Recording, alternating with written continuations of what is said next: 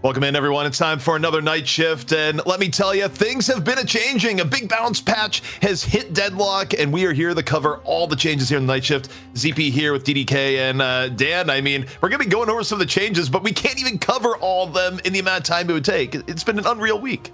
My favorite thing about this patch was that if you look at the patch notes on the side, it classified it as a small patch. I'm like, what are you talking about? This makes no sense. It's actually a massive patch. That's been a meme from Yoshi at this point. Like, it's happened too many times where Yoshi's like, we've made some small adjustments. It's just like, wait, you've completely changed how mid-boss works. Like, what in the world are you talking about? But I guess if the comparison is a large patch being 6 heroes being added, then, you know, I'll give that a bit of the pass. But for those who are just tuning in, wondering what in the world is Night Shift, well, it's some of the best in Deadlock. We open up with a best of one challenging match, and the winner goes on to the money match. And this week here in EU, it's going to be Leviathan taking on Fearless Furies. And, you know, Dan, some people may go, what's Leviathan? But in reality, it's just a bunch of the old One Win alumni. Yeah, and Fearless Furies as well. It also might be, if you haven't tuned in for a while, it might be like, you know, who the hell are these people as well? And they've changed their roster a bunch, and it's actually kind of dizzying, honestly. ZP, I got to say, it's hard to keep track in Deadlock as to who plays on what team. It feels like it's kind of like a glorified pug situation with mixed teams for the most part, but obviously there are a lot of synergies that we start to see with a lot of the players, and Fearless Furies have been climbing the ranks and closing the distance to the teams like the Buff and Joys and Abrahams of the world. Although Buff and Joys, I guess there's some news there as well that we'll get into. Yeah, Buff and Joys are on a hiatus, as it were. But yeah, you know, look, EU has been a little bit more of a shakeup. He used to be old reliable, where it was the same teams week in and week out. But the aftermath of Trolley, you know, got a little bit chaotic. But you know what's not chaotic, Dan? And you know what is old reliable? Our patron supporters here. Take a look at the Patreon wall of fame, as it were. You know, it's always good to see that grow here, Dan. People have been so good in just supporting the scene and, you know, helping us put on the show week after week. Yeah, and Tezio right at the top there, the Night Shift board member. Is he Italian? I feel like Tezio. I feel like that's got an Italian ring to it. I guess maybe Jason will have a better sense as he's living over there at the moment. But he'll be joining us a little bit later. But yeah, we thank you for supporting the show, given the fact that it's still early days in Deadlock, and so all the community support is really helping to prop up all these weekly tournaments that we have, where we get to display the best Deadlock players and teams that the world currently has to offer. And it's gonna be such a cool origin story. You guys were here. You guys were here when it all began. That's right. And of course, you know, it's still the beginning right now. We're still in the phase of the game where it's invite a friend. You know, this is truly, you know, it's step 0 right now, not even step 1, but it's cool to be here on the ground floor. Also, for tonight, you know, some people may have looked as like, oh, there's no title sponsor. Well, with your support, we're able to offer a baseline prize pool of $600 per team in each region. And on top of it, we are doing a little bit of crowdfunding. You can donate directly to the prize pool, and that will go to the teams here today. And in fact, last week, we went above our normal prize pool. In the Intel days, it was $1,000 per team. It went to around $1,250 per team last week. And no small part to Tezio just coming in, Dan, and dropping a 1,000. Man, he's making it rain. You can't see, but I'm doing the thing. My camera is too zoomed in. I was doing that. Yeah, absolutely making it rain. We'll see what we managed to do this week. It's going to be super interesting because, like, in terms of the gameplay, we honestly, I don't know what to expect. CP, you know, I think we've all gotten some time on the patch, but you know, in terms of what the actual pro players are valuing right now is going to be totally up in the air, as far as I understand. I haven't been watching any of the scrims. Yeah, well, it is up in the air. Like, some things have stayed the same and some things have radically changed, not the least of which is, you know, a little sneak preview for the draft later. Billy is way up in prio. Warden is back. And Kelvin apparently didn't die. But, you know, that's a good lead into our pick priority from last week, where you are going to be seeing changes. But for those wondering what changed, or rather how last week went down, well, Dan, Shiv was kind of king. Yeah, and I don't expect that to change at all either. Shiv is really, really good, and there's actually several reasons why that's not going to change with the new patch as we go through the notes maybe later on, or some of the highlights. But I think, you know, Holiday's interesting. You know, Holiday, I feel like, kind of rose in priority pretty sharply, but it got quickly sort of nerfed, I think, in the recent patch as well. So his Holiday might kind of fall off in priority. I wouldn't expect us to see, you know, Paradox and Infernus go missing, but Yamato, I don't know. We're going to be needing to see some of those gun builds, perhaps, CP, to see Yamato kind of maintain that top spot. Yeah, Yamato's interesting too because I think her ability to jungle she more than other heroes like kind of got hit by the jungle changes where stuff is just way more durable. And then you have interesting cases like Mina where in theory she got a lot worse this patch, but then in practice the 4.8k spirit spike may actually be super good for her. So there's multiple different views on that. But real quick, we'll go to our item priority of last week just to set the baseline in case anything has changed. And for last week, even with some changes, Spirit Shielding still number one. People really valuing things that let them not lose the lane phase instantly, Dan. Yeah, and I am curious to see if it falls off at all in any sense, just because the early laning phase is something that has changed quite dramatically in some senses, just because of the way that the healing trooper now works, which is totally different than it did before. So I feel like the sustain is actually more important to a certain extent now, especially with more gun damage being able to be doled out in the early laning phase. So I would probably expect to see Spirit Shielding reactive, well, maybe not Spirit Shielding quite as high, but I don't know. I still think it's going to be an important laning tool. We're going to find out. Of course, this is the small smattering of things that matter from the patch update that we're going to go here. We put together a quick hit of some of the biggest changes, and we'll kind of go down. But one of the biggest changes of all here, Dan, lane changes coming on in, where now you actually have to go in to collect the souls. You cannot fully hang back. Definitely hits heroes like Pocket that otherwise would be like, nah, I don't want to fight or buy anything until Majestic Leap. So your early laning is a little bit more active now. Yeah, it absolutely is, and the 4.8k investment spike is something that you already mentioned, and this is pretty instrumental, perhaps in some of how the builds might come together, because, and this is another reason why I think Shiv actually might stay on top, or we talked about Warden off camera as well being another one of these heroes that's coming.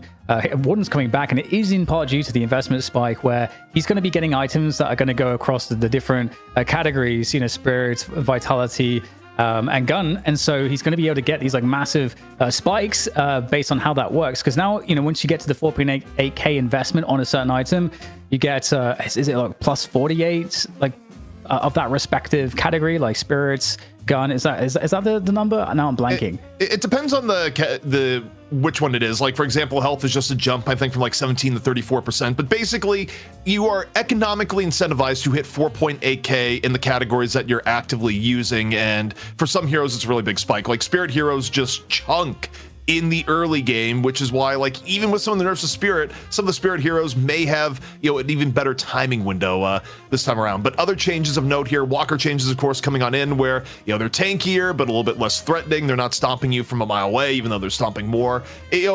Buff nerf almost doesn't really cut it for some of these, where it's adjustments, where there's ups and downsides. Same with the neutrals, where it's a little bit harder to go through the jungle, but you get more money in turn. There's also general econ changes for lane splitting that we don't even have on here. A lot has been adjusted here, Dan, and it's definitely going to, create some differences in gameplay flow, especially at the highest level. Yeah, we're going to certainly see a lot of differences in the priority. I think there's a lot of theory crafting that we're going to be doing in the draft as we see the value kind of change. And one thing that we've noted every week is that week to week, the way that things are valued will just change based on how the pros figure stuff out. So the initial assumptions usually are going to be proven to be incorrect in some way or another. There are certain things, though, I think, like you said already, ZP, Billy and Warden definitely seem to be rising pretty massively in value, and I could honestly even see bans for those heroes, at least with the Billy, because I think Billy is super strong right now. Yeah. Also, real quick, we could look at the overall hero changes. We are not going to go through all of them because then, the match wouldn't be started, but... Where's my magnifying glass? Yeah, I know. It's just wait, can we zoom in on the holiday part where she still might be playable, but we need her gun scaling got absolutely crushed. What was that like crazy, CIS show or something enhance the image, enhance.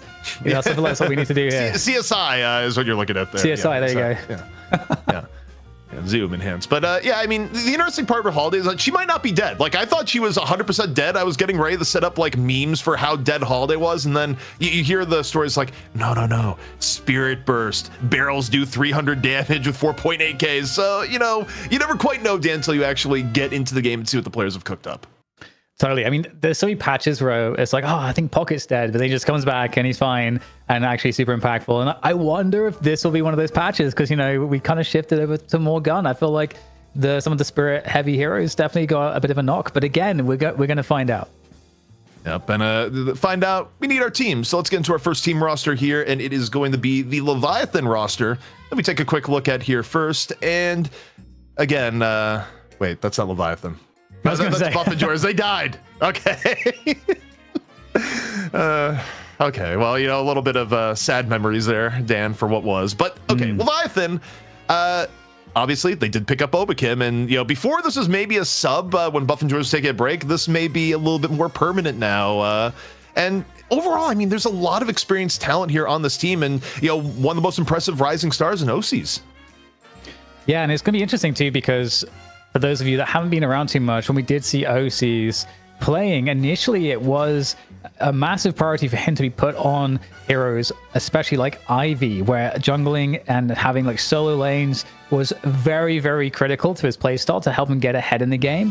Now, obviously, that's not going to be as impactful anymore, so we'll definitely have to see some different gameplay from OC. So that in of itself, I think, to me, is an interesting prospect. And of course, the opposition, Fearless Furies, who have, you know, basically slotted into where Lodos used to be here on Night Shift. The team that is, you know, we did update here. All these players have played for Fearless Furies at one point. Yes, even though Fremont is on Leviathan today. Are they all fighting for a spot? You know, it's EU. Like, the rosters actually change like every 2 seconds, but sometimes an hour before the game. I've tried to like make the process a little bit more refined, Dan, where we go to players, you know, day of and be like, okay, what's your roster gonna be today? But look, the key here for players that are actually be playing today, as I look at what I've been given, you know, number one, Surgery. Where I think in his case here, Dan, even though he showed a really good doorman and was probably his most impressive hero in recent times, Warden's back at Surgery. Very prolific Warden player overall. Was even trying to make it work when Warden was kind of bad. Yeah, I think Surgery's always a really fun player and impactful player to watch, and just getting players getting added and removed before our eyes. Coffin as well on Paradox. Paradox is one I'm going to be very curious to see where the prior is, because I can only imagine. Okay, all right, okay, you got Cole in there as well. You know what? I'm out. I'm done with this screen. It's just I can't honestly. With this. I'll be clear. None of this was pre-planned. This was just, you know, the production just making a little bit of fun of the ever-changing Fearless Furies roster. It's like, well, there's been a lot of people on this team here, Dan. But also, you know, experienced players, some, you know, maybe more so than others. And, you know, look, you never know quite know what's going to happen, especially in a best of one. But, you know, to see who's going to get the draft, who's going to get their choice of first or second pick with all this meta changes. You got to do our Mo and Krill 1v1. Here we go. All right, who is who? That's a very long name. The text is too long and I can't read it. In fact, it's that Cyrillic. That is not legible to me. I don't understand. I don't think the players got on their normal Steam names before the Mo 1v1, but what we know is that we got a blue Mo and a yellow Mo, and the yellow Mo is winning. Back and forth. Mo's definitely someone that benefited from this patch too, I think, ZP. I think it's fair to say. Yeah, I mean, Mo's interesting too, especially even on Playmaker priority. Like, if you have something like Holiday that's a little bit less valued than Mo, who's kind of does a little bit of both, maybe up there. But man, this one's down to the wire. Not a lot of pairing, just a lot of high value, quick melees. And finally, Blue Mo is going to win. Yeah. Honestly, I'm going to peek into the player channel to figure out who had first pick. Like, I don't even know if they told us. They may have just said draft is ready. Either way. All right. Well, this is the moment, CP, because I feel like, okay, Shiv is still going to be very good. And Shiv is still someone you've got to probably... I don't know if teams want to ban it, but I feel like you don't want the other team to play it. So so I don't know if Fearless Furies, you know, what their choice is here. Do they go for the ban? It's going to be interesting, too, because I think in EU, Warden may get, like, ultra highly valued because there's so many people that just wanted to play a ton of Warden, and he's up there. But, okay, Shiv is banned, so Shiv gets +1 ban for the pick ban chart at the end of the night. But what's it going to be for first pick here? Because this is where it's interesting. Is it the Billy? There's been a lot of talk about, okay, Billy is just the GOAT in more ways than one now. And yeah, it's Billy. Yeah. All right, there you go. I am curious if Warden's on the other end in the first two. If Phyllis Furies will decide to go for that. I don't even know who's on their roster right now, so I don't even know like what their pools are really looking like. We're gonna find out in the game, but it's gonna be right. Okay. I don't know if he got that buffed, CP. Yeah, okay. Well, he did get buffed, and his regen lane is pretty good. And you got a global health buff, which kind of offset the nerf he got, but that is wild. That is way higher than where NA has been putting Drifter. Drifter was more of a back-end pick in scrims this week, and Yamato for Fearless Fury is still being highly valued. So I think EU and NA are going to be drastically different in draft priority. But for Leviathan, I'm looking at this here, especially thinking about what members in Fearless Furies like to play. I think Warden is going to be one of the next two picks, and probably a playmaker. Like, okay, no, this is actually full lane supremacy, Dan. This is the way the new lanes work. You get more value out of both Billy and Abrams. Abrams wasn't being that highly picked in NA, but EU is like, no, dominate the lane. Get the good melee characters. So you got Billy, you got Abrams. Do you double down with the Warden here, or you playmaker? Okay, finally you get Bebop, who, in theory, Bebop and Paradox should still be higher prio with Holiday taking a hit. Yeah, I totally agree. I mean, Paradox is already really good, and part of it is the consistent gun damage that he's able to do, and so I feel like this patch definitely helps. But there's the Warden, so you're totally right. We're seeing a shift in terms of priorities. Obviously, Holiday is still available for the team for let's say Fearless Furies decide to give up the Paradox, but I mean, do they want to ban the Paradox here? Do they think Leviathan will even want to pick the Paradox with people already in place? So they take out Wraith. So Wraith is definitely a lot more annoying now, but I think CP, she's kind of similar in how she used to be. She really does need to hit the patch. It can't be, has to be feast or famine, basically. Yep. Either she's in the game, she's got the power spikes at the right time, or she's just not really all that present, it feels like. All right, Sinclair gets banned. Sinclair's also been up in prio. Both, I think Sinclair gets a lot out of the new 4.8k power spikes. I mean, you thought he was a menace in lane before. Now Vexing Bolt just takes off even more of your HP, but also the double swap was one of the bigger buffs in the patch. So Sinclair's higher prio, not too unexpected. Dynamo's also the other one. By the way, like, people have been wondering, Dynamo could be real, especially because of just how annoying Stomp is after the buffs here, Dan. It may not be a meme, or it could just be players, jumping at shadows, but there is some reasoning behind it. I'm a little late. Yeah, I do think that a lot of the support characters got a bit better with the gun buff. I think it just does give them that extra bit of damage output that can make them a bit more annoying to deal with in these fights, and then you get all the extra utility in the lockdown. We did actually get a change to the way the lockdown works. We didn't talk about that, where there is now, I'm not sure what the best way to put this is, but if you get chain stunned basically by different abilities, you get less punished by it. Each successive ability that stuns you has more kind of drop off in duration, so that you don't just get locked into infinity. You can only run from Holiday comes on in, but it's probably gonna be a different Holiday build here, Dan. This is where when people are saying she's not dead, it's probably Spirit Spike Holiday, where you go full barrel max and you just throw out like really strong barrels, taking advantage of the 4.8k spike and the Paradox end. So you get Holiday and Paradox at the end of the draft, and obviously this makes sense in the current iteration of the meta, but this would be sacrilege last patch. Totally, and I think it reflects also the shift in priorities. You've got stronger walkers.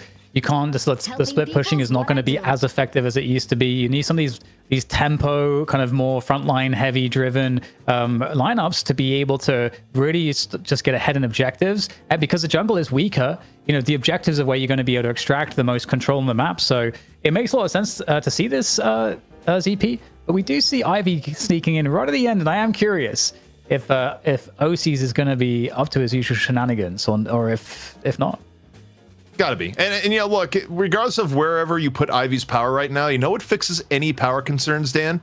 Getting rich. And there's no better player at getting rich right now than OCs, and what we've seen. Just one of the most efficient farmers across either region. But this is gonna be interesting. I mean, again, anytime you get into a new patch, you have to kind of put aside your, general biases on what's good and what's bad, and because I don't think either of us can make a strong call and be like, this team's gonna win for sure. This other, maybe. And you can make good arguments either side. I will say though, from what I know, just off the scrim thing, the laning for Leviathan is going to be horrifying between Billy, Abrams, and Bebop. They're all really, really good with the lane changes that came in. Yeah, and I gotta say, I think Drifter might actually be okay, which is interesting. The fact that it was first pick actually is really telling, or should be, and like logically it should be telling that Fearless Furies think it's high value even, which I wouldn't have ever pegged it to be high value. So very curious how they build it, how they utilize it. But to be honest, EP Drifter, again, if we're thinking about just the big objective games, if you're trying to land good dynamo ults, if you're trying to take down objectives, if you're trying to get people into Warden's ult, Drifter's ult is actually a nice setup piece for big space control.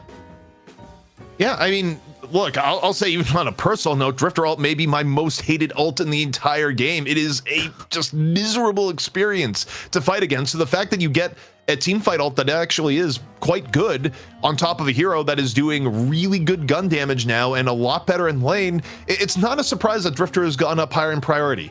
I didn't expect EU the value Drifter this highly because a lot of my draft intel this week around came from the NA side, but both regions, they're mixing in Drifter pretty regularly. He is part of the rotation and, you know, by all accounts, seems to be viable. And we'll see if that plays out in his win rate, Dan.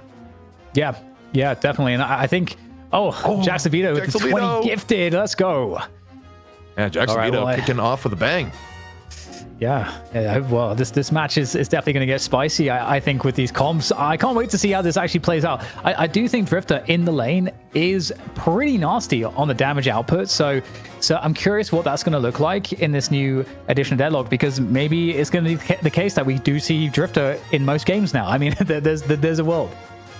Yeah, I think it's a world that's very likely. And I mean, look, it just shows some of the changes that come in. You know, a little bit of gun buffs here, a little bit of extra regen there, and suddenly he's a force of nature. Not the least of which, too, is figure out how the Dynamo works and who Dynamo's going to be laned with here. Like, who's your lane partner? Is it going to be Billy Page, though, for the Billy lane? And looks like that. Yeah, it looks like it's going to be the case. It's going to be Billy Page on the left up against the Holiday Drifter. All right, well, it begins. I'm a bit afraid. I don't know what we're going to see, but it's cool to see the meta shift forcibly due to the patch. In most games, I don't like that. Okay, Drifter's on 10 HP. we spent all the time like, yeah, it's a new age of Drifter, everyone. Drifter's here, and he's dead. He's actually dead at the beginning, which, you know, may more to the play of Leviathan than anything else, but, you know, we kind of built up a really strong caster curse there, I would say. Yeah. I mean, this lane is probably cursed. I mean, Billy Page was nasty before. Yep. So I can only... I feel like Billy Page is like, not even poor man's Kelvin Shiv, but it's like, it is kind of a duo to be afraid of. It's different. Even with the nerfs, I think Page is still pretty darn good. But all right, down the shaft we go. Bebop Abrams, this is a lane that genuinely is scary. Like, you have to expose yourself a little bit more to get in range of the soul orbs, which means you are more likely to get charged, you are more likely to get hooked. And in this case, why not both? Yes, you have enormous poke damage from Paradox Yamato, but between the two, you know, the odds of potentially getting snapped is pretty high. Warden, Dynamo. That's actually pretty nasty. You know, the combination of the kinetic pulse to, and also the, you know, Warden's jail. So that's definitely a very scary thing to be up against. And not to mention the tankiness on offer with the Aurora heal as well. So just generally, this is kind of quite a bully situation that Leviathan have to deal with. Two bullies. Well, not only that, too, is that, you know, the HP or Dynamo's heal works out pretty well with Warden, you know, how aggressive Warden tends to be in lane. And I mean, this was an OG lane combo before Dynamo's laning got seen as just too bad to be useful. But also, Bebop Abrahams getting their pound of flesh here against the Yamato Paradox lane, which, you know, historically has been one of the best lanes to put in middle. But this is a lane where if you make even the mildest amount of positioning misplay, Dan, you're just going to get thumped. Oh, yeah. Yeah. Hook into charge, into dead. Well, the other thing we have to also consider is how the tempo of the game in theory has changed. I think a lot of the feedback I saw was that people expect it to be slower because the sidewalkers are like 40% stronger than they used to be. So, you know, the split pushing isn't going to be enough to take them down in like a good time. So you'll see the walkers staying up maybe much later into the game than we saw before. However, the pros haven't really developed the meta yet. And with drafts like this, maybe that's not going to be the case. It's kind of a catch-22 though, because yes, you have structural changes, but hold on, Billy going all the way in, backed up by Paige, diving on the Drifter again, punished all the while on the dive. Ends up backing out. Drifter able to maintain a reasonable amount of HP, but the parry back over in the mid, Psy falling as this mid lane has been super aggressive, and Hook comes in and ends up pinning Abrams instead. Gets hit with the bomb, dives over, and Yamato's all in here, Dan. Yeah, goodbye, Colt. Yeah. Bebop is probably always going to be good. Given the fact that Bebop, you can easily pivot him into Spirit or Gun always, and the Hook is just so universally powerful, and the ult. So it's like, it's cool to see that Bebop is going to be a mainstay, I think, in probably every meta. And it's kind of a random point, but... No, I mean, it's the Hook character power. And Hook characters, I mean, they generally have to be pretty bad to not have a use one way or another, just because of how powerful displacement is, and, the multiple ways that you can, take advantage of it. But also, as you take a look at it here too, the early game has also changed a bit, where it's still really important, but you have a little bit more room to work with, where you get one extra item slot here for free, and then, extra item slots are given via the walkers now, right? So there's not as much pressure to be the first team to get all 3 Guardians down, even though you do get more map presence as a result. Ayano, though, able to hit the Warden Dynamo lane, getting some reasonable work done here. And it's kind of nice too, because I feel like they made the item slots, the way that works, I think overall just more intuitive and better, where you just need to get the 3 walkers down. Like each walker is going to be 1 item slot, unless I'm misremembering it. Well, yeah, I mean, right now you open with 9 slots, and then you get 1 slot from each walker, and that brings you to the old total. But there's a little bit less pressure early on if you fall behind. You're less likely to get stuck in slots to where you can't buy what you want to buy. But we have things going back and forth on the left lane. Both Guardians still in reasonable HP, but the Paige Billy lane definitely holding its own against the new and improved Drifter, as it were. Yeah, it seems like Furies might be the first ones to win a lane on that right side, but here we can see the lasso being as problematic as ever, trying to get the captivating read there to help save the Billy. And I'm not sure if it's going to be enough. Drifters coming on through for the chase down. It looks like actually Billy's going to survive, so... Oh no, Never mind. Looks like Surgery managed to find that shot at distance. So, somewhere I can imagine Billy and the actor's voice being like, "What do you mean survive? I'm nearly dead here. What are you talking about?" Commentary just breaks the fourth wall. It's just like, I'm actually dead. Actually angry about the entire process of being killed. To me, that'd be on brand for Billy. But yeah, right hand side, Fearless Furies real close to getting the Guardian down, or of course off the Warden Dynamo, and Warden and Ivy getting deep into it here. Dynamo collapse at the same time. Looking at Ivy's HP. Ivy's HP totally fine, and Vindicta off the assassinate. One more shot away from potentially putting Warden back to spawn. And wow, OC's finding the kill onto the Warden there. Bob goes down. Uh-oh. Stake. Is that going to be enough to keep Oberkim up and running? Oberkim's had great performances of late on this sniper character on Vindicta. Manages not just to survive, but to get the kill. Really well done. I mean, this lane has been very difficult up against the Warden and the Dynamo, but they managed to get the kills there, take control.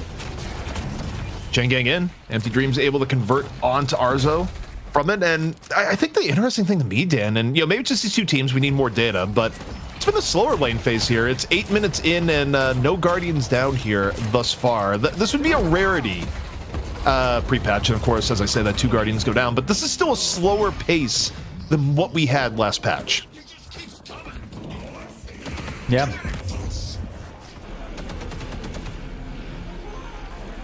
We'll see what Abrams have to say about that later on. Hyper beam over the top from overseas.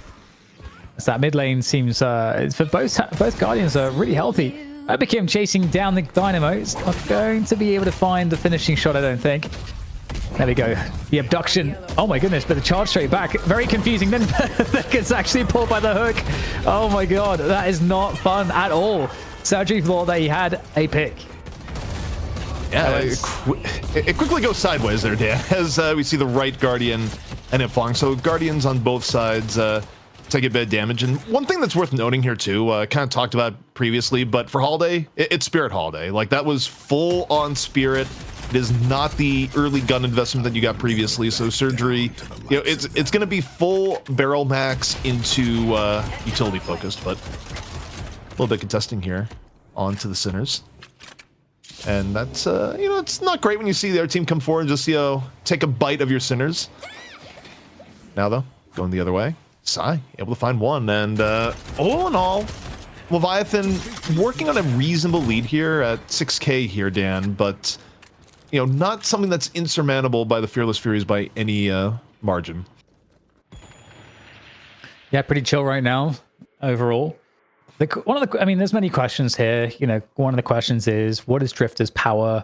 Or at least what is Arzo able to show us in terms of that in this particular draft? What is the power of Ivy and how will OCs actually play it? Because OC's style, like we talked about, relied on jungling. And it's not to say that jungling can't still work.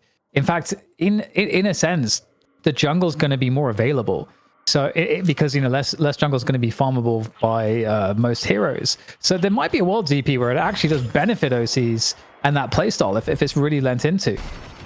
We'll see. I mean, it's hard to say because I haven't done a ton of Ivy myself. Some of the things I was hearing is that the overall jungle nerfs, like Ivy has a harder time jungling just because she takes more damage mid jungle. And the jungle HP, like kind of. Overall, she's jungling slower, and she has to heal a little bit more than she did before. So, you know, one of the tells here is just going to be seeing, you know, does OCs get way ahead of the game the way they did before? You have more overall souls in the game, but is that going to be reflected in the amount of, you know, portion that OCs gets out of it? But buffs are up, and the first urn is soon to be in play.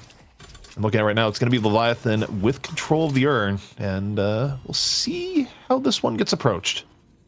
One interesting thing is that you can see OC's likely going quite spirit heavy on Bebop and likely going focus lens, given that he has spirit sap already. So we're going to see focus lens a lot. That's one of the items that's going to be very, very abundant, I think, in this new version of the game. Oh yeah, especially pre-nerf wars and everything, and you know, not much contest coming in here from Fearless Furies. Instead, they go, okay, you can grab urn. We're going to go for mid Guardian instead. Get rid of that impediment. Meanwhile, take a look here. Just mid lane for Fearless Furies in the Holiday, and they're giving up some amount of pressure onto the right. Walker overall, though, seems to be in an okay spot. Like, you see 4 people around the Walker and go, uh-oh. And in this instance, still totally fine as Drifter in on the chase down, gets a jump line, stun, and a little bit away from the finishing blow.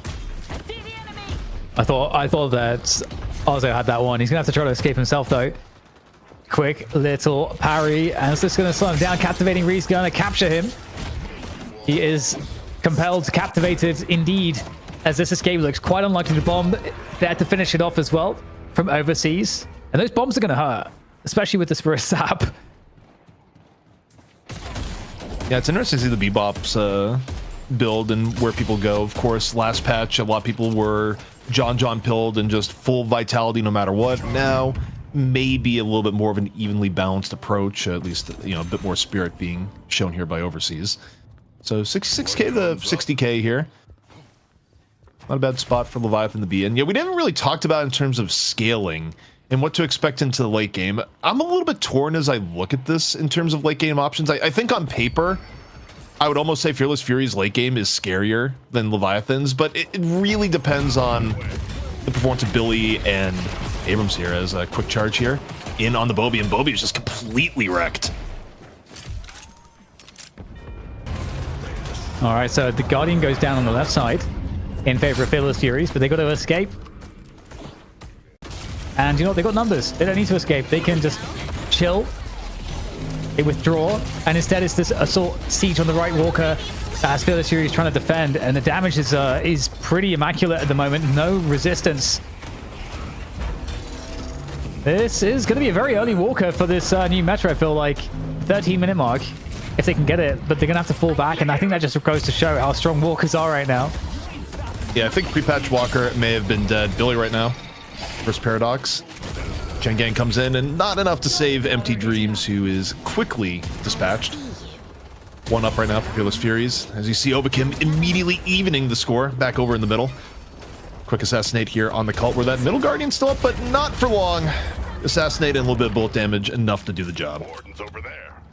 It's been really awesome to see Obakim playing a lot of Vindicta, because I feel like Obakim for a long time was often on supports, like pure supports, like playing like really heavy support Haze, and just in the meta where Haze was very basically not getting farm and just getting basically owned all the time. I felt like every time we would see Obakim, he's just having a hard game. But since he started playing Vindicta, we're seeing like a different version of him, which is awesome. He's very, very good at it. And you can see him farming up here.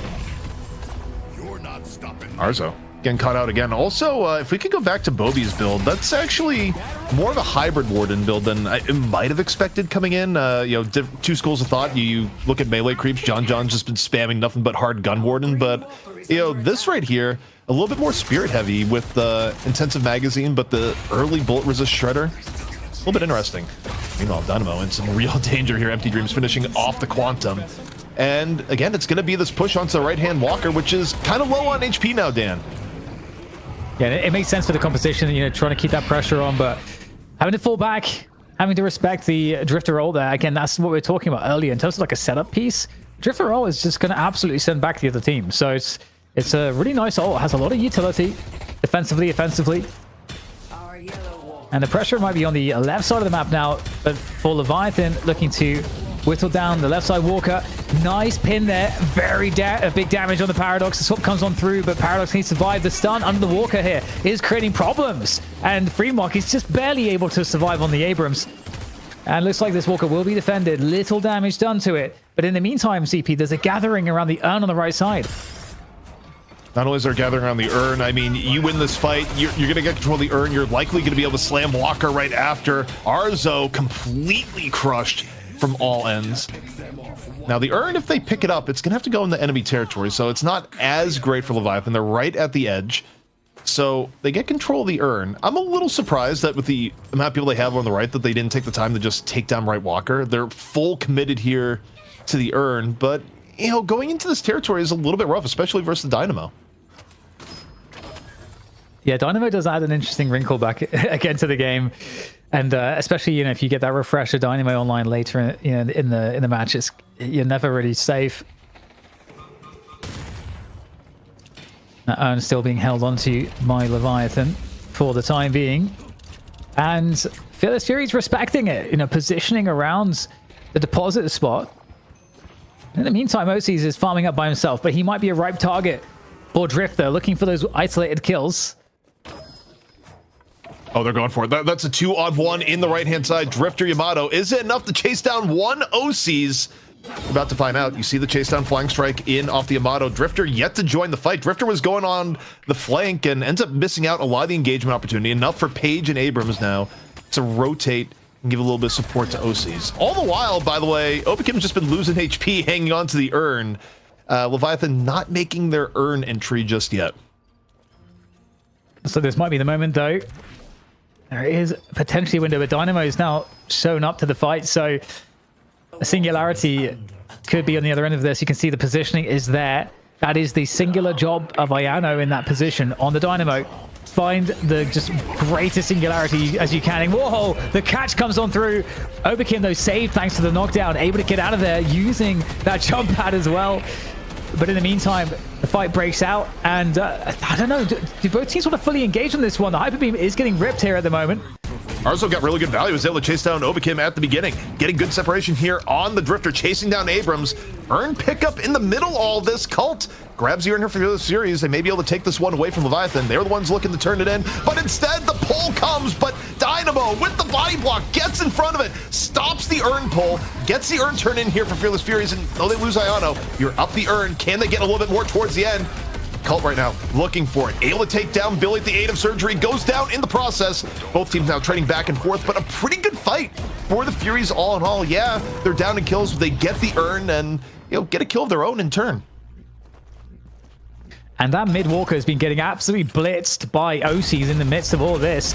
In fact, OCs is just like just going to take it down 100-0. And he's going to save Overkim as well. That is very nice. That's a little robo-taxi situation.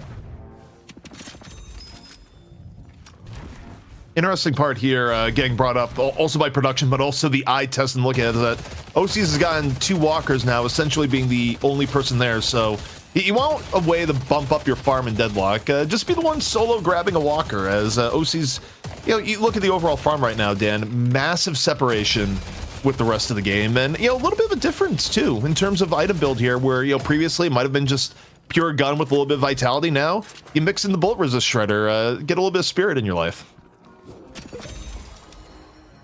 Yeah, you always want high spirits. You always want to make sure that you can evade this paradoxical swap. Somehow evading death. Overkim, okay, never mind. Overkim eventually will get taken down because you got the Drifter on the backside of that one. Now, the fight will continue around this Walker, but will Fearless Furies be able to breach through? They have to win this fight to do so. Drifter pretty weak. Arzo looking for any victims. Oh, the catch there, the lasso, really huge here on OCs. Stoneform is just going to prevent him from dying immediately, but still dying nonetheless. And this now gives up potentially a walker. There's nothing to stop this now. The defensive line is gone. But in the meantime, Billy is getting a walker of his own here on the left. It's going to be a big chunk of change heading into Empty Dreams' bank account there if he's able to finish it off, which is looking likely. Freemuck also getting the punch of the Arzo, where Arzo has felt like a bit of a glass cannon, getting some good kills on the Drifter, but also getting caught out just as much the same. Still, first walker gonna go here for Fearless Furies, but here's the chase down from Leviathan. They can get 1 or 2 more kills here, Dan. They can easily turn this in the mid-boss. Sai getting caught on the retreat. 2 down for Fearless Furies so far here. And they want to add Cult to the total. Cult off the Shadow Transformation, mostly in full retreat. Goes back in, a little bit of jukes with the Flying Strike to go back the other way. Is that enough to actually shake it for Cult? No, it is not. 3 down. Mid-boss has to be on the menu now for Leviathan. Yeah, every single ult also expended by Fearless Furies, all except the last stand from Warden. So no threat at all. Easy free walker. OC is doing OC things, CP. 28k souls on him, so he's been alone most of the game. There we go, we get the Rejuve crystals claimed. And the urn is being held on to. I wonder, do they want to try to force the urn fight? Because they do have the Warden ults, and it could potentially be a way to get rid of some of these rejuves. I think here the number one thing for having urn is just so the Leviathan doesn't get urn. You don't want to give up urn with as an extra bonus to the rejuve, but realistically, I don't think you want to take a fight out of base. Maybe you get a holiday hook, but realistically for Fearless Furies, you want to play around Singularity if you can in a closed-in space. You're really behind at this point on actual power, and that's before taking into account the rejuve. So an open fight just isn't in your favor at the moment. The fight will be forced nonetheless, though, as we'll get Overkim high up in the skies, trying to see what he can find, looking for the snipes. And Sai just evading him there for the finishing blow, but nonetheless, Leviathan pushing through this quite easily, reaching into the base, looking to get all the kills. OCs is devastatingly strong at the moment on this Ivy, and both shrines are going to go down, no trouble. In fact, everybody getting wiped. This might just be the end. We're heading towards the end one way or another here, whether it is dropping Patron and going all in or not. And frankly, at this little advantage, you can just all in the Patron if you wanted to. We'll see if Leviathan makes that shot call. You got enough of the one-win DNA in this team that it was never a team to shy away from the end game call. They're not backing out. Second stage Patron dropping, and for Fearless Furies, we'll see if they have what it takes. They don't have a Singularity here, though, Dan, so as a result, it's going to be Leviathan taking the map. And they're going to be moving on to play against Abrahams. Beautiful work, and I think the expected result. But I gotta say, ZP, this just kind of happened all at once, it felt like to me. I thought we were in for a very slow game. Slow laning phase. We saw how difficult it was to siege the walkers. But nonetheless, Leviathan going from strength to strength, team fight into mid-boss, into end. Very clean. Yeah, and I mean, they got ahead in the early game, and, realistically, just better rotations, better trades. I mean, even the urn that they gave up, like the one fight that was pretty reasonable, the comeback urn for Fearless Furies, well, okay, they got the urn mid-fight, and they got, you know, a kill or two, even though they got killed more in turn. But while that was happening, OCs was able to split off, grab a walker, and make it overall probably better for Leviathan on the whole. So even though the advantages may build a little bit slower in this meta, they still build all the same. They certainly do. They certainly do. And it's been very interesting to see the take of both of these teams, these squads, in how do we play the new patch, the new small patch that's really huge.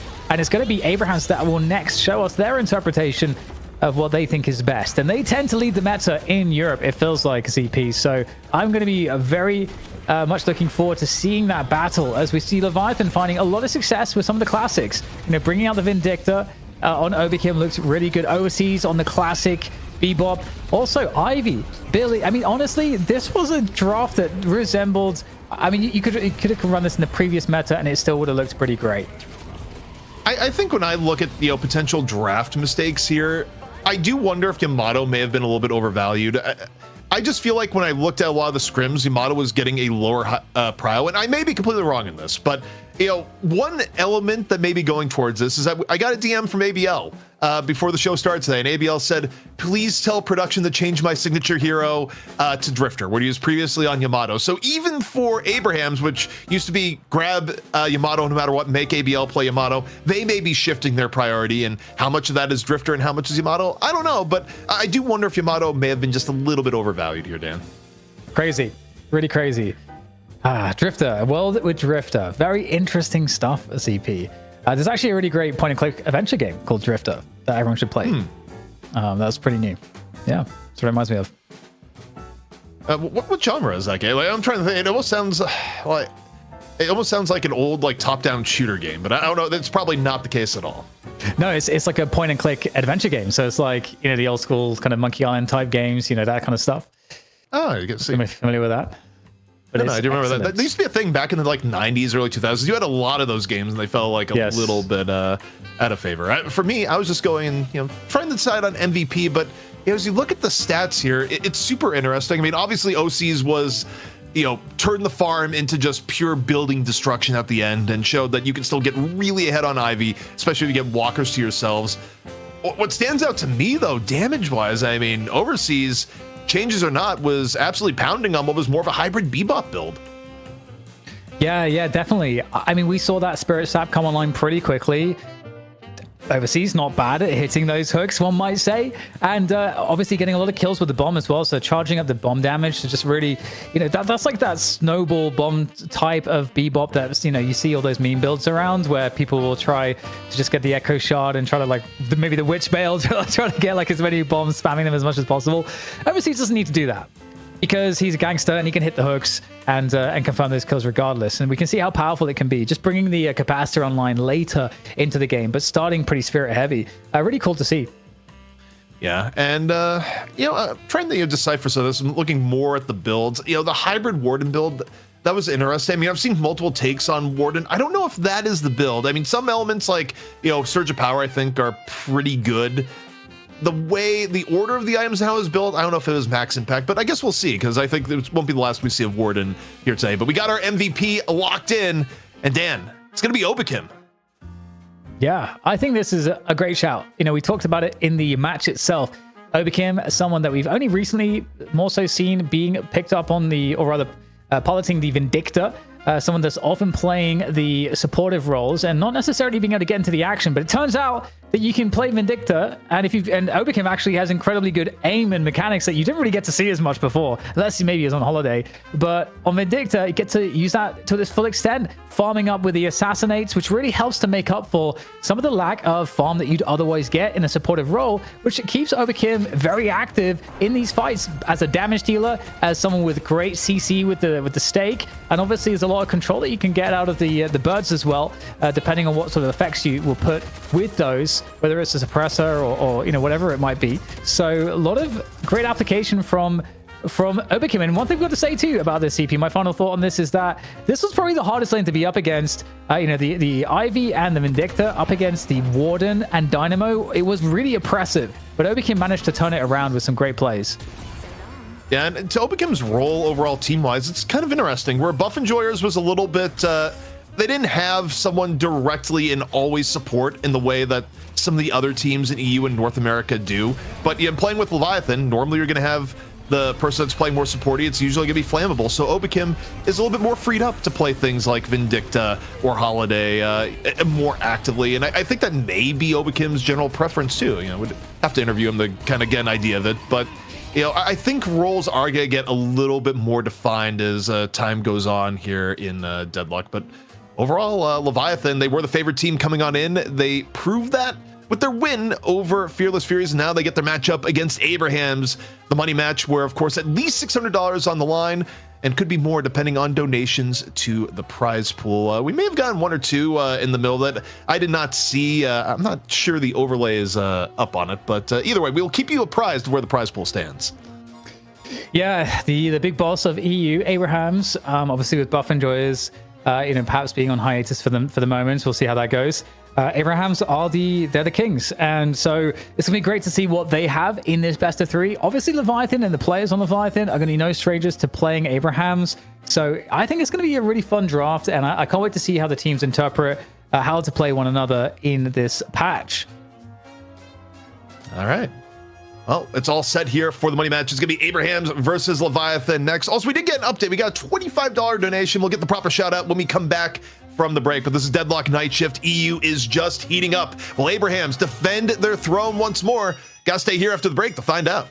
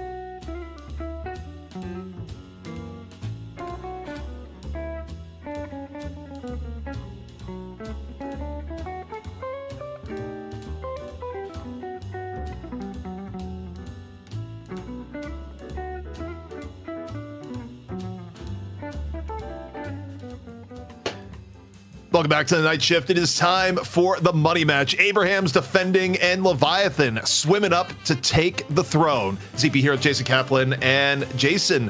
Now we're going to get a chance to see just what Abraham's has been cooking here, where I think we're going to get a wide variety of looks here today between EU and NA. Yeah, I think for me, what I'm looking at is how much, I literally just said this right before we came on air, how much of the team's actually been scrimming with the new patch. I think in NA, very likely they've been scrimming quite a bit. Over in EU, I don't really know, because there's only a couple of teams out there anymore that are at that level that you'd want to scrim, that you would actually get experience from and good feedback on of what builds are working, what playstyles are working. But one thing is true, when it comes to like a deathball meta, Abraham's is going to be the team to look out for. They've done it in the past. They were one of the teams, I guess it was technically like one win, who was really successful when they were dominating buff enjoyers with it. But having ABL come over into this one with the team, having DMob join, when it comes to brawling, I just don't know how well anyone can brawl against them if you're not buff enjoyers.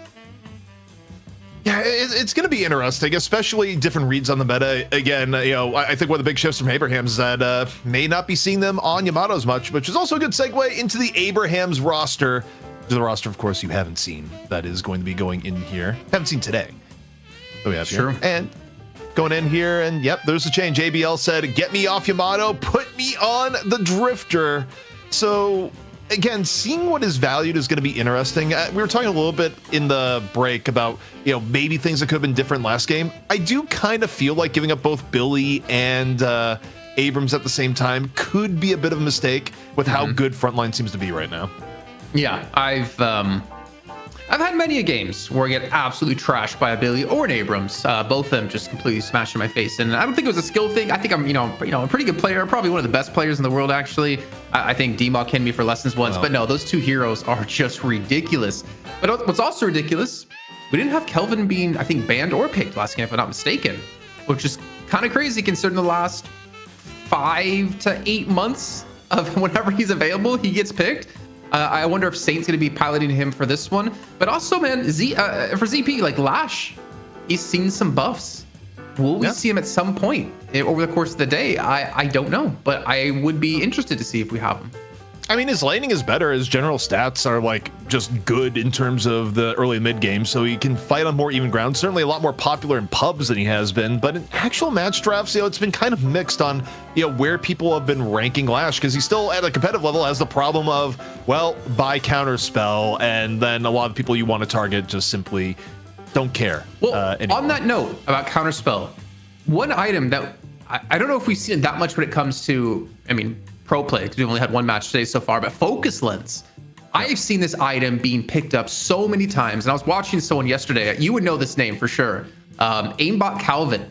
I don't know if you remember him from the Overwatch days. I was watching a game from him. He was playing Mina, and I kid you not, there was at least 10 debuff removers in that game because there was 10 focus lenses. And it's ridiculous. The silence on that, the damage amp you get when it does proc as well, it is so hard to deal with. And of course, it fits perfectly into so many different builds of hitting that 4.8k mark to get that power spike. I'm wondering if we're going to see it today, man, because I think it's like such a sick item, and it has to get nerfed in its current state. Well, we'll see. I mean, I also wonder if people are overvaluing it a bit. Like, we didn't see as much in EU. NA loves the hell out of focus lens right now, but I'm kind of mixed because people sometimes overreact to buffs. But other EU roster coming in, we just saw him. It is Leviathan, and some things stay the same here. You look at how they were playing around, where Obakim maybe a little bit freed from the support role in this particular mix of players. OCs, though, still very much all about, yep, I'm a farm, do more farming, and even more farming beyond that. But also, what's going to be interesting to me, I think, between these two teams, Chase, is that they're both teams that really highly prioritize Bebop. And I think you can argue Bebop got better in this patch. You have more opportunities for hook and lane, and hybrid Bebop build may even be stronger than what we were seeing before. So feels like a good time to be the prio Bebop to me. And also, considering overseas is one of the best Bebop players, there's definitely the opportunity for it. I think you were talking about in the last game, the fact that you have to play so much closer to the minions now to be able to get the souls and to pick up the extra iteration of the souls that do drop on the ground. It allows brawlers like Billy, like Abrams, even like Bebop to facilitate and open up a lot more engagements that maybe normally wouldn't really have. You can't really sit far in the back and just play defensively and passive. So yeah, I can definitely see the value of Bebop coming through here. Also, we had, I believe it was Knockdown in the last game picked up. So it was like a Bebop hook into a knockdown with the uppercut. And there was nothing you can do, as we did see for Drifter, to escape that combo. So definitely a high possibility. But I was also curious, in your eyes, you talked about it a little bit when it came to pick priority. What heroes do you think at the top of our pick priority in the previous week do you think are going to see a falling through the ranks in terms of bans or picks? All right. Well, I have to go back to, I mean, clearly number one in terms of priority was like Holiday, right? Now, like Holiday still got picked, but was picked way less of a highly valued. I think Paradox also kind of the same boat where so long as people aren't valuing picking playmakers early, you can get away with picking it late. I think there's a world where Paradox suddenly rapidly climbs if people start trying to, do things like pick Paradox, ban Bebop, and then, you're stuck with Holiday as your only option.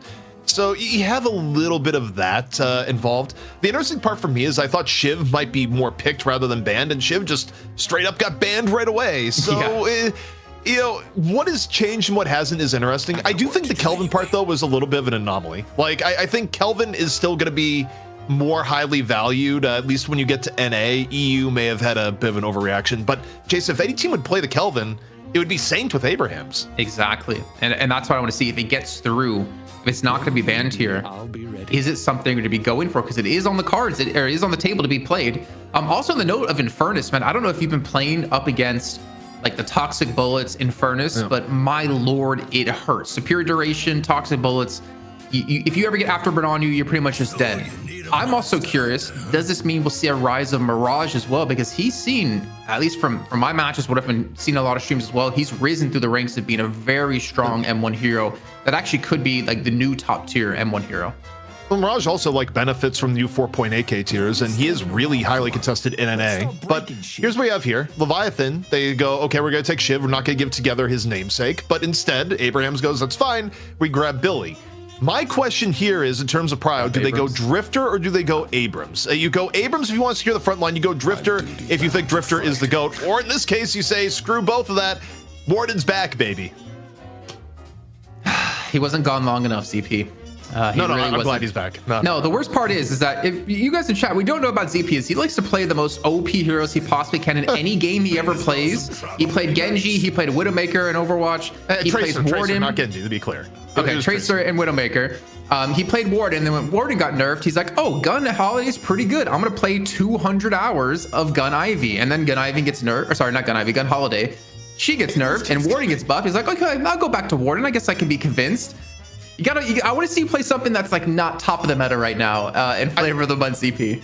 I like good mouse one heroes. That's what it comes down to. I like shooting good. Priority-wise, though, Leviathan realizing that, hey, Abrahams, they themselves, like a little bit of test Bebop. They grab the Bebop of their own. Abrahams coming up here with the Vindicta. But, okay, so in turn, the front line for Leviathan looking a little bit better. Drifter is still not picked. I think Drifter is probably likely to come in here as first pick for Abrahams off the mid-stage bans here, Jason, if it's not banned. If I'm Leviathan, knowing some of the data here, I actually ban Drifter because I think ABL is angling towards it. Are you just saying that because he wanted his picture, his signature hero change to Drifter, or do you have some scrim bucks to talk about? I mean, it is basically coming off ABL from that and people just generally singing Drifter's praises in the back. So putting two and two together, I feel like it probably is going to be ABL Drifter, especially given the fact that they didn't highly prio Yamato, where, last patch it would have been Yamato picked by far by now, right? So is it going to be Drifter? And no, it's Paradox, which frankly, as far as the available playmakers go, I don't think you really want to play Holiday as much. Like, yeah, you can make Spirit Holiday work, but I think getting Paradox is probably important when Bebop is off the table. Okay. Also the Dino event, I didn't want to skip too much over that. Just because we had him picked in the last game, we had him banned in this game. So far, he's 100% picker ban rate. I've been playing a bunch of him in my games as well, and I'm not gonna lie, the kinetic pulse damage is insane. I think Ayano just didn't get farmed enough in the last game to really have massive impact when it comes to it, but it's still a very kind of squishy hero with not a high amount of mobility. It does set up a lot of plays, especially when you're skirmishing so often in the enemy jungle or in your own jungle. You do have a lot of opportunities to come up with some very big plays. But the Viscous and the Holiday being locked in for the Leviathan, so going for all the pick heroes with Holiday being secured. As you're saying, probably not going to be towards the gun, but the Viscous, I'm not gonna lie, I don't really hate it. I think it's like a solid pick still these days, even with some changes they've made to him. I think he still does a lot of damage, even though he got hit with some slight nerfs. Yeah, I mean, point me to a time where Viscous was bad. It would be my response to that. I mean, Viscous, even when he's bad, is usually good, but you know what? Maybe I've gotten baited. Drifter was fully available, and Yamato is still picked 6th. I'm a little disappointed. I wanted to see the ABL Drifter here. I was buying some of the hype, some of the scrimbucks, and instead we just get Garden Variety Yamato, which will be getting played by ABL on this iteration of Abraham's, but Are you the Lash comes in. Because I think last week we saw Together playing the Yamato over ABL in their best of 3 against Buffers. I think ABL played it once, and then I think he played Drifter, and then they gave Yamato to Together. I wonder if they're going to put like ABL on more of a carry. Like, he's playing. One thing is, I'm looking towards Warden. I'm like, who's going to be on Warden? Is it Dimov or is it going to be ABL? Because Together for me is going to be on Billy. Dimov, I think you go far enough back in the sands of time, like Dimov could play the Mirage in theory. Like that could be a thing for Dimov, and then you have ABL on the Warden. Like there's a few different ways that this could break down, because you're right. I mean, Together has played Yamato in recent times, but usually that I think it came to place. What are we looking at? Look under me. Look under me. I have. What am I seeing? Look straight down from where my finger is. Under Kaplan. Jason, there's nothing there. Under Infernus. It's Lash. It's Lash. Well, come on. I thought I would have got a little bit more hype out of you. No, I mentioned the Lash. I said, yeah, Okay, they picked up Lash towards the end. Like, I'm saying, it's like, wait, I've acknowledged this. I'm like, what am I specifically looking at? His production given separate fees. But no, Lash coming in is interesting. I mean, obviously his early laning power helps a lot. Do I love it against the Abraham's comp? Not necessarily. I mean, because something about natural counters here. Getting Yamato off a Death Slam is going to be difficult. Getting Mirage is going to be difficult. Yeah, you could maybe punish like Billy Warden under the circumstances, or specifically Vindicta, but I don't love a lot of the natural interactions for it, to be honest. What I don't love is I'm kind of just seeing a lack of. This might be just the old way of thinking right now, to be honest, but I'm not seeing like a high amount of damage from Leviathan. Like, yeah, I know Abrams can do damage. I know Shiv can do damage. I know Lash can do Viscous. I know they can do damage, but I'm not seeing like an overwhelming amount of damage for them to go for these brawly fights. And I mean, look at Abraham's side, and I'm just like, I mean, you got Warden, you got Billy, you got Mirage, you got. I'm not going to talk about Yamato yet, but you have 3 very high tier picks, at least in my eyes at the moment. There we go. That makes it very interesting and hard to deal with. For me, I don't know about UZP, but Abraham's to me outpicked him for sure, at least from what I'm seeing. To me, I think Leviathan just has a comp that's like way more narrow on win conditions. I mean, effectively, you look at Leviathan, they need to get ahead early, and then they need to stay ahead and ideally funnel a lot of farm into the Shiv.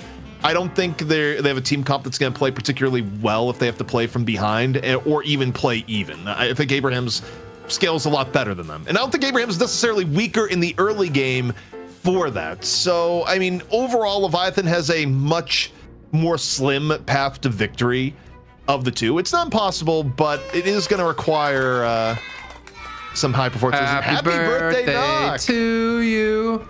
Happy birthday. I thought we were going to do this together, CP. No, happy birthday to you. Happy birthday, Mr. Knock. Happy birthday to you.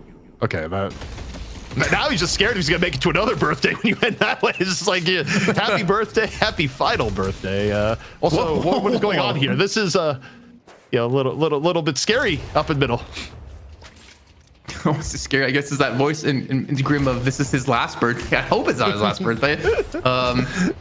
But yeah, anyways, into the game. So we're seeing a Shiv Bebop together in the mid lane up against a Mirage Paradox. Now, I don't know about you, ZP, if you've been getting a lot of Mirages in your games. I am getting absolutely bent over constantly by Mirage, maxing that Jin's Mark. I know you can go for the Scarabs to go for the early trading power, but man, the Jin's Mark, when you get a little bit of spirit on your side, it is so daunting and difficult to deal with that it just chunks your health. It makes it so hard to trade.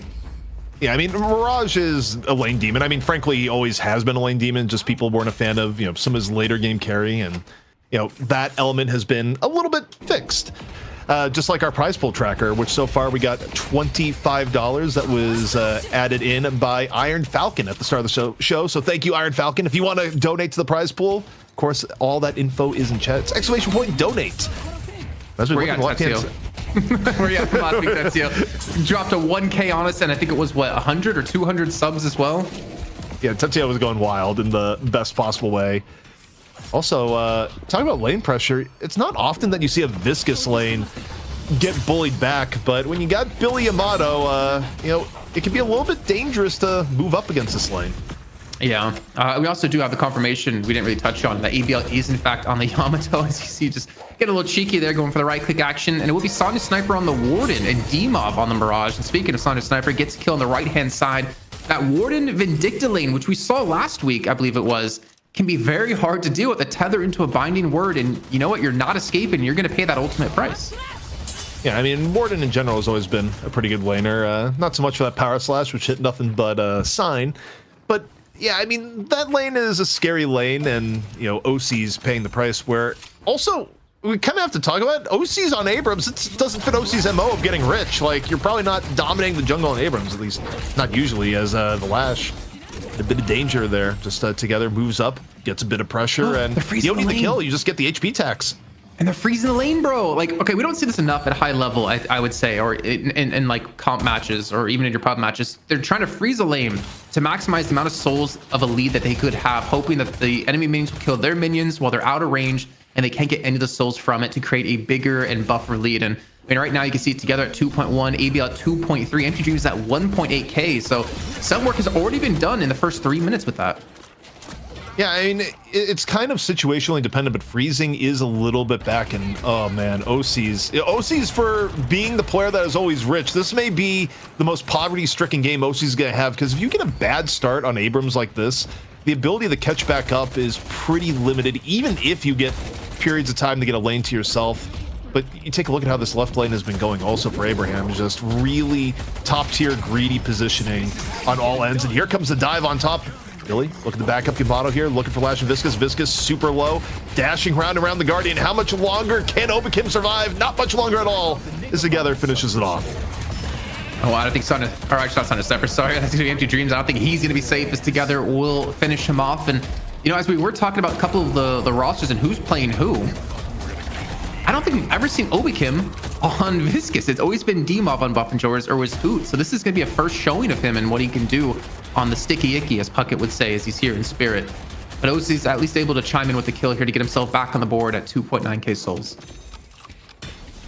Rough start here, though, so far. And, you know, it's kind of interesting where, you know, the changes of Guardians go down a little bit later here. You know, what's the litmus test for a team getting blasted right now? Before it was losing a Guardian under 4 minutes. I think that the timetable has shifted a little bit here, Jason, but with the left Guardian already under half and the right Guardian a bit pummeled, to me it feels like Abraham's actually has a way bigger lead on here than you might think so far.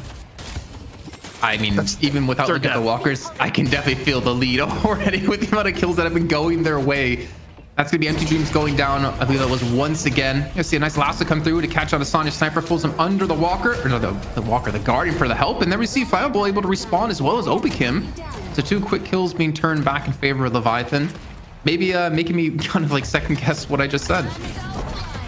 Yeah, I mean, a bit of a punish there, but it doesn't help OCs who, you know, all that farm ends up going to Flammable. Obakim, bit of a punish though on the ABL. So turnabouts across the map here as Leviathan strikes back, evens up part of the game. Not going to even up the deficit of HP on the Guardians, but still not a bad spot to be in. But I still look at OCs, man, and I mean, you're going to see Abrams panhandling in the streets of the Cursed Apple at this rate. Oh, man. That's not gonna be a good sign for him. I'm kind of curious what build he's gonna go. And I was talking with you guys when the game was over, we were on break, about the last Abrams build. I've been seeing Listic in particular going in with more spirit to hit that, well, at least the 4.8k mark, right? And then also to continue to build up into like superior duration, making his suck even more powerful, and becomes just such a big beast. His task is just gonna be finding from the top rope, catch it on the Fremont is gonna fall. And maybe a second one as well, as we do have Vindicta here to help catch things out. And that's Saint getting a kill for himself. Doesn't have the max level assassinate just yet, but either way, they get themselves another kill, and they should be able to get some decent damage on that mid lane Guardian. You know, yeah, you're getting damage on mid lane from the point of view of Fremont and overseas, but you gotta respect the ability of the other team to just come in off the zip line. Like, I don't know, that punish was pretty telegraphed and obvious in my mind, and it's like you could have let off a little bit of Guardian damage and not giving up 2 kills here, but both respawns have come back in. Swap here on the Fremont. Fremont, though, a lot healthier, coming back from base. Still a little bit low. Man up dying for the bloodletting. It does. It's still too much damage to deal with, especially with the rotation of ABL off into the mid lane. This Guardian soon to fall. You know, I do wonder, how valuable is it to take early Guardians? And I say that because in the previous patch, when you took the early Guardians, it was really easy to take away the enemy jungle. But the jungle got buffed, so it's a little bit more difficult to do so. It's a little bit more, oh my god, what a parry out of D-Mob. A little bit more troublesome for you to go for something like that. So when you take Guardians this early, I mean, maybe you're looking for fights in the enemy jungle, but it's a little more difficult to build up the economy from doing something like that, where you can continue just to get front up in your lane. So I do kind of wonder, maybe you have some thoughts on the ZP of the trade-off now of going for early Guardians to transition to jungle take. I mean, aside from just getting the objectives down is good and giving yourself breathing room, it gives you the ability to invade centers. Like, centers are coming up in 10 seconds, and with the advantage that Abrahams has right now, like, you get empty dreams here.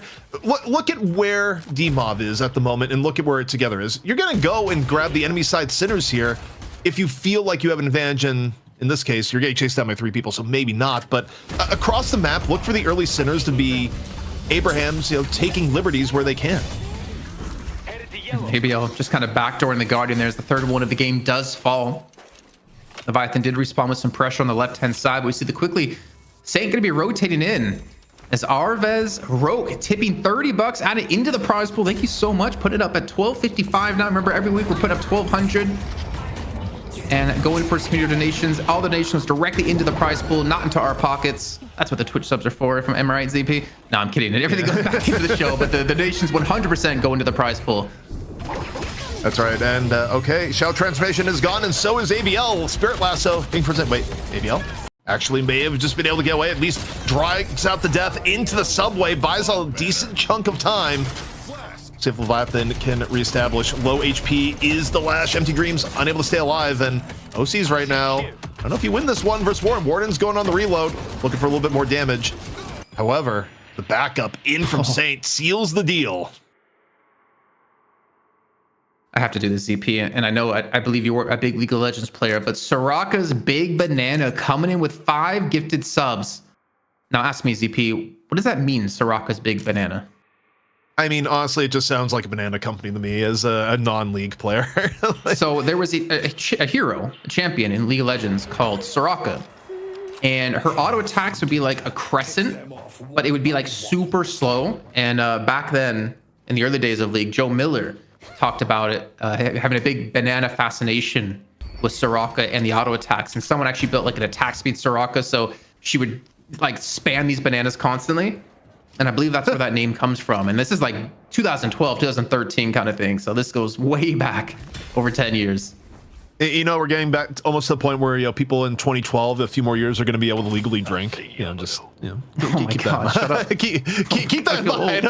Just, or at the very least, vote. You were born before the year 2000? Oh, get out of here. Yep. Just full Unk Central. But right now, this is going to be a full-on collapse onto the right-hand side. Leviathan trying to make things happen here for this Guardian. Vindicta, Warden holding back, and you got Warden and Yamato in on the rotation. Abrahams not wanting to give this up for free. We'll see how the collapse ends up going there. Nice little assassinate in from Saint, in off the zip, gets rid of the Holiday, and now looking for Freemock as another hit here. Freemock can't get away. D-Mob gets that one. No assassinate required. And the ingress into the right-hand side is stopped. Good counter pressure, and we're starting to see hefty, massive, giant-sized turkey lead right now for Abrahams. Almost 20k ahead, 10.5 minutes in. I guess I kind of indirectly got my answer about taking early objectives and being able to invade into the jungle, because this lead is showing really no signs of stopping. No sees. Yeah, I don't think he's gonna escape. Spirit Sap comes through. Actually, there's no Scarabs onto him just yet, and also you have Freemock there to help assist him. What a parry coming through at a D-Mob, the no-look parry, but can he escape the Bebop as well? Tornado comes out. He has the last stand coming out of Warden. The Bebop, the Hyper Beam might be good, but I don't know if it's Sonya Sniper last stand good. At least able to force him back. And while this has been all happening, Empty Dreams has gone down, and the pressure on the left lane Walker is going to be here. Also, ABL is just going to be able to free pressure right Walker in off the exchange. So we'll see who comes in for ABL. Nope, ABL decides, actually, maybe a little bit of fighting. Hovering in and around the jungle. So the trades come out, and yeah, I mean, you look at the overall game state right now, it's pretty bad for Leviathan. on the aggregate. Although it is interesting for as broke as OC's is, OC's somehow got to be the most farmed on his team, even on his Abrams who got whomped. So that needs to be studied in a lab somewhere as Obakin runs afoul of Demov. Chain Gang in here from Together. Looking for a little bit more here on the left-hand side. This is going to turn to a left-hand Walker push, Jason. Yeah, I mean, they try to apply some pressure before. Walker's getting massive, especially the outside Walkers have gotten massive buffs as well, maybe making it to match the mid lane Walker HP. It's a lot more difficult to push those down, but just the freedom that Abrahams have and the pressure they can apply in all these different lanes. I mean, the 20k lead has been hit 12 minutes in. I don't want to talk about potential for comebacks or how this game's over, but it's not looking good, ZP. It's kind of looking like my waistline after a Thanksgiving dinner. Yeah, it's pretty. Also, I gotta call this out. You're living in Italy right now. Are you actually even doing Thanksgiving tomorrow? No. Yeah. Okay. just double checking. I wasn't supposed to be here for Thanksgiving. I was supposed to be in New York visiting family for Thanksgiving, but I had to cancel, unfortunately, because there was a death in the family, and I have to go to California instead now. So, but no Thanksgiving. Not to put on a downer note. Yeah, I was gonna say that got real dark, and I'm very much sorry for your loss, but also. I was just trying to make an Italy joke, man. That like really that went absolutely. Italy itself is the joke, Our green walker is all right, so all in all, you start looking at win conditions here, and you have one very poor Lash and Empty Dreams. You still have Bebop, you still have Holiday, lasso-wise, but this is still, such a gap here, Jason, that, your Shiv is not going to be respected by most of the front line of Abrahams, certainly not by Sanyar Together. And even if you land a hook, the fall through, it might not matter, even with a clean pick. Yeah, even with like a 6v5 for Leviathan, I don't know if they have the sustainability or damage to deal with Abrahams, and that's not a target you want to hook in the middle of a last stand. The snipes are looking good, not able to connect onto that one to get the confirmation, but still a lot of souls in the hands of Saint at 14k, and an earn turn in on the other side of the map, really taking everything they possibly can away from Leviathan, giving them no chance to get back in the game, as that lead is almost approaching 30,000 difference now. I mean, Demov, he could probably pull off a 1v2 here at this rate. Yeah, I mean, well, as you say that, there are limits, especially once your tornado is on cooldown. Things get a little bit rough, but ABL coming in on the cleanup. Nowhere for Free Mock to go. And, this is where I kind of want to talk a little bit about builds here, where, yes, Abrahams are in the driver's seat and, very likely to get mid-walker or mid-boss pretty soon off some of these engagements. But you take a look at the Billy build here, and it's high green priority, which, maybe this much green priority a little bit different than last patch, where it may have been a little bit more well-balanced, but this is a tanky Billy, Jason. Yeah, he's a big tanky boy. 2.5k HP this early on in. And also, I mean, Cultist picked up 2 for the extra farm potential, Fleetfoot, melee lifesteal, and he's also extremely fast with the enduring speed. Honestly, we didn't really get to talk before Trophy Collector got nerfed, but honestly, that was one of my favorite items to actually pick up, especially with this Death Bomb meta happening before it got nerfed yet again. That item and how quickly you can get around the map, that when you get full stacks and how quickly you get full stacks, was kind of ridiculous. I don't know if you got to play with it too much. No, I mean, for the most, I did see it, especially when people are being death ball. It's like, wow, you're getting a lot of value off Trophy Collector. And then the next day, it just immediately got stomped into the ground. Oh, also, can we get the camera back on the Lash here for a split second? Because I just got to say something here. The Lash does not believe in protection, just pure spirit items across the board on Empty Dreams, which is not great. 11k, you're already behind the game.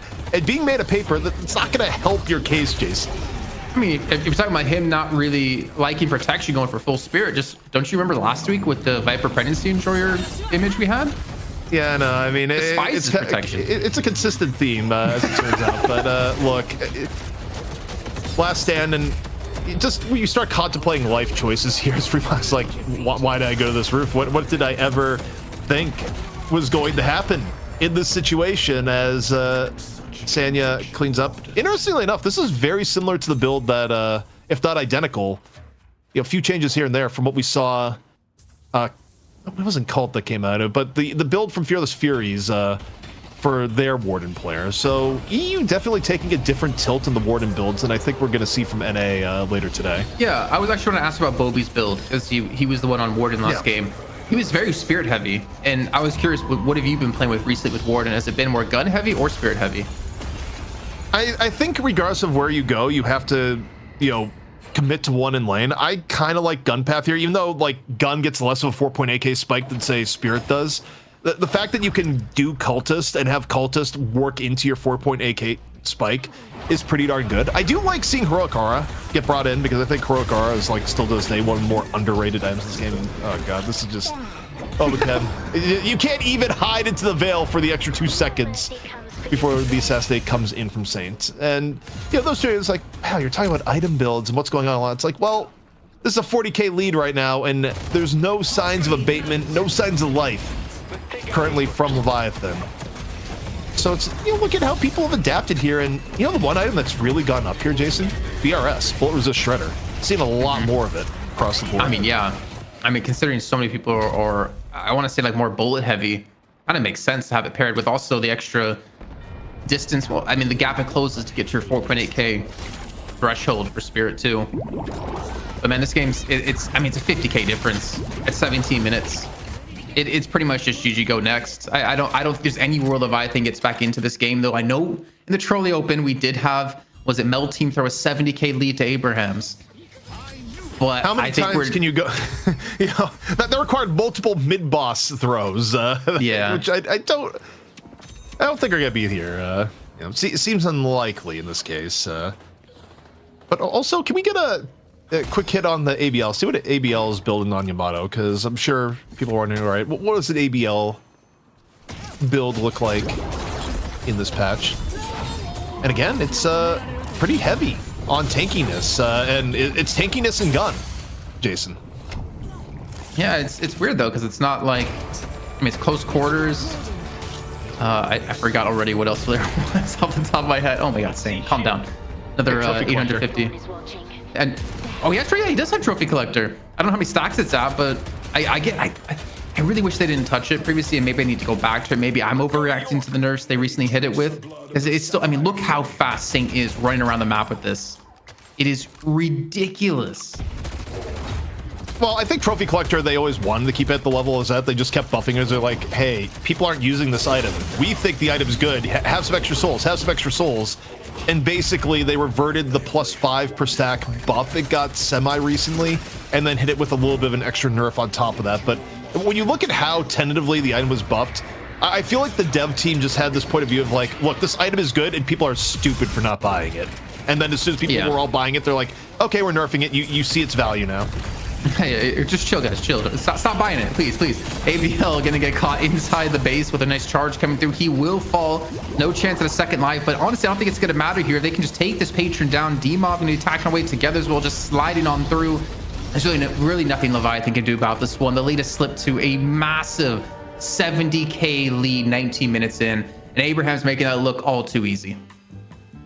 Yeah, and when I look at this one in terms of big factors, I think you can pretty much solidly say this one was lost in lane phase. Lane phase went from kind of bad to extremely bad in extreme succession, and OC's even being as rich as he was towards the mid to end game was a miracle, given the fact it was like 4 Abrams deaths in less than 10 minutes. The laning for Leviathan just was beyond them in this game, Jason, and it's so hard to dig yourself out of that hole, when it goes on for too long.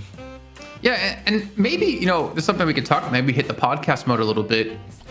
I think in general, the laning phase is much more difficult, right? You would agree with that? There's more to consider. You have less of a safety net. Like, whereas before, I think at competitive level play, you had a safety net in lane phase of just hang back by the Guardian and everything will be all right. Well, everything will not be all right if you hang back by the Guardian under these changes here. So you can lose lane phase a lot more thoroughly in this patch than you could previously. Like, the floor is lower, effectively. Right, and so that's the answer I was basically looking for, because I think we kind of hit with this patch almost like the beginning stages of Deadlock, where teams who were able to build up a lead in the beginning were able to snowball that lead a lot further. And eventually it became very difficult to create a giant lead off the get-go in the game, unless you had like Shiv, Kelvin, who were dominating your lane. It seems like with this patch, it's kind of hit that threshold yet again of when one team is better than the other team, they are able to run away with the game, making it very difficult for the other team to get back into it, because with all the changes that have gone into the game, with early game, with the jungle creeps as well being buffed up. What's your thoughts on that? Yeah, I mean, I also think part of it is that you're going to get a little bit more variance at the beginning here because I don't think any team is necessarily playing optimally. And if you have a bad read, which maybe Leviathan did here too, you're gonna look like worse than expected when the template of how to play is there. Like a meta that hasn't shifted in a long period of time is going to give you closer games because everyone knows what's going to happen, which is why I think games got really, really close towards the end of the last patch. Now, the upside is you have a lot of shifts, a lot of things have changed, but also things have changed where you have more room to fail spectacularly if your read on how to play this isn't where it's at. But you look at the stats here and, say what you will about is hybrid good or not. Sanya definitely made the Warden sing in this game. Yeah, 42. I mean, it was the tri-brid, right? I can even say that word correct. Well, yeah, he was tri-brid. Yeah. So he had all three picked up for himself. Tri-brid, wow, I can't even say this word correctly. Tri-brid, yeah, that's right. Yeah. ABL, you had it similar for Saint. You weren't saying anything, so I had to just go with it. No. Everyone went tri-brid on Abraham's side. And I think maybe that's indicator of, go tri-brid. I mean, you look at like Empty Dreams, for instance, he only had the Spirit Investment. Majestic Leap isn't going to get you there at 3,200. So he wasn't tri-brid. He was just one. One brid? Solo brid? You had Viable. I don't know if extending it to solo brid is like a thing. I don't know, man. Everything is a brid. It's a hybrid, a tri-brid. No, I mean, just focused in one respect here. I mean, you take a look at Empty Dreams with like, the pure spirit, and then eventually a late, Majestic Leap. But I think obviously like the fact that they were so far behind in net worth, it didn't allow them to get to that tri-brid state. So I think that's maybe one factor. Maybe that wasn't the intended route to not be going into like 3 different builds to hit that 4.8K threshold because they were, again, 70K behind. But that's also something to keep in note, I think in the back of our heads, if we continue to see throughout today and throughout North America, if we're having more players and more teams go towards getting 4.8K threshold on almost every single hero because the power spike is that worth it. And if you power spike early enough, your mid game becomes so much stronger that you don't really have to think about an optimal build later on in the match because you just won't get to the late game anymore. Also, I don't know if I did my counting right, but I think that's 4 bullet resist shredders in the game. Definitely the most we've seen of that item in a long time. Like, it still got picked up here and there, but one of the items that went up. Also, items that didn't change at all, despite getting nerfed for some heroes more than others. A lot of cultist in play, especially on Abraham's. The interesting thing about cultist is that that nerf does hit some heroes a lot harder than others, where like Mina and Hayes took it on the chin because getting weapon damage to them basically irrelevant. Fire rate is everything. So any hero that had more of a slant towards like I just need attacks to hit really hates the cultist change because it's still a very good item in terms of overall econ. I have to give credit to Jegs Skaluld. That's how Yeg. I mean, it sounds like Norwegian, not Norwegian, like Skanic to me. Yeg Skalud. It says call it Triforce builds, and I can get behind that. On the note of cultists, though, I think it also I would want to go back and see when were the cultists picked up because monster rounds early in lane is I think a very viable option. It helps you keep the lane shoved so you don't get pushed directly back in towards your own guardian. But if the cultists came when they knew they were going to be able to take these guardians down, it's almost like a brain blast of okay, well we can invade your jungle, take away these camps really easily because we can just literally devour them from you. And we can continue to snowball a lead there because we know you can't take these and we can. I think that's a really smart thing to look at if they were built after those guardians were taken because they knew they could transition to the jungle. All right, well, Leviathan, they had a tough early game that led to an even tougher end of game. Can they bounce back to find a way to contest Abrahams, bring this series to 3, or will Abrahams be continuing to cement their new legacy as the #1 team in Europe? All that action and more coming up next.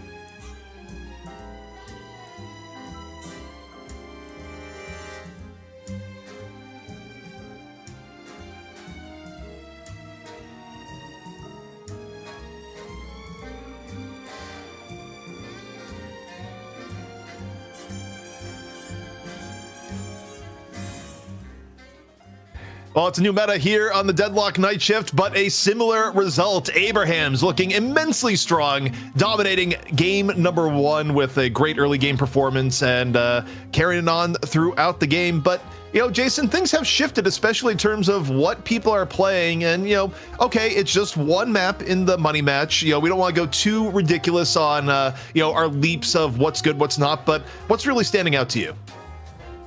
Oh, man, I was really going to go a different direction before you asked me a question, but, you know, I'll circle back to it. I think the Billy, first of all, we didn't really have much ability the last weeks. I don't remember where he was in particular on our pick party of week 15, but I want to say around like 2 picks.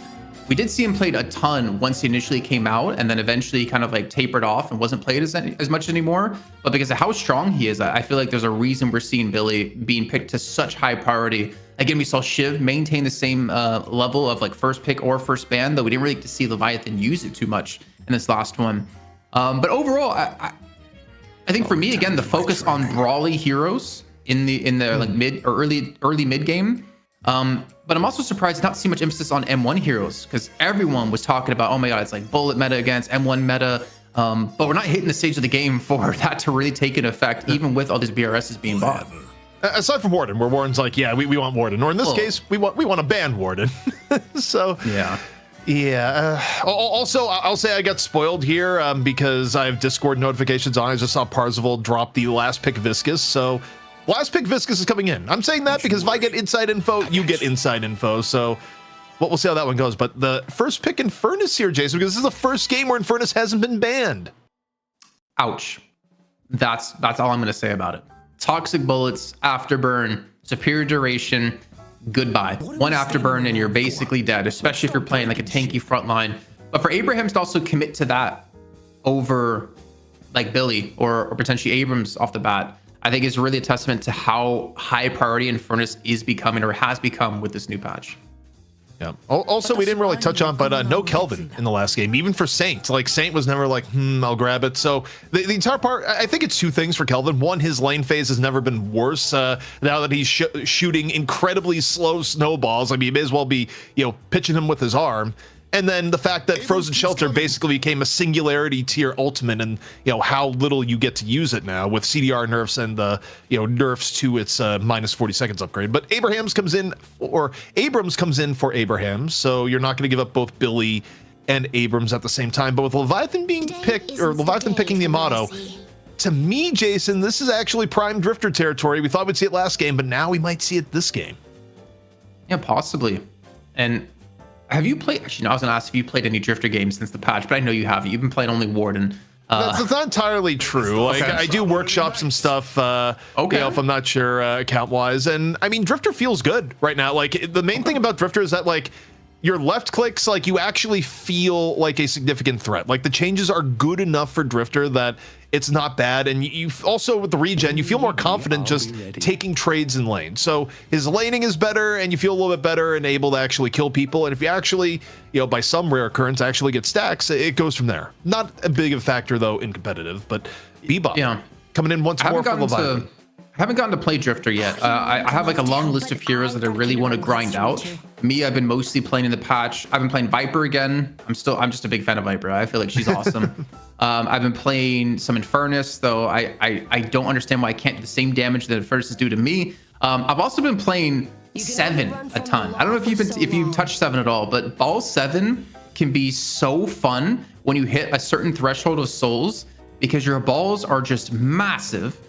When enemies get stuck, if you have any form of CC around him and you stick someone in a ball with escalating exposure, they're going to die. He's also a massive objective taker with the balls that you have. You just destroy walkers by yourself. One of the few heroes I feel like that can do that in the game at the moment.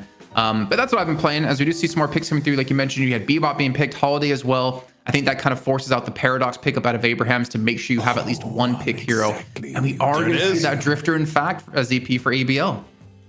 Yeah, it's coming on in. I think with the Amato off the table, it makes sense. I think the hero is actually quite good, and especially given the impact that Drifter's ult has on games. Like, if you had to kind of criticize where Arzo was playing the Drifter in the last game, I think Arzo is being a little bit too conservative of when to drop ult. I think you drop ult, you have a pretty big advantage in a lot of fights, but the Haze comes on in for Leviathan, and I mean, you talk about a comp that's here really skirmishy early and often. I mean, we thought Haze maybe would be getting picked as sort of a substitute playmaker in lieu of something like a Holiday that got nerfed, but instead it's going to be Barrel Holiday with Haze and Bebop. I mean, this is a team that is going for tons of picks and probably is going to try and just funnel all sorts of farm to the Wraith as an endgame win condition, is how Leviathan sort of worked this around.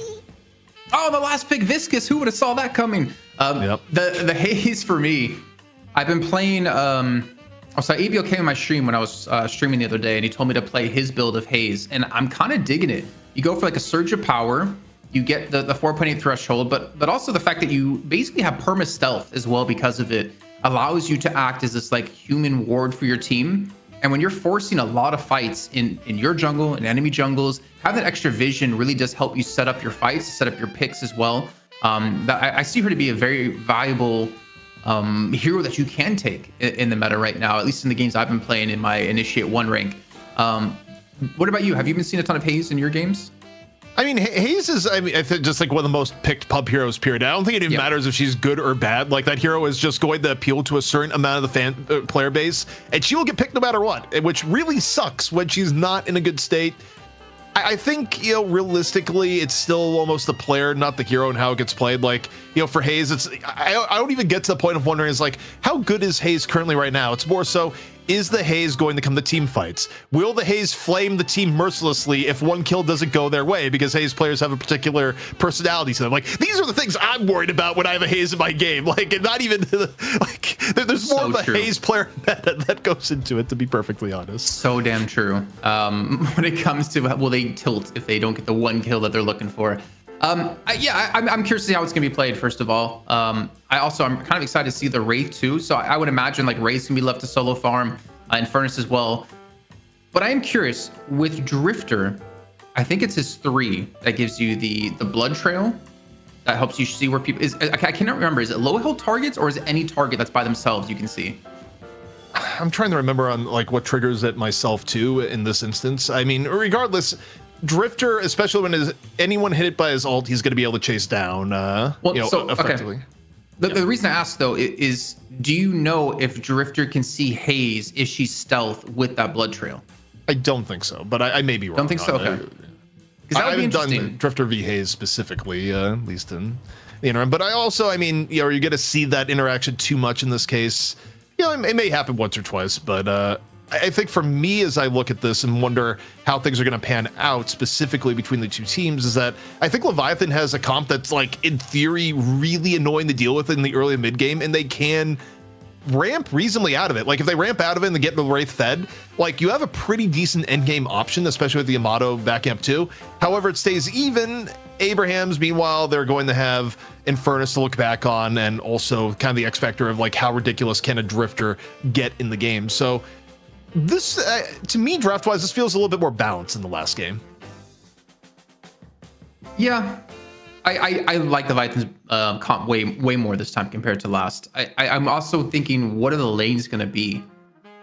And is it going to be Holiday Yamato together and like Bebop Haze or Bebop Billy? Who's Wraith going to be paired with for Leviathan? I think if you look at Abraham's side, it can kind of make sense in its own. I think maybe Drifter Viscous will be together, maybe like Vindicta Infernus or Vindicta Abrams with Paradox to be like a floater. I don't know where the Haze is going to go though with the Wraith in general. Yeah, I mean, the Wraith is, she's a little better early game than she was, but she's still, I don't think anyone wakes up and goes into a Deadlock game is like, oh boy, I got Wraith as my lane partner. I am really excited about this. Like, no, she's still on the weaker end of laning on the whole. As I look at this and think about strong lanes, if you want a really powerful mid lane here, in theory, you could even just do like Paradox Viscous. Like Viscous in particular, especially the way Demov plays it, is like super aggro. You could put down a ton of pressure. You could do Vindicta Abrams for another lane, and yeah, it leaves you, your last lane a little bit less good. But it's still Infernus in it, so I don't know. Abrahams has plenty of ways of making this reasonable. I think, pretty obvious who Abraham's going to be on. Empty Dreams. I don't know if I like Empty Dreams on the playmakers, thinking back to Pocket when he played in One Win. I think he was a very good carry player for sure. I don't know how I feel about him on these brawly heroes like Billy, or I think he was on Abrams Osi was on Abrams last game. I don't know if it like fits the style he's shown us in the past. Yeah, I will say, as far as like fitting styles, I do like the fact that OCs is on the Wraith here, if nothing else. Just, it's like, what do you want OCs on? Get rich. What hero do you want to get rich? Wraith. This makes so much more sense than putting OCs on the Abrams. But okay, on the lanes here, okay, they do go Paradox Viscous, as I was talking about. So like, if you're looking for a mid lane with a lot of power, that would be it. Like, the burst potential is absolutely unreal. It can be really oppressive. And also, the fact that you're getting the Viscous versus Bebop is also a little bit of free value, too, just because of Cube mitigating the value of a good hook. Yeah, very true. And also, we're seeing the Infernus Drifter on the right-hand side with ABL and Sonya Sniper. I think that's just going to be a lot of damage.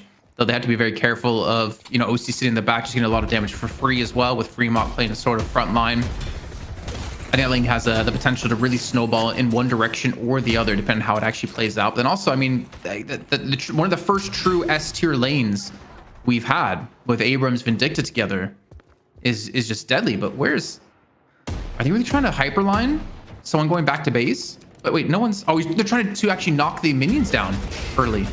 They're going for a big push on mid. This is interesting. This is new tech. I mean, hey, when you want to try and get a Guardian down early, overseas, though, takes down Tass, and we'll see where this one goes. I mean, I love seeing changes in the early game. Effective, not effective. I mean, you be the judge, but you can't hate the attempt, Jason. I mean, what would they have done? Would they have dove the tower? I mean, they just lost a player instead of anything. It didn't work out. I mean, I'm giving points for creativity, not points for sure. you know, the actual execution here. You know, 10 out of 10 in creativity. In a different. And 0 out of 10 for execution. Well, 1 out of 10 because they lost a player. But yeah, that was interesting. I think they tried to knock the wave so their wave would shove under tower, and then that would allow them to get back to lane time to kill the enemy wave. I mean, that actually is like a very high IQ tech for sure if you can knock that wave down. But one interesting thing of note, we said in the middle of the break when it was like, are we going to go to 3 or not? Abrahams does have a history of like, if they're up 1, of using their second game as like an experimental game, both in heroes and sometimes tactics. And I think we saw a little bit of that here, which is why I think Abrahams, you know, even when they're looking stronger, like their team will get taken to 3 a lot of times because they get a little bit silly. But I actually think a productive way when you're in a situation like this. We did see it last week with Buff Enjoyers when we had ABL bring out the Drifter a little bit early before the patch kicked off, before Drifter became strong.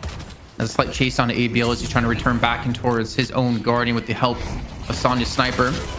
A good little turnaround, actually gets behind the Yamato. Fremont's going to go down. Now potentially we're going to see OCs go down as well. The 1v1 against Sonya. The card is allowing him to escape, but you can still see the damage ticking. He keeps the afterburn ticking away. 200 HP and below. Finally, the afterburn disappears, but you can see he's not in a position to survive. Well, he gets the wall jump after, using movement as his friend here. How much longer can he survive? Gets another card up. This card's gonna hurt.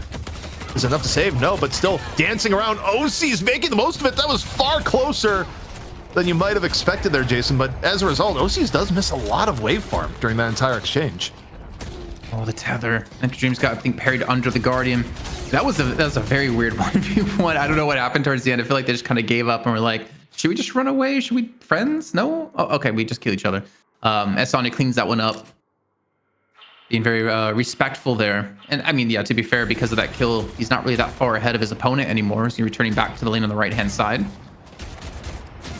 Also, one thing interesting for OC's was pure Spirit Max, pure card. When you look at how OC's is building, that is what, low HP Holiday, flammable low. Parry comes in, quick little shotgun from together, enough to finish that one off. Into the left, Vindicta in the front and Abrams in the back. And a Guardian that's about to take some real damage, Jason. Now that's a party. Abrams in the front, Vindicta in the back. You know that's going to be a good time. Again, he pushes up to try to push the wave down so they get some free damage onto the Guardian. Another pause coming through as Demov disconnects. So nice job out of Obi Kim. Sees the disconnect and goes for the pause to help him out. Saying he dodged the game. Okay. My Russian's a little rusty lately. It's a smidgen to pause lock. Also, I mean, we just have trusted our players not to say anything objectionable because I cannot read Russian, Jason. Neither can you, to the best of my knowledge. So I'm sure chat will let us know if something questionable is said for sure. Well, they're just gonna tell us everything is questionable and be like, haha, go figure it out. Like we can't rely on chat for that. The only thing we can rely on chat on is their unending support of us here at Deadlock Night Shift, both our awesome patrons, our subscribers, our YouTube members, and those who have donated directly to the prize pool here today, where we started with a seed of $1,200 and gotten $55, which goes directly to the players. So thank you everyone for your support, I think, even if with a bit of trolling. I think it's good for the community to know that we purposely tried to save money so we can continue putting up prize pools for all the players every single week. I think it was very easy for SAP to be like, we we have some profit? Why don't we just take the profit? But we were like, no, we want to support the community. We want to give the players a reason to play every single week. So instead of putting that money in our pockets, we're like, we're going to save this money so that we can continue, even without sponsors, to put up a prize pool to continue to bring you some Deadlock action from a game that we all love every single week. And I think the community deserves to know that. I think, you know, they deserve to know how much we're here to support them. And hopefully going into next year, especially when we hit open beta, man, oh man, things are going to take off. Some wild stuff's going to happen. I can't wait to see what's going to happen in 2026. Yes, all of that is accurate. They can never know I cooked the books to be one of the first people to buy a yacht from Gabe's new company. It's like, wait, how'd you get a yacht? It's like, interesting accounting. But hopefully Dimov gets back in. This is a longer pause lock than we've been accustomed to, even in EU. But if we could get some item updates here, like let's go bit by bit, because I think the early itemization is interesting. Whether or not you get monster rounds or you just go full in the one category. OC's definitely was all about the spirit maxing and still is 2 purple. Monster rounds, though, the one thing you see in a lot of these builds, regardless of how they're going, although Sanya is saving up for something pretty big here. I didn't actually see his items. Maybe we can go back to that really quickly just to check. What did he have picked up so far? He just has 1-800 item. Ah. And the rest is saving, so... Is he... No, Unless is he just not bought? Or maybe he just that's hasn't level bought. 1 or It's level the 2 tower. improved spirit. That's level 1.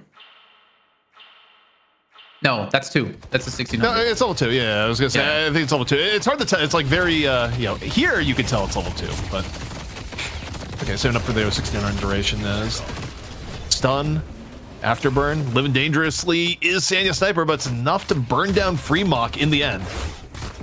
However, Drifter coming over. OC's able to punish Sanya in the end, and you don't want OC's to get farmed already because he's gonna get farmed on his own here, Jason. But OC's look the punish and can't quite take down ABL. ABL gets his pound of flesh before heading back to spawn. He gets the isolated kill as well. Worth it. Well, he didn't say it in chat, but that's how normally you get it worth, and that's gonna be a swap in under the Guardian. Parry comes through and some good movement here out of Overseas to allow him to escape. Well, at least for now, as Dimaw's looking to go for the chase. I've lost your rounds already picked up. The hook's gonna miss, and that is gonna be a dead Golem. Abraham's again off to getting a couple more kills. Overall, though, a much more even game. I think part of it is that, while he may have just died there, Overseas is, was able to get several early kills on the Bebop. They've held their own versus this Paradox Viscous lane. What I'm curious on, though, is the sheer damage OC's is going to do at hitting 4.8k. Like, I think the power spike that OC's is angling for in Wraith, may give Wraith a little bit of early game power we haven't seen in quite a while. So I guess something we haven't seen in a while. Leviathan off to a good start here, getting some kills. Oh. Tess had 4 HP there, Jason. He's gonna escape. Oh man, a little bit of a missed kill coming through. Well, I say that. Maybe another hook's gonna land. There you go. Catches on Dimov once again. The parry comes through to mitigate the uppercut, but he's not gonna die from this. Just gets extremely low. I mean, look at the spirit investment already out of Overseas. Spirit strike, true spirit, mystic burst. Yeah, I mean, Dimov and Tez both extremely low. You have to be super careful. ABL, though, punches Free Mock one more time and looking for OCs, who just hit 4.8k, by the way. So if we can get the OCs cam in a second, I want to see the buy that comes in, if it is just a pure Spirit Max, and what we get out of that right after. Though Billy goes in, a little bit fisticuffs on the Abrams, may bit off more like the 2 as they get charged right back over into the Guardian. Still looking fine, though. Yeah, good usage of abilities there. Using that Rise and Ramdo escape. Actually, yeah, it was the parry after that. Never mind, onto the Guardian. The tether wasn't there in time to lock him down, and maybe we see the push come back in under the tower as Dimov gets the connection. Goes into the goo ball form to get the extra resist to escape.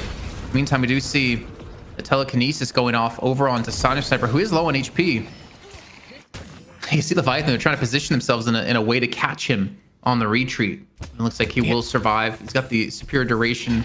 He's got the duration already picked up, improved duration. Ooh, Wamble. Yeah, look at the punish, and yeah, looking a lot better for Leviathan here so far, and I think taking advantage of their power spikes. Again, I don't know what OC's bought, but as soon as OC's hit 4.8k, they went directly to the Guardian there, Jason, and were able to immediately take a really beneficial fight. Still dancing around the Guardian. Here we go. Billy taking advantage of the tank ability, but not as tanky as to survive that long. So the punish in from Demov, off on the rotation. I don't understand pauses like that, where you like unpause right away. Is that like a BM pause? Honestly, there's a lot of weird lag and other stuff that EU players will claim they pause for overall. Okay. Oh, good charge. Catches Yamato, forces out the Shadow Transformation. Fremont, though, going to be relatively healthy. Able to force them back. We also do have Holiday coming in from the lane. Flammable looking for a connection. No lasso, but the barrels will do a lot of damage. Yeah, it's turned into a bit of a party here on the right-hand side. Barrel over and in again. Full barrel max coming in from Flammable. A little bit of vitality on the side. Fremont burning alive. No Shadow Transformation and very, very low. Probably gonna be a back to bases. OC's comes back in momentarily. Guardian, though, falling. Overseas able to get it, and 43k to 39k. Abraham's at advantage. Saint just threads that one in. Finds the touch on the Fremont. And he has a max level assassinate and now a trophy collector in his pocket. He gets the 850 souls from this one. D-Mob not going to escape for now, but we do see, again, Spirit Saps being picked up. I think the Wasana Sniper had one. Overseas has one. Really invested into that quite heavily. I think it's probably, as you talked about before, what was the item you were mentioning last game? Has seen a massive uptick in purchases. Bolt VRS, right? Yeah. And also Spirit Sap, I think we've seen a big increase. Though I don't know if it's going to go into focus lens or if we'll even get to the point for it to be built into a focus lens. But I believe Past had one last game.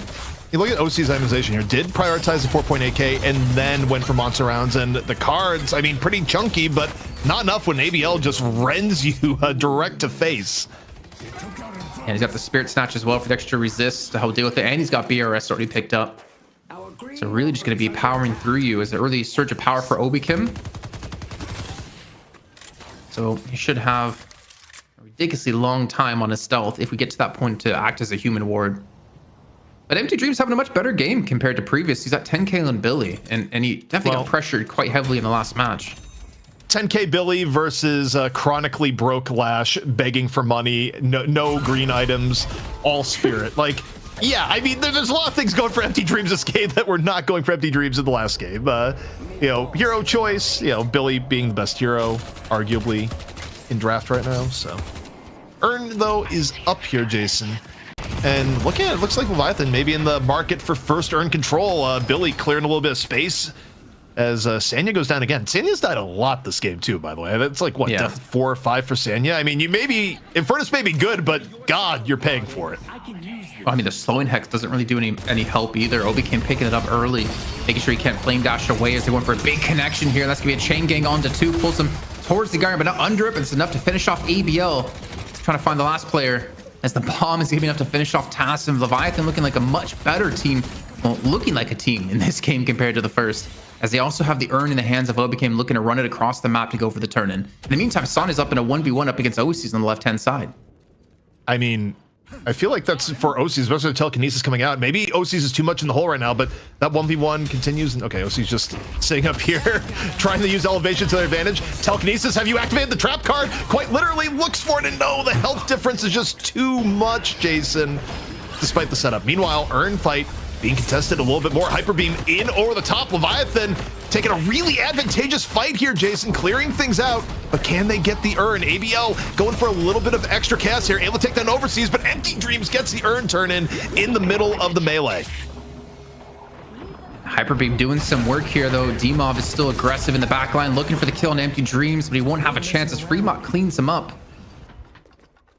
And Abraham's losing the majority of the players on that fight are still able to defend on that right-hand side. I actually didn't see who got the Urn turn in that it was Leviathan. Empty Dreams was able to get it. So Billy not only got for his team, but also got the extra benefits for the soul turn-in. And yeah, I mean, it's been a turn for Empty Dreams. You go from Broke Lash to Chad Billy. Like, big difference here, Jason. I think he already has more money in this game than he had in the last game. Pretty close. It's possible. All right, let's put it this way. The fact that it's a question says it all. Like, we don't have to be right on that. 14,000 souls last game at 19 and a half minutes. So he's 2k away with 7 minutes to go to break that. Also, once more, the trophy collector coming out on Saints, but it hasn't been that well fed of a trophy collector. I think at most there's probably like 2-3 stacks on it. Not quite the glut that you had last game, but Flammable just chunked down in the gutter. Fremont super low before Shadow Transformation. Not going to have as much HP to work with and is immediately taken down before the Shadow Transformation can even fade. Once more, though, Overseas clearing out with the Hyper Beam as Sanya gets caught in the double Sinners building. Just, it has been such a tough game for Sanya. That's a 1k back he just gave up to OCs. I mean, Obi-Kim kind of built in a way to directly counter him, because not only does he have slowing hex, but he also has Rusted Barrel. So when he catches Sonic Sniper, he feels confident he can take that 1v1, even with it just being Infernus, because he can slow the attack speed, making it much more difficult to build up the afterburn. And he doesn't allow Infernus to escape with a Flame Dash because of the slowing hex. So I would say some really smart itemization. Normally, you wouldn't see Rusted Barrel being picked up by a Haze, at least pre-patch. But cool to see a slight adaptation here. Hey, Jason, look at this Abrams build. You said you were looking at Listic, and you said Listic was going Spirit Abrams, right? This is quite the opposite. This is anti-Spirit Abrams, who just gets slept and runs into a Billy. And I mean, regardless of build, this is be a rough spot for Abrams being Cube. Gives him a little bit of extra HP. Is it going to be enough to spring him? Absolutely not. Haze, though, take a look. A little bit back and forth for Obikin. Maybe able to get away, Jason, actually. Totally fine. I see Billy. Yeah, to be fair, I mean, Listic was playing like just comp games. So maybe the Spirit Abrams works a lot better here than it does, or there than it does in like comp play like this.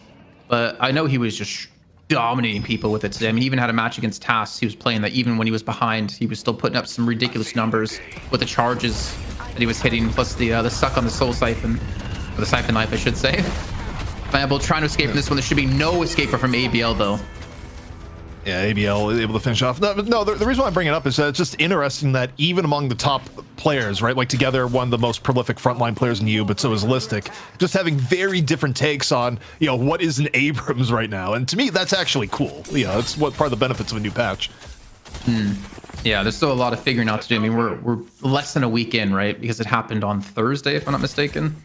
Yeah. So there's a lot of changes, and I almost guarantee there's gonna be a lot of different things next week, a night shift as well compared to this week, because everyone's just still trying to figure out the patch and figure out what's the ideal way to play. Or NA even, where, you know, for case in point, you know, a lot of people thought Mina was dead going this patch, myself included, and then NA, like I've been talking about, like Mina's been like a later stage draft pick in NA where people are just like, yeah, you know, pick Mina for the Spirit Burst. So a lot of different views in NA on what's good and bad. Aside from Billy, everyone loves Billy. Well, I mean, I was gonna say NA's always been like 2 weeks behind EU, so maybe they're still playing on the last patch. But, well, I mean, yeah, we'll see. I'm really curious to see NA's take on a new patch compared to EU, and then see how things kind of do suss out in the following weeks. And again, Obi came here, he's looking for a connection. Like, again, look at the freedom, the mobility he has because of being able to just run around for free. Wait, Jason, when you flame dash concussive combustion out of the Cosmic Veil and you just get gunned down like you're in a crappy 1920s mob movie, like, this... He's 6k behind, man. Like, it's tough. You got the Triforce build out of OCs. You got all three 4.8k moments hit, which makes him impossible to fight anymore for Sonic Sniper. And he needs help. I don't even know where he's going to farm anymore. If they should bother investing the farm into him and just instead have him come to these fights. Interrupted. The puddle has just been really good at stopping the urn turn in, but not much longer. I mean, it keeps the Billy out of the fight, but you don't gain that much from it. And you know, the interesting thing, Jason, expand on the point with Infernus is that don't forget this was your highest value pick in draft. Like, oh my god! That's my dead. god! He still did a ton of. I mean, again, Toxic Bullets, Afterburn still does a ton of damage. OCs, Saint connects on him once again. How many souls does he have in his pocket? That should be like a 1600 bag on him. Is Abraham's healthy enough to bid here is the question. You have two picks, but you're stuck in this extended fight. Maybe you get the Amato here. ABL, way bigger health lead. Going around the right-hand side. Fremont praying for life. Not going to find it, but does at least turn into a trade. You have the comeback in around. Yeah, Saint popped another here, Jason. I mean, Saint, and no one's dealing with the sniper. I was talking about playing 7 earlier in the ball build and how big your balls can get, but Saint has to have a massive purse on him right now with 3 assassinate kills coming through, and the fight isn't stopping just yet. Task trying to escape, get hooks right back in towards his death. But Abrahams, they still have the man advantage here, though they are fighting the other side of the map, and they need to back away from this one and take that advantage.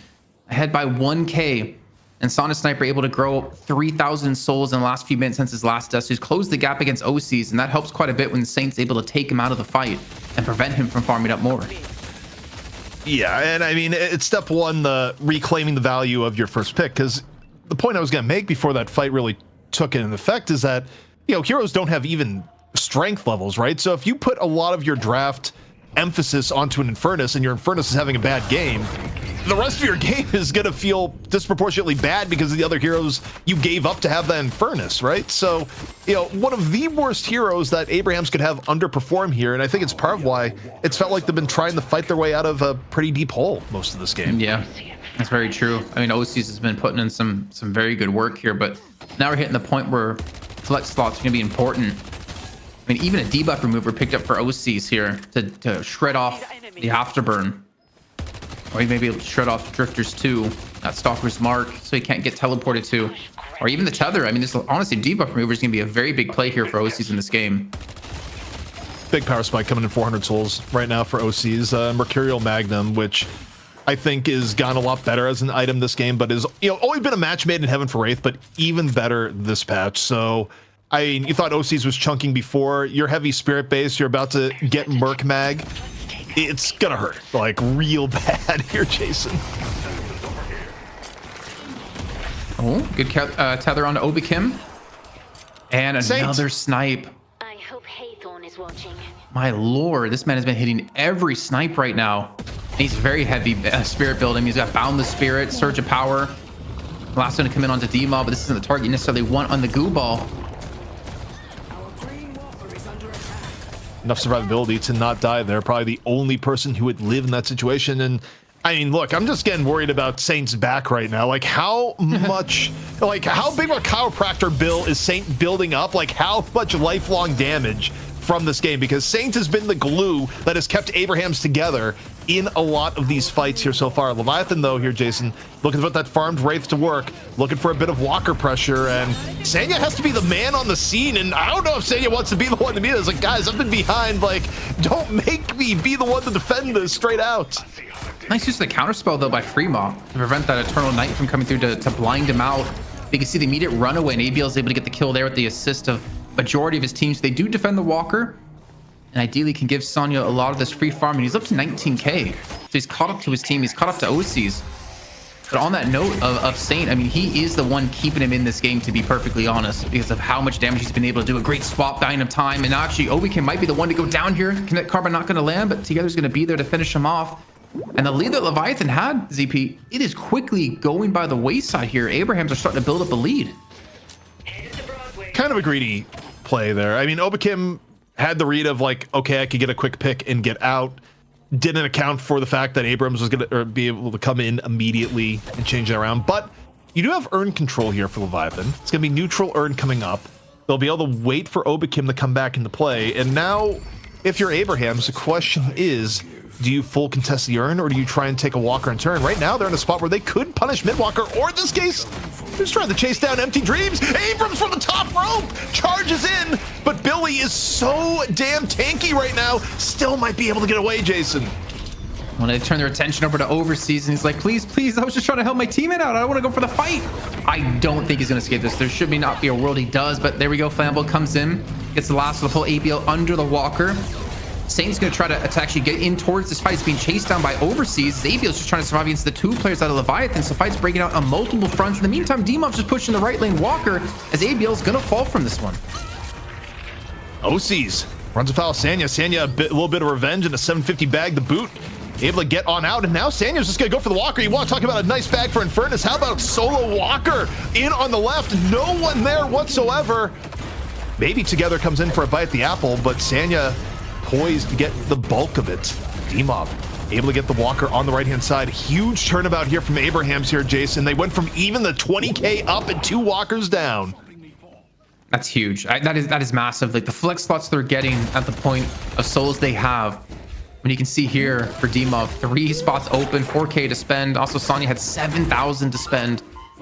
D-Mob should be able to escape this one as the Urn's being ran while all this is happening. Flambeau gets swapped right back in as the Chain King is going to be here to help assist this one, but he's had to drop the Urn to deal with Task, who's going to fall and pay the price for this engagement. And no one on his team is here to really help out to stop this Urn from going in, though we do see the rotations out of Abrahams and primarily out of ABL. ABL right now being scrappy with it. This Urn's still very much in contest. It was D-Mob who was being a demon, just continually interrupting with puddle punches to even keep this Urn alive. As a result, Leviathan, they're not able to even things out. Overseas ends up falling. ABL looking to feast. Picked up 2 here so far, but Overseas is flammable. They turn things around from the outskirts. Wraith looking all sorts of deadly this part of the game. Now looking for Inferno Sanya, a common target. Saint ends up falling. No miracle snipes this time around. And off the back of OC's, Leviathan, they even things up. And now, Jason, do they consider mid-boss if they get 1 or 2 more? They lose Empty Dreams. It's still in contest.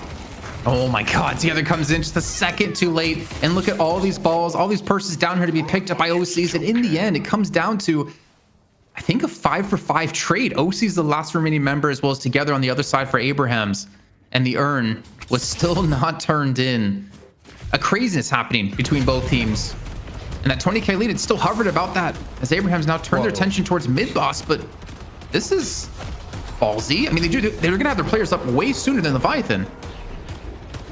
This, I mean, all right, we'll see. Right now, does OC's rotate over?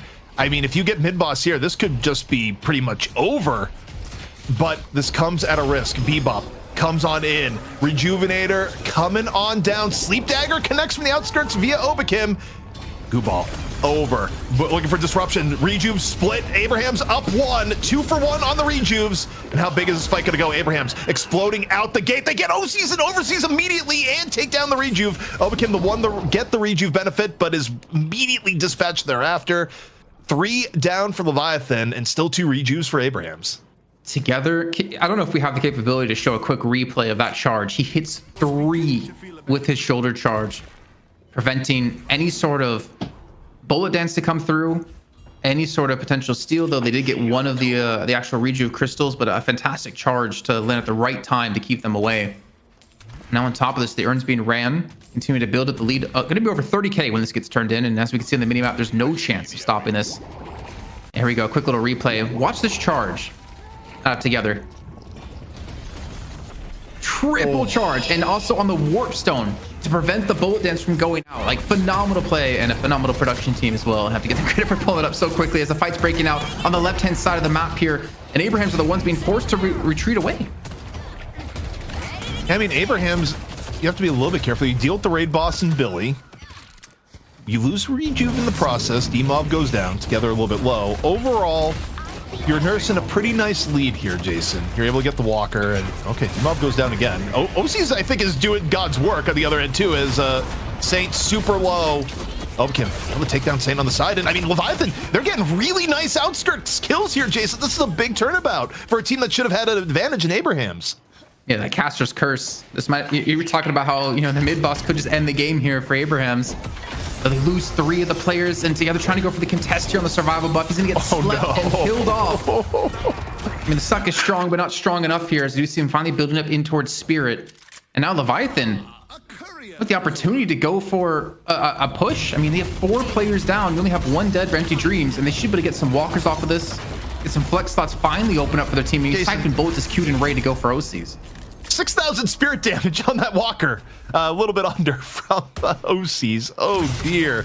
Late game Wraith looking mighty fine right now. Urn turn in. Gonna go the way of Leviathan.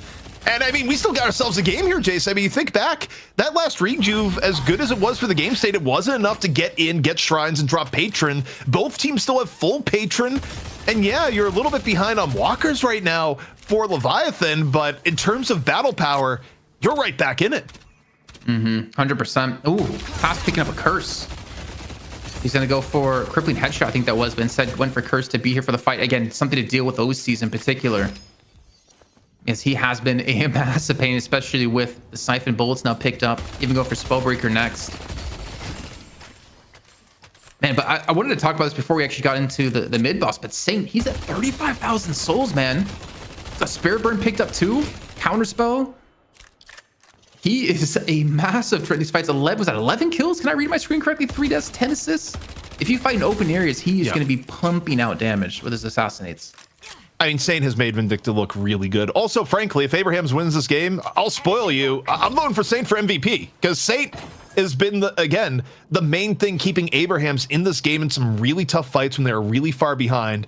Leviathan, via some really gutsy play, was able to bring things, close to fightable, where Abrahams, in theory, if they were a little bit more conservative, they could have solidified a bigger advantage. But You know, this one here, Jason, still anyone's game as Leviathan looking all sorts of grouped up on the left. Left Walker has to be on their mind.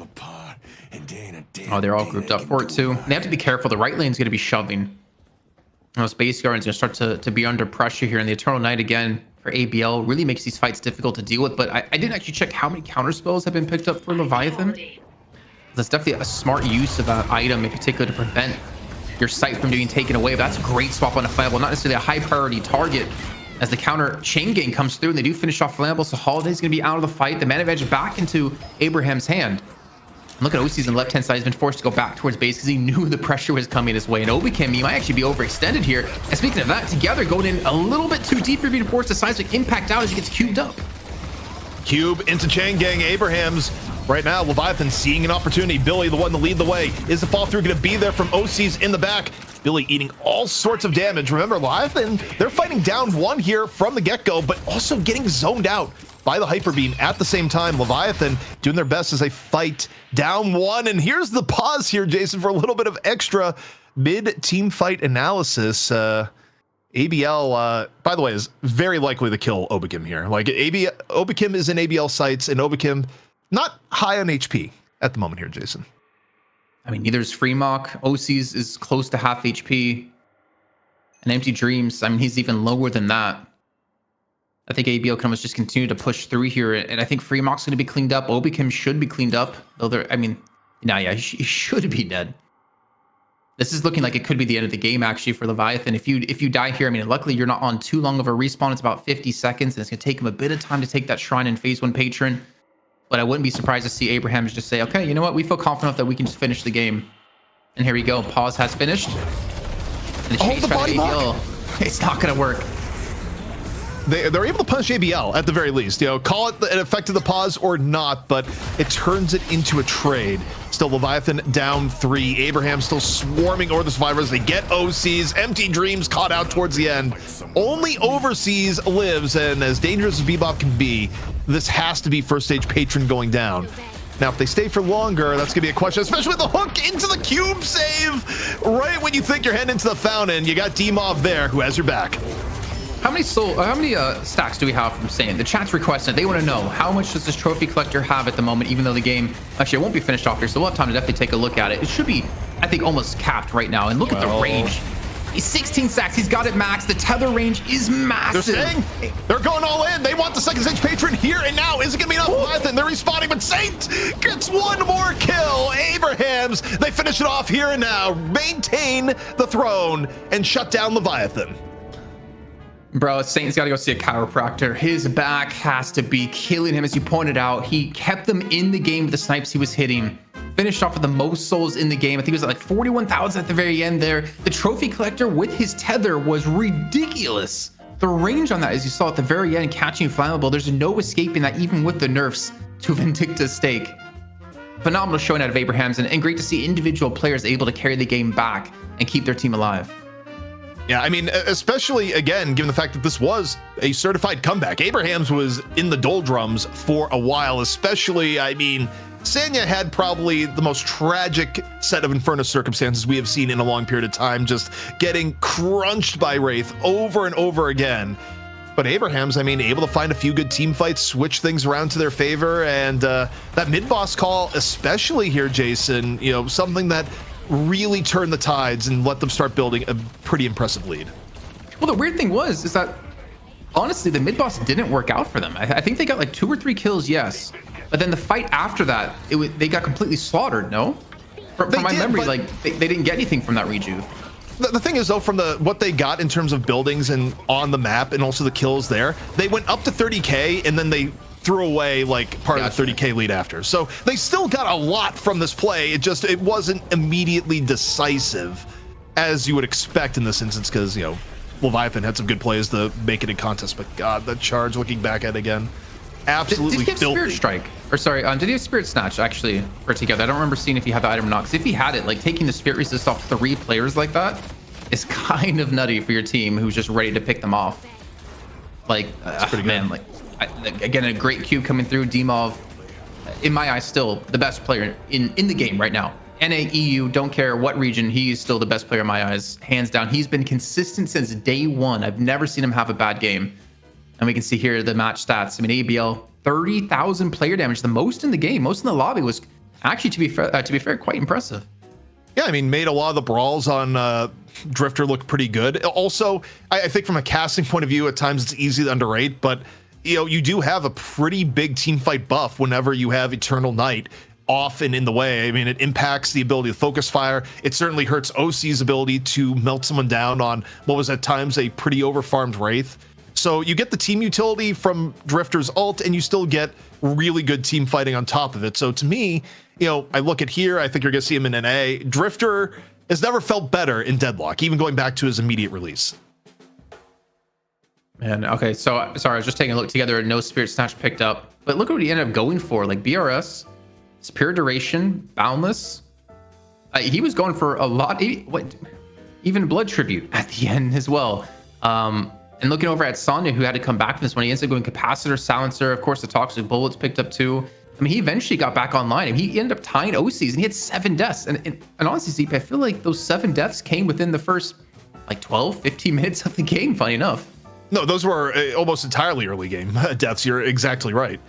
And, looking on the opposite side, I'll say this, even in a losing game where, okay, this is post-patch Billy finally lost, Empty Dreams looked ridiculous the entire game. Obviously, towards the end, when the game started getting out of hand, you could finally start focus firing down Billy, but Billy is ridiculous right now. Both the combination of how the lane phase works in the game at the moment into the builds people are running, and the fact that Billy is able to be so survival and like take jungle without as much of a penalty as other characters. Billy definitely the biggest winner in my mind from what we've seen so far. Yeah, I mean, Billy, I think for sure, I don't think there's any contest. Billy was probably the biggest beneficiary of the patch. But I think there's obviously a lot of close ones that come up. Like Abrams also, I think got insanely strong because of the patch. I think Infernus just blew up when he was already strong before. But also, as you mentioned, like cool to see Drifter kind of come back into the mix. I mean, to be fair, OC's was doing a hell of a lot of damage. He was just behind. He was, 8 points of damage off being the highest damage in the game. The problem was that everyone else on his team, like Freemock only 18k, Flammable 19k, Overseas 22k, Empty Dreams 21k. No one could really rise to how much damage he was doing. But then again, it is Wraith and it is late game, so it kind of makes sense that he's able to do so much damage. Also, we got a breakdown here. We got our item stats, our midday item stats for what has been being bought. And yeah, you see some of the changes here. Improved Spirit actually way up in prio. I think in part because it's a nice item that can basically put you over to the 4.8k threshold. Reactive Barrier, I mean, nerfs are not actually higher in priority than we've seen. Spirit Shielding, MIA here, Jason, but Bolt Resist Shredder wasn't on the chart at all.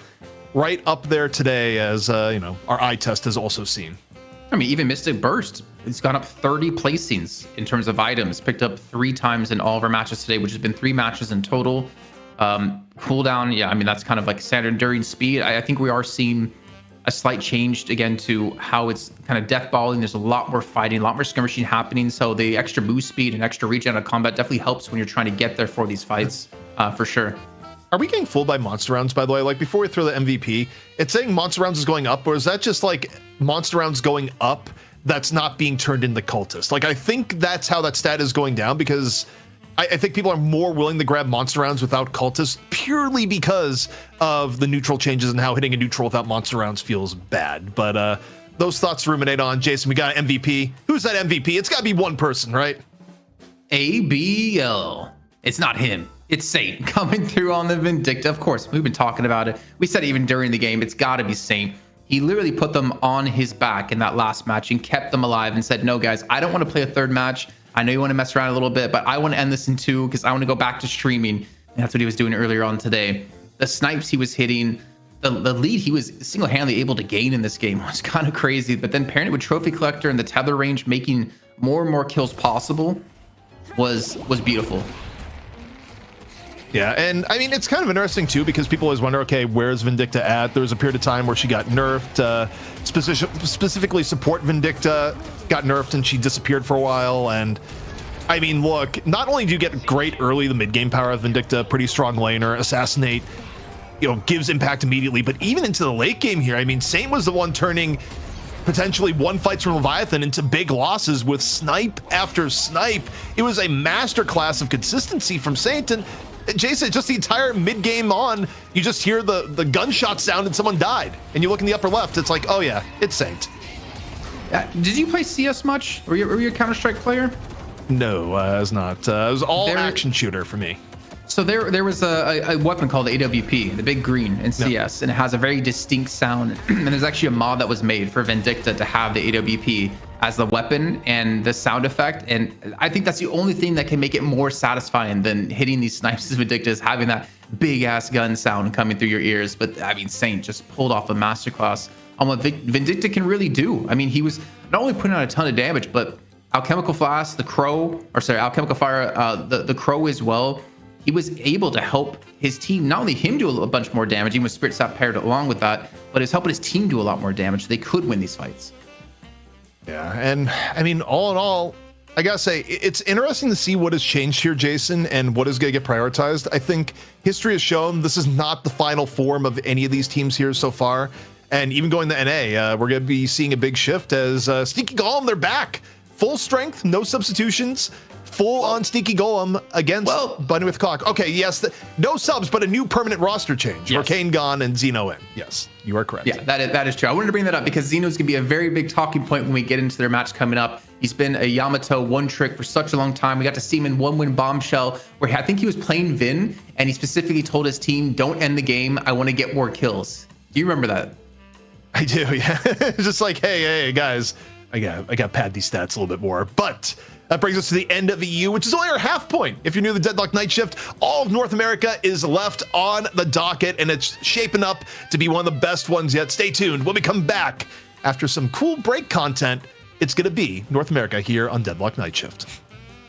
Here at Locked In for Name That Thing Part 3, Episode 2, with Hoot, Listic, and Zergy. And Hoot currently winning at 7 points with Listic at 3 and Zergy at 2. The name of the game here is items. It's a very zoomed in image of the items, and they have to guess what it's going to be. And technically, there's a chance for anyone to still win here with 6 left to go. So we'll kick things off here with our very first item. Ability, you mean? Ability? Where's this item? Sorry, yes, abilities. Ability. Thank you. You're the host now, Hoot. It is abilities. And this is a weird one. What am I looking at? What am I looking at? Okay, Hoot buzzed in. Is a Mina rake? It's not Mina Rake. Okay. Listic. Is this assassinate?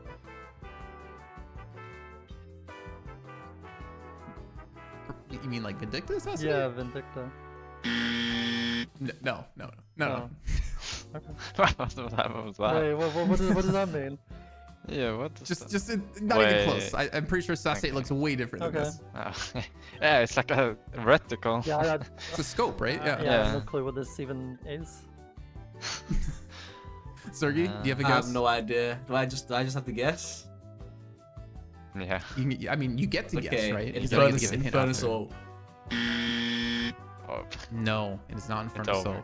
Okay, so your hint here, it is is an ability from one of the 6 new heroes. okay. Listic, buzzing in. Is this Drifter 2? It's not Drifter 2. Oh. Oh. Okay. Don't worry, I'll give 10 seconds to the other guys. If they don't buzz in an answer, I'll reset the buzzer so you can guess Buzz. again. Okay, who? I'm just getting reminded of Mina here. Is it Mina, the 2, the dash? Sanguine Retreat? Yeah. No, not that one. The Mina Old? Zergy. It's a Mina Ulti. Nox Nostra, you Yeah, mean? Nox Nostra. No, not Nox Nostra. Okay. Resetting. Never Listic, you mind. got your chance. Never mind. You thought it was Nox Nostra? Yeah. It just reminds me so much Okay, of I can give Mina. another hint if you want. Yeah, we need one more hint. Yeah. Please, I need please. it. Okay. As similar to part 1 with Mo and Krill, Shark plays this hero on your team.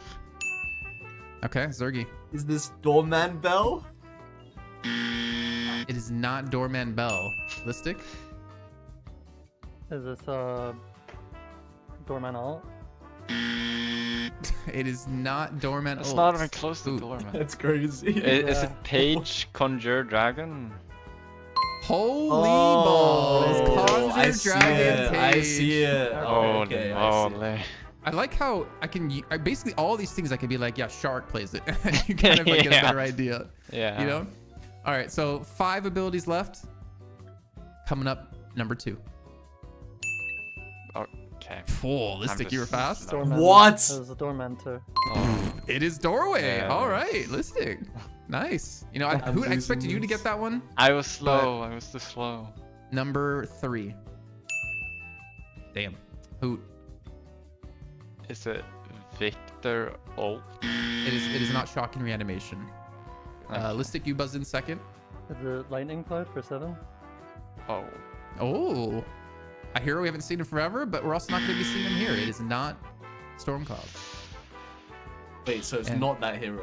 So No, it's what? not. It's not that ability. Maybe I should clarify. Zergy, Okay, lightning ball 7. it is not lightning ball either. Lightning ball is It a is not ball. the hero. It is actually not the hero. Yeah. Yeah, well that's like the I lightning coming guess off the ball. it I could don't be know. inside of, yeah. List. So Listic buzzed in again. Is this pain Without the battery? hint. That's crazy. So Ooh. Victor's 1. Victor's 2. Pain battery. Oh no, 2 yeah, is no, the yeah. jump start. That's Victor his one, 2 that's is, his one, Yeah, yeah. Victor 2. I mean, Yeah. Which is called. I have no clue. Should I be Called allowed to do it? Jumpstart. I know. It's I mean, good. I know it. I know it. Oh, So- jumpstart.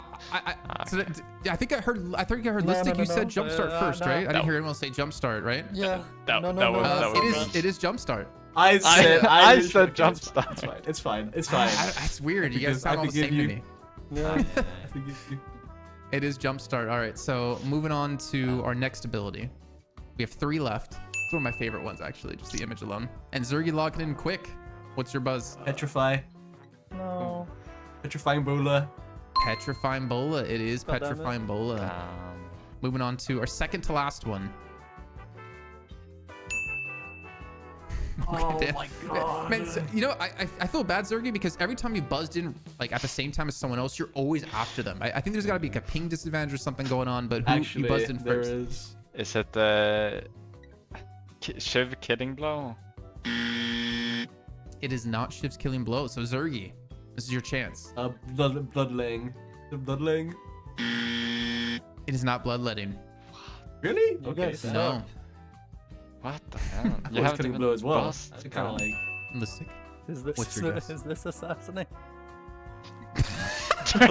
Nah, you cannot say we suck. There's and no say way that. even close, man. Yeah.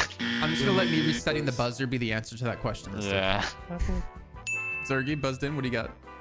Is this Drifter's Mark? What's it called? Isn't it just called Drifter's Mark? am I crazy? I know. No, I'm no, waiting for- no, he goes I'm- the last one. I'm waiting for Listic to say Stalker's the Mark, name for you. Stalker's Mark, Oh, Stalker's Mark. Zergy, Yeah. Stalker's Mark. That is Okay. correct. It is Stalker's Mark. Damn All right, bitch. This move guy's it. looking at the fucking icons, man. No way you got that. What do you think Junior Zergy one would do with that? the cross. Yeah. But I'm cheater. Nah. He Okay. cheats in game as well. Moving in. Whoa, Oh, Cheated oh, on- whoa. cheated on you too, man. I'm gonna just brush over that. Moving on to the last one we have. Worth 1,000 points. No, it's worth 1 point. Okay. How have you guys guessed already? What is this? I don't know what this is. It's who? Billy Chains. Mm. Billy What? Oh, Chain Gang. okay. What's it called? Chain Gang. Chain Gang. It is Chain Yeah. Gang. Though I was gonna say it looked like a flaccid to me, but so that does mean. I mean, look at it. Yeah, it looks like a worm. is what it I is. could see it.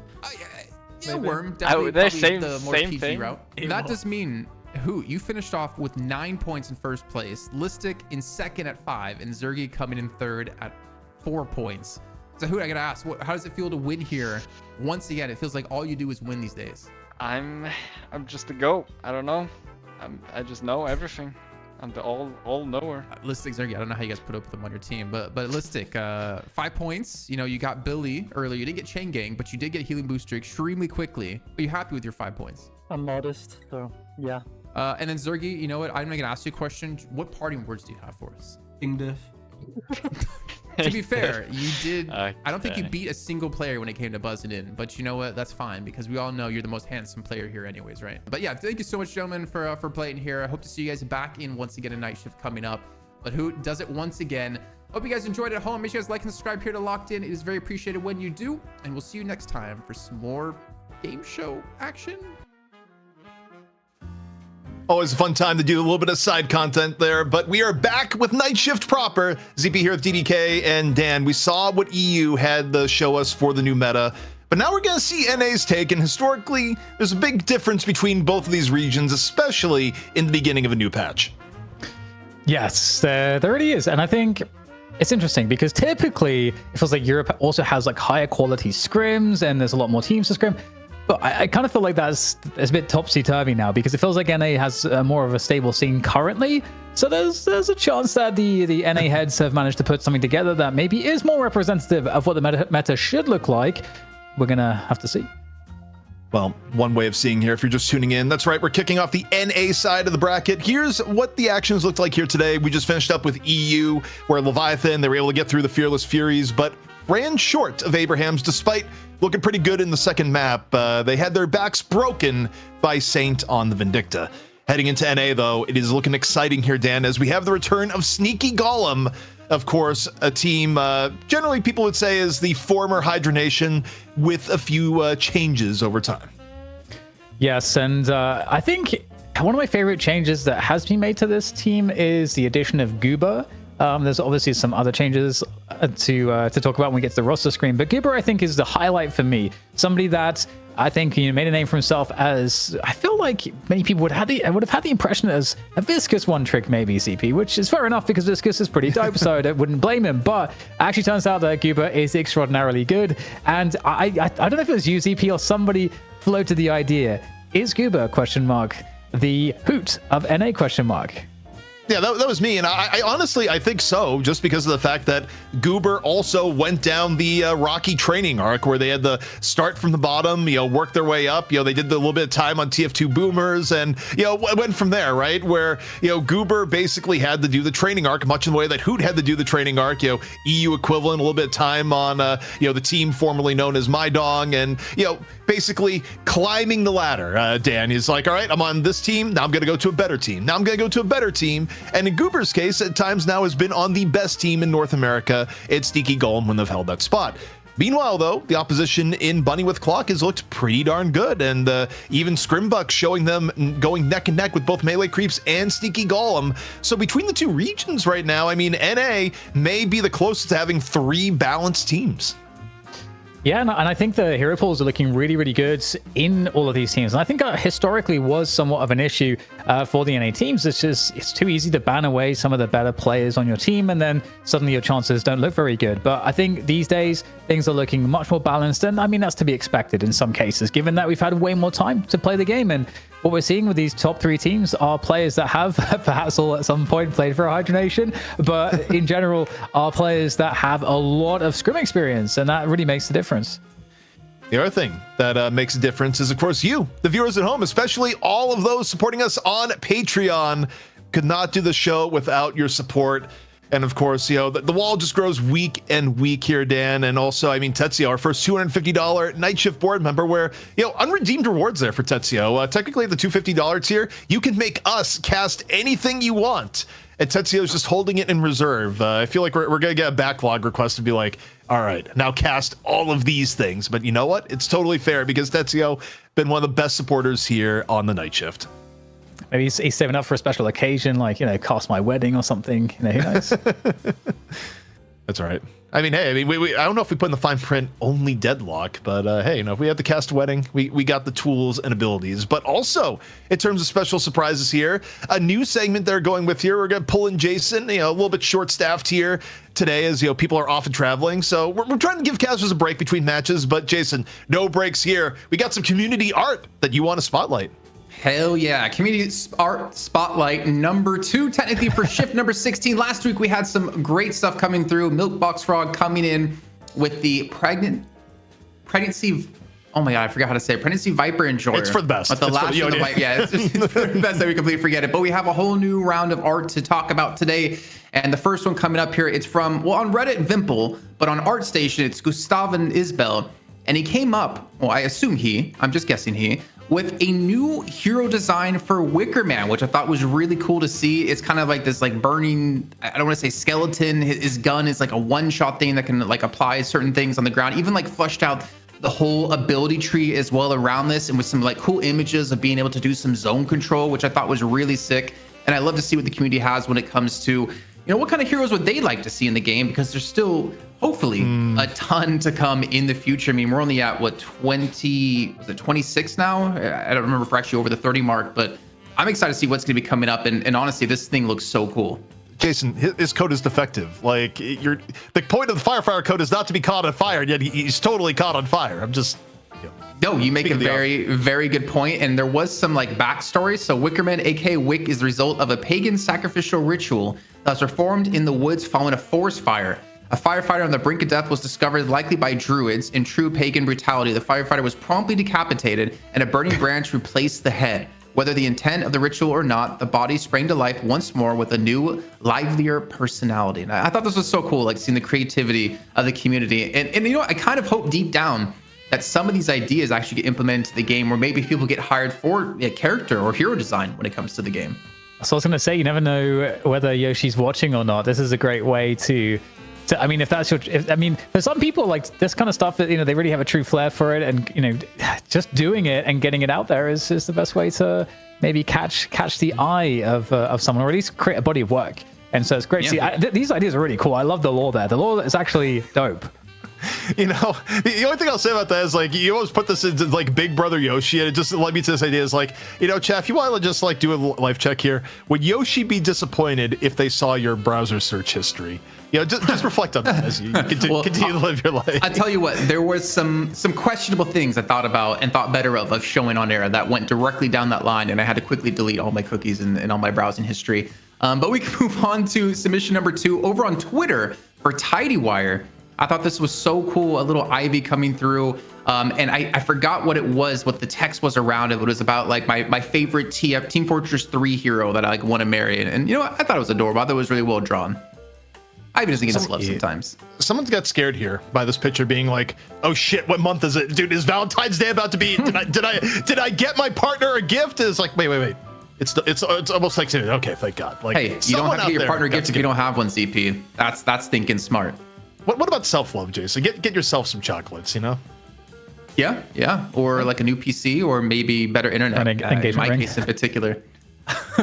And then moving on to our third one, we have on Reddit, it's Educational Risk 9460, but on Twitter, it was Gonti Blue, kind of redesigned somewhat of, we saw like some early adaptations of what Viper could be. I thought this was really cool to see as well, considering I'm a big Viper player, and I love like the petrifying bolas attached to the belt as well. I thought this was a cool little like adaptation of what Viper could be in the future. Did she steal Lash's shirt? Yeah. I mean, she's in love with Lash. That thing probably smells, man. Like that shirt is, I don't know. It's got its pheromones on them, The question is this before or after the pregnancy? We don't need to answer that question. In fact, do we have another piece of art we could go to? We can go to number 4 from Mr. Gaouf. Looking to summon a god, right? Well, here I am, a little meme coming through with the recent buffs to Lash, though Empty Dreams didn't really make this his meme become dreams in the first game of EU. But I thought this was just kind of funny to see a little meme coming in from the community talking about how Lash could be a god. Just maybe not in comp play. In pub play, I've definitely seen it happen, and I've definitely been splattered on the ground by many a ground strikes.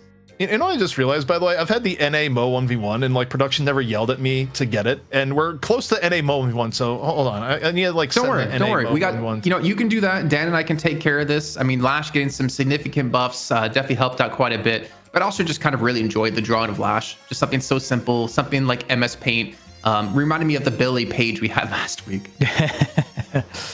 I didn't need to be reminded of that. Although the art itself was awesome, and I think Lash deserves this. He's having his moment. But to be honest, I'm actually curious if and this was what I wondered when we first saw this bus, will we actually see Lash get picked? Because there was some pick rate for Lash. I think it was more an NA. So as we move into the NA region of the show, maybe we shall see some God Lash come into no.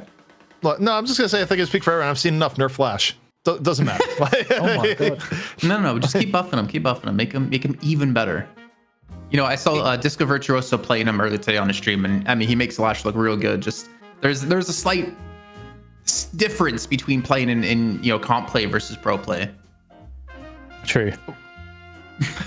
You know what's gonna happen with Lash? The day counterspell gets nerfed. That's when Lash is back. But Oh yeah, all true. right, got a little bit of Page. Yeah, so reading, this one, I saw it on Reddit from Wes Port, but then as you can see, there's a little @ sign. So I wanted to make sure to give credit to whoever the actual person was. And I believe that's over on Twitter, though I couldn't find the exact image over on this person's Twitter. And there was some interesting stuff on it. So if you want to check that out, feel free. But WR144P, but that was a cute little, Page little image drawing. I think it was really well done. Really cool to see. I think Mitch would really appreciate this if he was here. Yeah, I think that's a fair assessment. Given Mitch's public statements on stream, you drop a sheesh or something along those lines. In modern day Mitch, like no, that's that's been a go-to phrase of his. Like, it's like sheesh, like somehow worked its way into the Australian vocabulary. Because I don't think that's for Australia. Wasn't that kind of late? Wasn't that like a Zoomer thing a while ago? Yeah, I don't know. It's just like I'm onto like new things now. I've just noticed the Mitch, sheesh. Yeah, I don't know. I mean, I don't know what these kids these days are saying. So I want to move on from that. I'm going to go into the last one because I know people want to see the North American matches, but there is one more, and this was over in Discord. If you can check that out, just go to ! Discord and chat. And we had some like amazing fan art, some hand drawings coming through from Render. And I really wanted to give this a shout out because honestly, these all look sick. And honestly, I would pay for some of these just to like put them up in on my wall in like a frame. They're so cool and so well done. And I don't even know what like tools they were using. Is this like oils? Is this like watercolor? But they all look amazing. What I want to ask you two though, which one's your favorite? Because for me, it's got to be the viscous. Yeah, I'm looking at look, I'm enjoying the smile that Infernus is putting out here, but I gotta knock it points for authenticity. I don't see a Billy here, and Billy's gonna be in every game ever. So it needs more Billy. That's my take. God damn, these are really good. The Infernus one's pretty dope. Yeah. Oh my god, it's hard to choose. They are all awesome. But you're right though. Like this makes me really excited for just the artistic possibilities people will have for just like producing cool stuff for people to buy at like these future Deadlock events. I think what we need is someone to draw us a night shift tattoo, and then all of us casters and production, we go out at an event and get it tattooed on our body somewhere. I don't know. How long Equal perception. And then of course Joe Canvas from last week makes it once again to see. Hold on. Wait. Is this not the same one or is this different? No, this is the same one. This is the exact same this one, is but low-hanging fruit. we had to see it twice. This is engagement bait. Okay. I mean, I think it's supposed to be a full drawn of Vindicta, but there's only I can't really see much more past the feet, unfortunately. So luckily for me, I get to go on break here, and you two have to go cast the first North American match. But that has been our community art spotlight here for shift number 16. Remember, if you have any artwork that you love to do, make sure to go check out our Discord. You can post it there in fan art, put it up on Reddit, put it up on Twitter, maybe give us a tag as well at Deadlock Night Shift so we can see it and put up on the show. And a big shout out to everyone that did create all these beautiful works of art. We love to see it, and I hope to see it continue to happen week in and week out. Yeah, That's right. awesome. So Dan, we now get in the brass tacks. We get going the roster. Let's kick things off with the return of Sneaky Golem here and to see what their roster is packing, and most notably, Rokane out, Xeno in. And the one thing about Xeno, Dan, is that Xeno plays a world-class Yamato. The one Yamato in the game where you think about all the love ABL's gotten for having a world-class Yamato, Xeno's Yamato, maybe even better. That's going to be something to watch, especially given the fact that if we do see Yamato, I don't know, I'm still not sold on where Yamato's place is in the current meta. So, the question for me, though, is whether we see the return of Mirage for AVG, because you can see it in the picture there. It's not something that we've seen in meta for a little while, but it does seem like this new patch could bring it back. And I think already in the previous meta as EP, it kind of felt like Mirage was on the cusp. Like Mirage was pretty good and had some buffs, but just didn't quite make it into the list of preferred heroes for that category.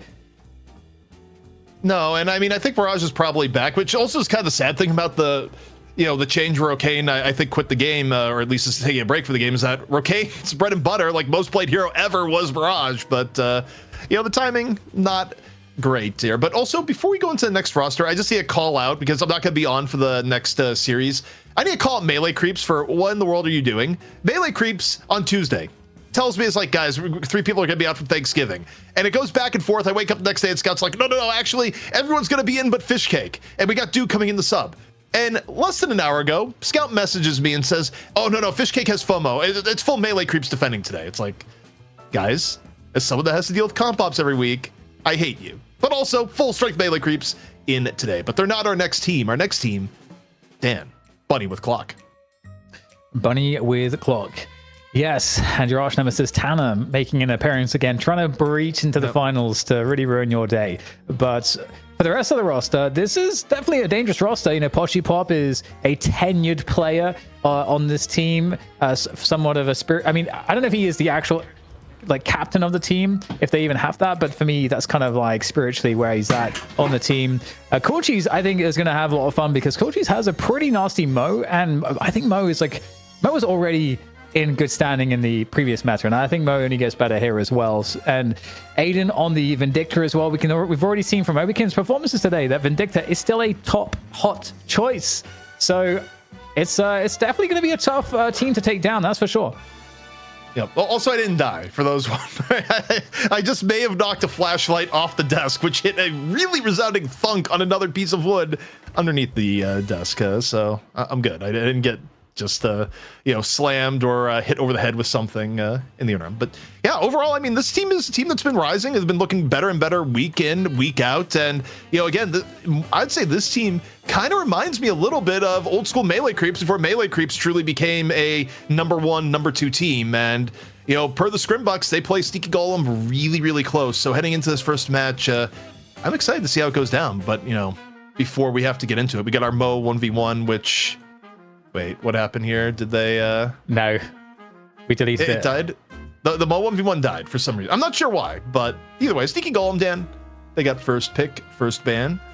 And we'll see how NA approaches it here, because it is going to be different than EDU, mostly. When you need me, I'll be ready. Okay, Doorman gets banned immediately. Interesting. So Doorman, I'm curious, is that a targeted ban, ZP? Are we targeting a hero pool specifically, or do you think that is... Like, what do you think the logic is there? I don't know. I think Doorman actually is that good and was probably undervalued in EU, to be honest. I've been very bullish on what Doorman provides, so I don't think it's so much a target ban here as it could just be, hey, we just think that hero is obscene. But now, NA, do you continue Billy's supremacy? Do you lock in the GOAT? I got you. You lock in Infernus. So, Buddy with Clock, I have to think, Billy's going to be one of the two here. The question is, who backs up Billy, Dan? Yeah, it's a great point. I mean, I don't think you necessarily have to lock in the Page afterwards, because I think Page, you want a good combo with it. I don't think it's high enough priority by itself that Sneaky Golem might just straight outright pick it. I might be wrong with that, but we'll see. But I think it's uncomfortable to pick Page this early. So I would expect, I mean, Yamato is what might come in these first 2 picks previously, but we're going to get Mirage instead. So that makes sense. Mirage kind of fits that role like Infernus does in terms of the damage dealer. So not a bad start. No, not at all. And I think Abrams, you'd think, would be coming in if it follows how EU is going. Where right now it's actually been pretty similar, but Sinclair also was really high priority in NA scrims this week. I think, frankly, gets a lot out of the 4.8k changes on top of the fact that he gets to swap not once, but twice. So Sinclair also on top of it, just giving you insane lane presence. And the Paradox on top. So Paradox more highly valued in NA right now than it was getting in EU. The Sinclair's an interesting one too, because often Sinclair wouldn't go so early because Sinclair's value kind of improves or actually gets worse as the draft goes on. So I feel like usually you'd see Sinclair get picked a bit later on, but Drifter coming in, that's consistent with how he saw the priority in Europe as well. Drifter looking really nice at the moment with the gun damage buff and just some of the other changes. So not too surprising. But now we're on to the bans. Here's ZP. I think if you're bunny with Clock, ban Yamato. Xeno is a new pickup on Sneaky Golem. Xeno is one of the most prolific Yamato one tricks in Deadlock history. You have the opportunity to take it out without giving up a bunch of meta power in turn. Kill Yamato. Like, that is actually the ban to go forward here, and instead they go Viscous. Overall, meta-wise, I mean, not the worst to get rid of Viscous, but, especially given that Goober can play it for Sneaky Golem, but... Yeah. I don't know, man. I actually think killing Yamato was the better of the two plays, given just how these players have played overall. Maybe they don't even want to play it, but if they do, we'll see. I do like the Viscous ban because I think Viscous is very, very helpful at saving people from Drifter as well.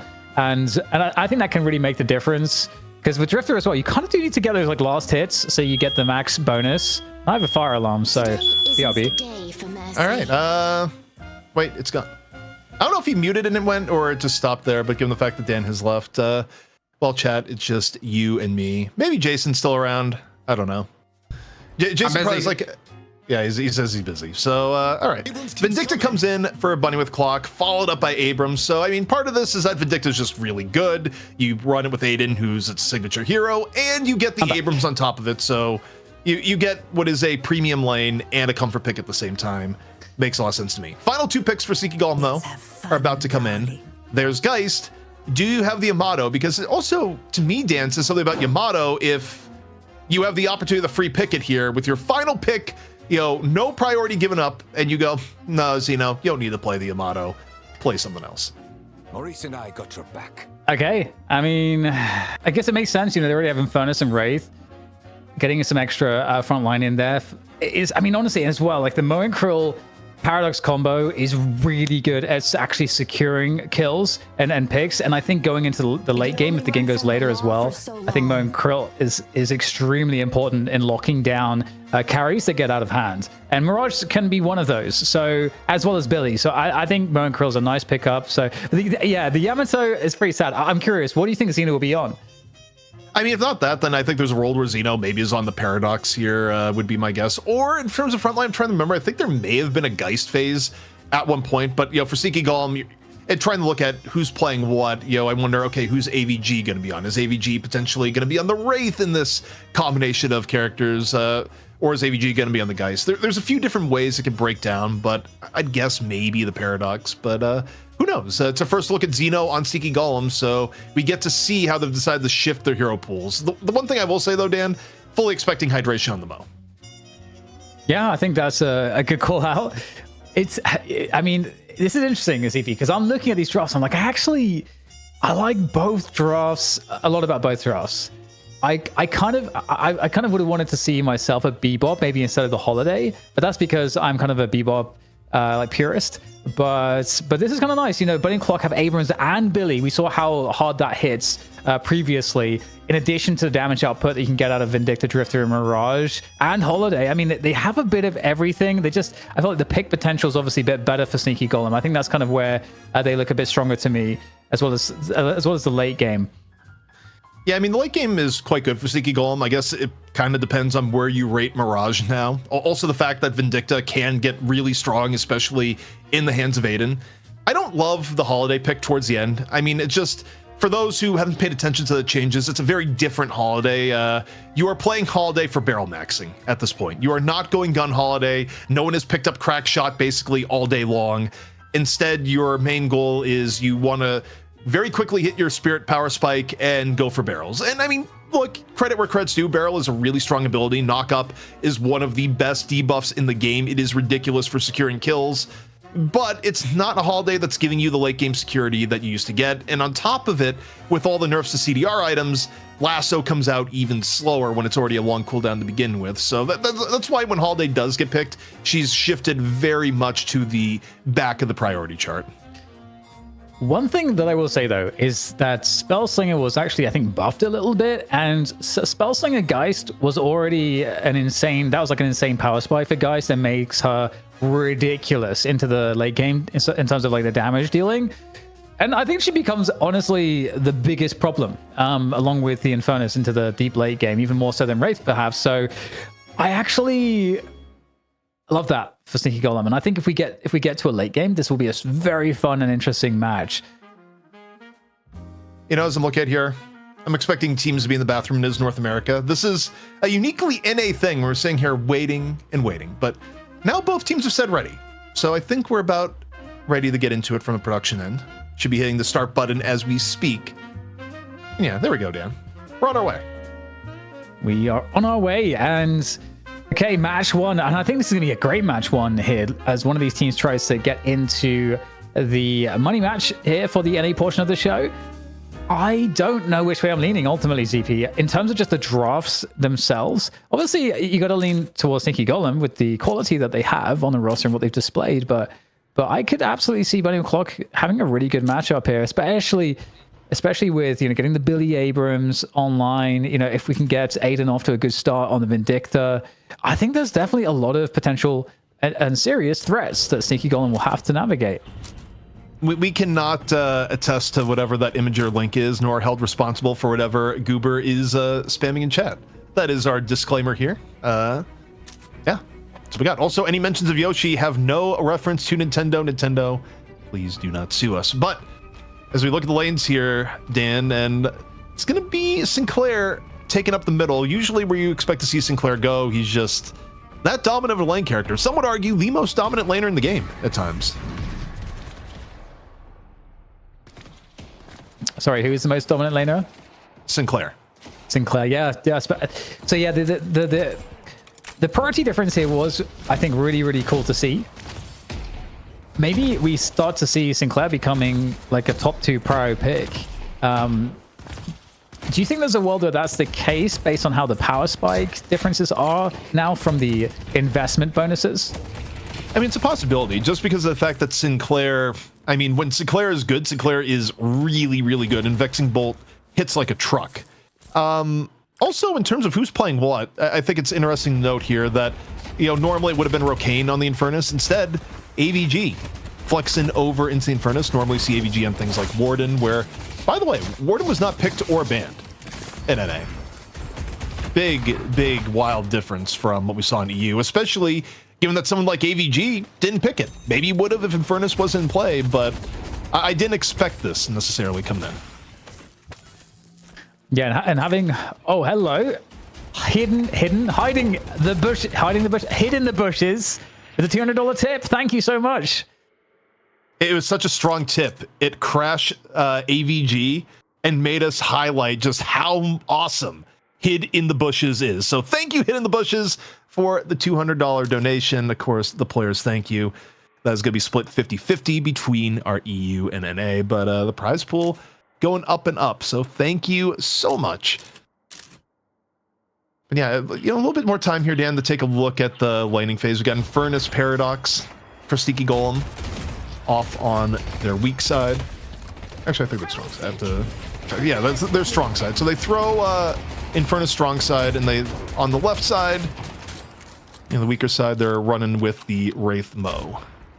But either way, I talked a little bit with AVG about this concept, and he said, here's how we see the game right now.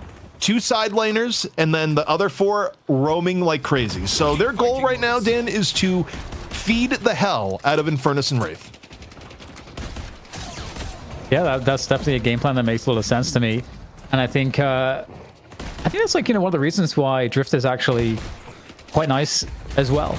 Because, you know, if you are against some of the solo players, you're going to be able to potentially find value. But speaking of Drifter, Gibbs is going to get taken down, taking heavy damage there, as, you know, either side loses a player early in the lanes. And I think, for me, ZP, the Geist might be a bit of a ticking time bomb. I do think Geist is underrepresented, generally speaking, based off of how powerful she can be in the late game. And I've got no doubt that Sneaky Golem are going to get to the late game if Bunny and Clock can kind of like survive till then.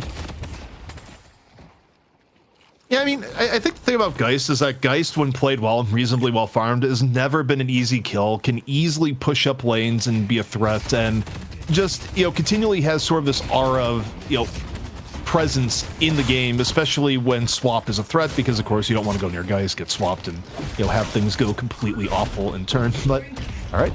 Pressure the Paradox, and, you know, sometimes you just warp in and don't do a single thing other than eat a Carbine. That was, yeah, I think Gibbs maybe thought League would be a little bit further out. And getting those melee items on the Drifter for the swipe thing. I don't know what it's called. I can't remember. He's rending you. Rend, right. Yeah. Yes, you get rended. So... Watch she pop I'm curious to see what that build's going to look like. I haven't seen many Mirages at the top level in the new patch. When I say many, I mean 0. Well, particularly to see what he goes for his spike. Like, you'd have to go back to look at the items again to see if he's, you know, going to go a little bit more heavier in the powering up Jin's Mark, a little bit heavier into just straight up gun. Again, the advantage that going early gun has on your paths is that you get to go cultist early and get an advantage from that. Otherwise, you're kind of prioritizing something else again, cultist a little bit later, so you get a few less reps of souls on the item. But yeah, overall, it's been kind of a quiet laning phase so far here, Dan. It's not as explosive as EU was at this point. Yeah, and EU tends to generally be more aggressive, but speaking of aggression, we are seeing some here between the Paradox and Furnace. So here for Sneaky Golem, seeing if they can find some damage. There's the concussive combustion coming on through as well. And we got Aiden up in the skies, very far away from that concussive combustion, and able to put the damage on. So ultimately not too much drama in that situation. And it's like Tana created. Yeah, it's turned into a bit of a skirmish between left and middle. Cool cheese right now. Bit of a reprieve up, ends up getting the flush high to the face. Xeno and Rocker chasing it down. Still really good HP of Sneaky Golem, and Billy might be strong, but not strong enough to live in the 1-on-3 towards the very end. A way better collapse from Sneaky Golem, although Rocker ends up running foul of Aiden. Gibbs able to get there on the cleanup, and not looking much better here for AVG. AVG is going to go down as well indeed, and what a really strong situation ultimately for Sneaky Golem though, around the bridge buff. You know, they managed to come, I think, 4 players onto that left side bridge, and they managed to win those fights pretty handily. So that gives them a slight edge, but it hasn't made much of a difference on the souls overall. And in terms of the tower damage, still actually slightly favored for Bunny with Clock. So pretty even game despite the bridge buff situation not going Bunny with Clock's way. Mark them. And Aiden is going to be potentially very dangerous if not kept in check. So we got to keep our eyes on him. The specialist on Vindicta. Also, Aiden splitting up the early farm between orange and purple. Meanwhile, Billy again up close and personal. Arctic taking the fight here. The Rocker real low, no vitality, just pure spirit here for Rocker. Gets the parry, gets the read on the Billy, and gets the line of sight block. And is that going to be enough for Rocker to live? Rocker still in the danger zone, switches off, breaks Arctic's angles once more as the combo comes in. Oh man, Rocker lives. That's a little wild. League went down at least, but my god, that was quite the parry. I think, you know, he saw that one coming a mile off, didn't he? Look, if Arctic was role-playing how Billy actually acts, Arctic would be on full tilt for the rest of the match. Like, that is a brutal sequence of events. Rocker should have died, but Rocker just gets a miracle parry, a really good read on when to shift out, not get hit by the Billy dash, and it all works out as AVG burns down Aiden, putting the brakes on what could have been a Vindicta snowball. And I have to say, you know, the Vindicta against an Infernus and a Mirage is very nasty. 2 heroes that can do immense damage very quickly to airborne targets. So, I mean, with the Jin's Mark on the afterburn, it's really going to hurt. So it will be a hard game for Aiden to get up to full strength, no matter what, I think.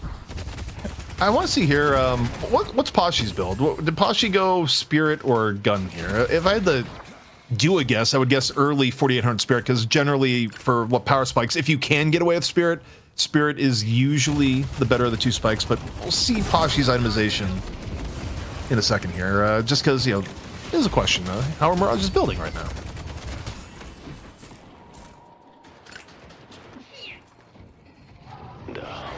So it looks pretty good here for Bunny McClock so far. Good lane pressure. Drifter roll is, I mean, this is pretty cool. I mean, this is one of the cool things about the drifter roll is you get your wave crashing into the tower and you just rip the ult, and they aren't really sure if you're going to dive them or not. So they kind of have to just fall off, and you get a lot of damage for free. In this case, the tower goes down. So early win, allowing roam now for Gibbs on this drifter.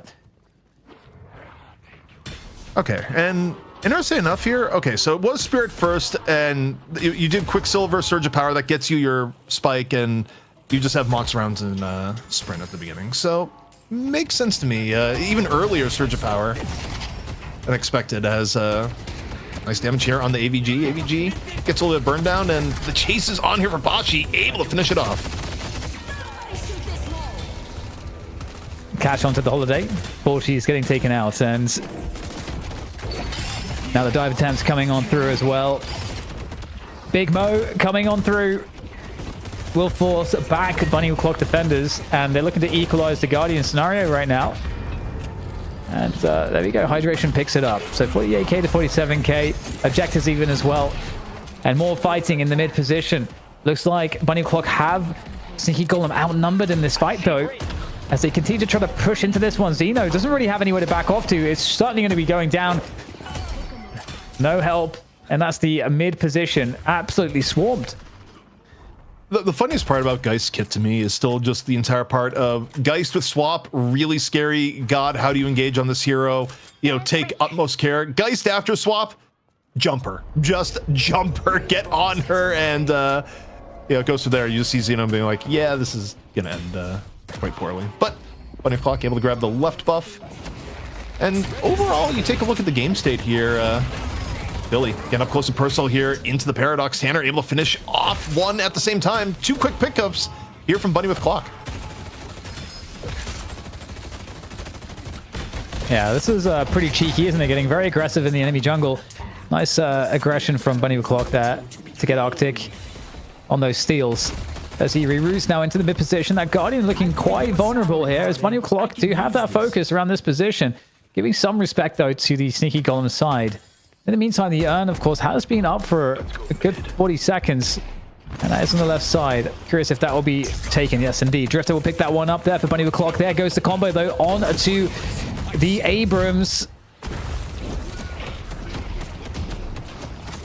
Able to back off, and Hydration maybe bit off more than they can chew here. Still looking reasonably healthy here in the Mo. Get a little bit of backup here from both Paradox and Sinclair. Combo, though, getting a cooldown for a bit was used onto the Abramses. All the while, Gibbs looking to transport the urn, hanging around middle in case it turned into something more, but now making a mad dash towards the right-hand side. In response, AVG is there, but I don't think AVG wants to linger. In fact, this is going to be the urn getting turned in. Now, what do you get in turn? It's blue urn, and Sneaky Golem, they just kind of exist here, Dan. Yeah, it's actually quite scary. You know, Poshy Pop 14k souls at this point. So beginning to look quite scary, getting far ahead of the game. Rocker is the counterbalance for Sneaky Golem on the Wraith, but Wraith doesn't come online as quickly as Mirage, I feel like. So, you know, that is definitely a nice little win for Bunny with Clock, in addition to the fact that they're just overall 6k ahead. And I think Drifter is going to start to become a problem, because now we're like really into the roaming phase of the game. Good quick swap here on to Abrams. Tanner in real danger. This time around, not going to be escaping. The fall through is there now. A little bit of engaged towards the end, as you see Cool Cheese drop a barrel and go, wait, I don't actually like how this is getting involved. Bounce pads away. Drifter into the mix. Under fire here by both Wraith and Mo. And in fact, could be a rough spot to be in here for the Drifter. Gibbs unable to get away. Meanwhile, Chain Gang keeps AVG nice and tidy in the lane. Arctic on the punish, so little bit for both teams here, Dan, as about 2.5 minutes away from another urn, and a lot of skirmishing, not much in the way of objective pressure. I wonder if we'll see the Blood Tribute coming out for Gibbs on the Drifter. I feel like it's a really good item for Drifter. It remains to be seen. We'll check out the builds maybe a little bit later. Mid pressure comes on through for Bunny with Clock, and they're really dictating the pace on the map overall here, ZP, despite seeing a fight won by Sneaky Golem. I feel like they're much in the defense mode for the most part. We've had all the successful invades from Bunny with Clock, and they're going for another one here. On the left side here, they close the distance. And the goal here, of course, would just be to get in on the Guardian. Time bomb, though, up over the top. The defense from Sneaky Golem, ready to come on in. Arctic up close and personal here. The Paradox gets to swap for his trouble. League burns down Drifter as it happens. Paradox a little bit quick, sneaky movement up over the top. Able to shake away from Arctic, who is instead getting pummeled from the back. Arctic in real danger up over the top. 2 HP, bomb and gone. Zeno able to finish it off. Still has a swap in tow. A punch to the back of Holiday. Down goes CC, and probably a little bit too early for mid boss here, Dan. Yeah, especially, yeah, that's not going to happen. Very nice swing though from Sneaky Golem. It's the first like major win I think that they've had in some of these team fights early on in this match. There's a steal there of the opponent's Sinner and a quick escape as well. So not really much to respond with. And one of the things that Bunny Clock need to try to do is to empower Aiden. But Aiden has been shut down quite a lot. But again, we return back to this simple fact that Poshipop is the one that's not. And he's doing his job right now. 20k souls. And again, the counterbalance we talked about previously, Rocker is 16k. That means that right now the farming is accelerating for Poshipop, way ahead of Rocker. Yeah, I mean, Poshy is a huge threat. And the fact that Poshy's been able to get this farm, I mean, you look back at some of the other fights. Yeah, I mean, to your point, you know, Poshy is a huge threat because Sneaky Golem, okay, you win those fights, but Poshy's just spending all this time getting big.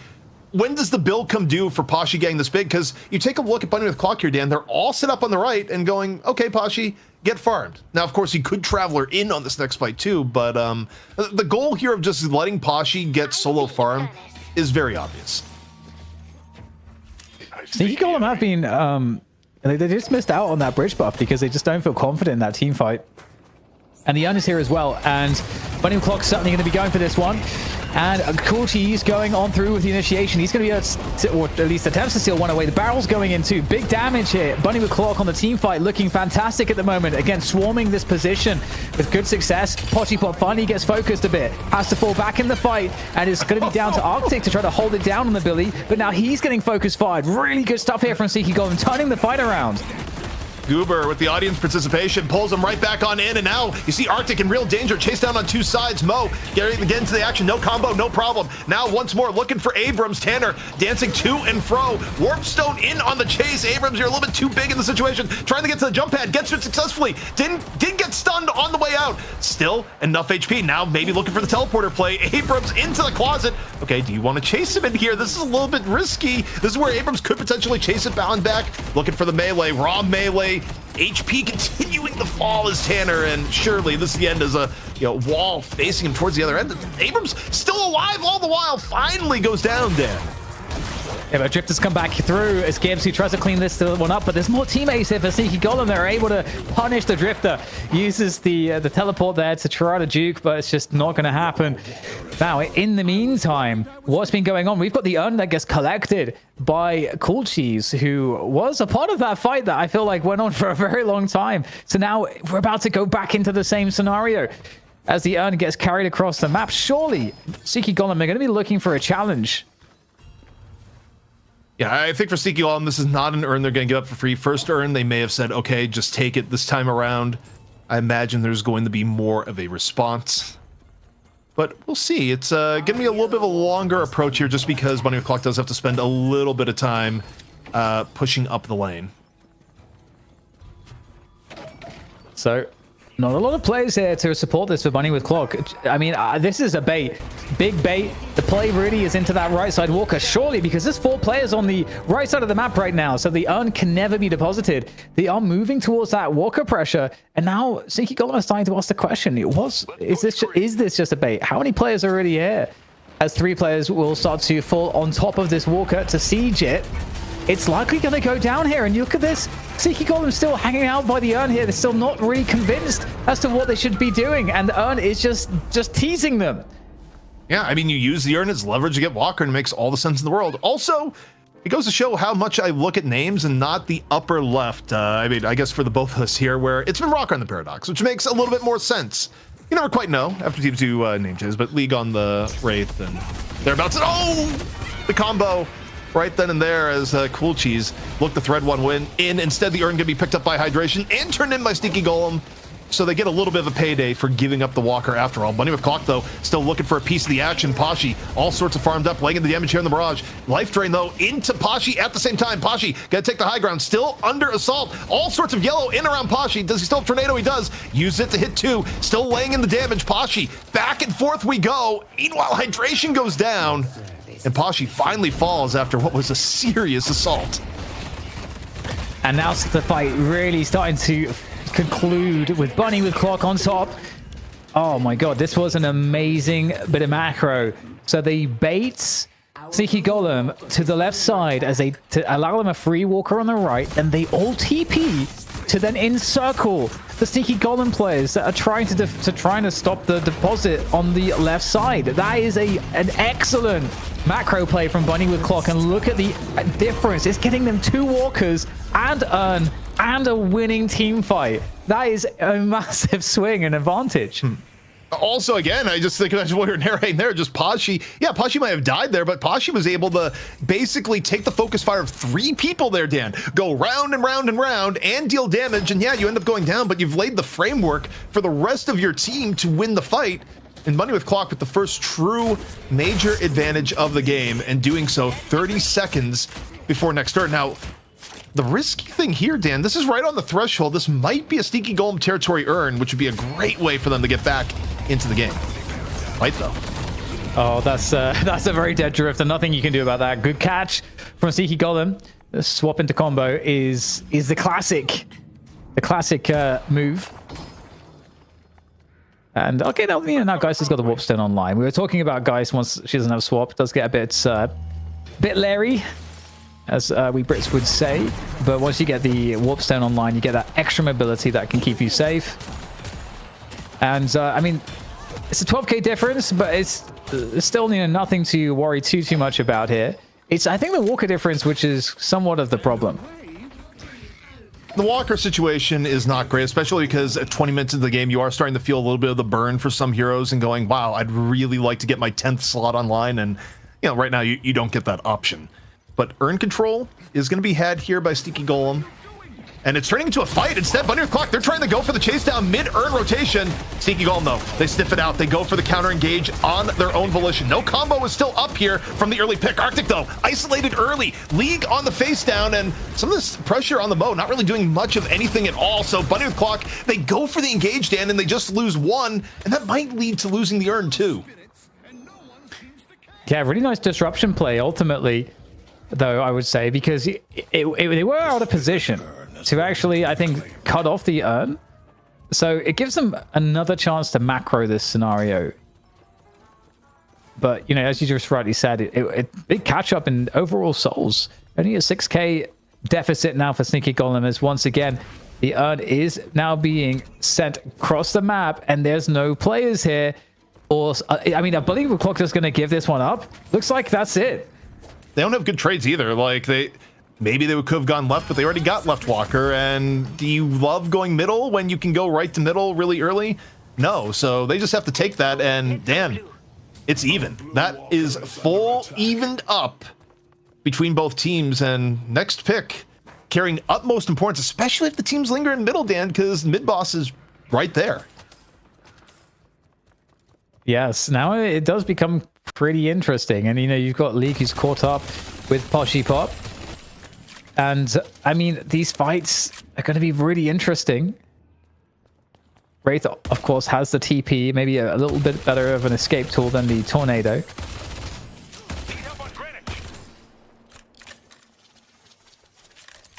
Really, at this point, you're looking for, if you're Bunny with Clock, you're going to Cool Cheese and going, okay, you got Holiday, still good at making plays, and even if a little bit more barrel focused. Sneaky Golem, you're looking the rocker and, getting a swap to break the stalemate. But you're waiting on your playmakers to make something happen, or just the most godly rotation to get an advantage and go mid-boss, because that's what both teams are looking at here and now, Dan. And I think as we go later and later into the game, it's honestly going to be looking better and better for Sneaky Golem. The Geist is going to eventually come online in a big way, and that might shift the scale of balance, because right now Gibbs is falling quite far behind on the Drifter, and this is one of the difficult aspects of a roaming Drifter, is that if you're not getting kills, you're not getting money. And the same thing, for Cool Cheese on the Holiday, the damage is suddenly going to begin to be somewhat irrelevant when you're looking at what the Wraith, the Infernus, and the Geist have to bring on. Maybe time for pay dirt. I heard just heard her lasso connect. Isn't gonna be enough. Bunny with Clock looking to seize the opportunity. League on the chase down. Rocker is down to start the fight. Man advantage here for Bunny with Clock. Arctic only paying a small HP penalty as Pashi finds Xeno in the interim. And Bunny with Clock, are they gonna be able to engage even more? They get 2 clean pickoffs. And you know what this means? It means mid-boss. They're heading on in.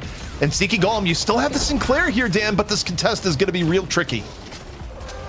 Yeah, huge pickoffs. This could really turn the game around back in Bunny with Clock's favor, and we might have the contest coming on through. Yes, exactly, as it is looking quite scary right now. Hydration goes down. The entire team was chasing him, and that is going to make your life much harder here for Sneaky Golem for a steal. And okay, we go back at it again on the other stairway, looking for another pick, and they're just chasing it down. And why wouldn't they? The Infernus will be able to run away with the Flame Dash, but into the mid boss we go.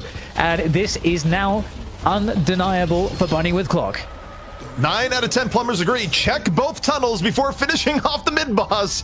Bunny with Clock doing their due diligence. They clear out the contest. They get all 3 rejuvenators as a prize. And Sneaky Golem in under the gun.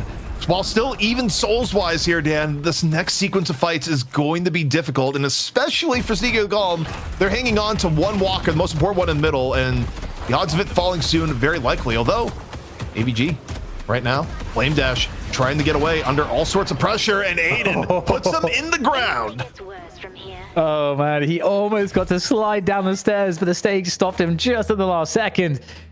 And this is great from Bunny with Clock here. Really nice moves.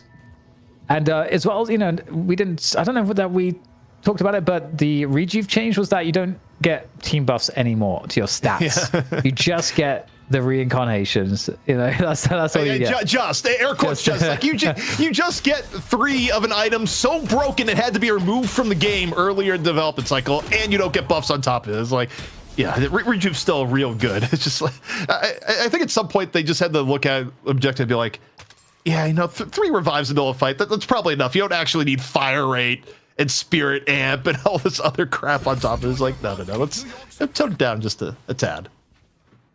And there goes an urn as well. So we are looking now at a 24k difference in advantage for Bunny with Clock.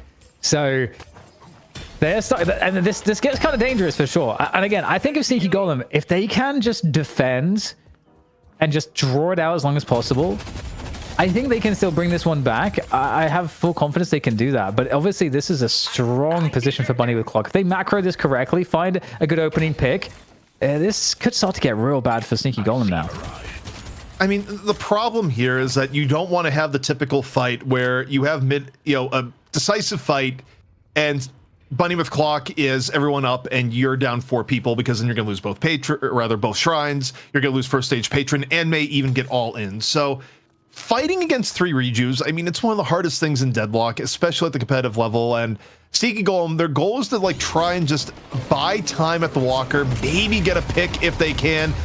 A swap is on the menu here. No, Rocker biding his time as you see Tanner take to the skies. Arctic in on the chain gang. It's a big engage off the chain gang. A wipe of 3, now 4. Sneaky Golem completely crunched off the engage from Arctic.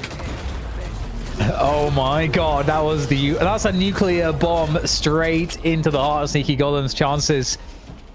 Oh my god, what an insane chain gang. And that is, I mean, they needed to delay, they needed to defend and just slow this down, but this is the fastest, most rapid approach into the base, destroying the key infrastructure. The shrines are down, the patron is down instantly. The game might be over here, ZP, in a flash. I mean, all credit to the Billy Bomb right now. Goes in, finds 4. Chain gang up and ready to go. Bunny with Clock, they're licking their chops. They want to take down the favorite here at Sneaky Golem. Second stage patron, get hit from all sides. All 3 rejuves still up. Sneaky Golem, you might be back, but you're also gone. Bunny with Clock win another shot at melee creeps. Incredible stuff there. I am really impressed. I mean, that was a great game. I think there's a great draft from both teams. We got the Billy Abrams, but we got that Aiden, that guy on the Vindicta as well. And I mean, they really made the draft sing. There were some scary moments, CP, but it really stood out. The early lane was great. They were ahead there, and they were ahead on the macro, I think, for most of the game. They had that pressure advantage. This was just a classy performance from Bunny with Clock from start to finish. Yeah, I mean, they looked phenomenal, and I mean, they played even with Sneaky Golem, a team that, you know, historically has had their number. And look, I gotta say, in terms of part of it was on mechanics, where clearly they were able to fight tooth and nail with Sneaky Golem. You know, no significant differences there, but also draft-wise, Billy might just be the guy. right now here, Dan. The GOAT if you really want to go for the low-hanging puns, because, man, it's still really big importance on these team fights. And even with the Infernus, Infernus has been carrying higher draft priority than Billy all day.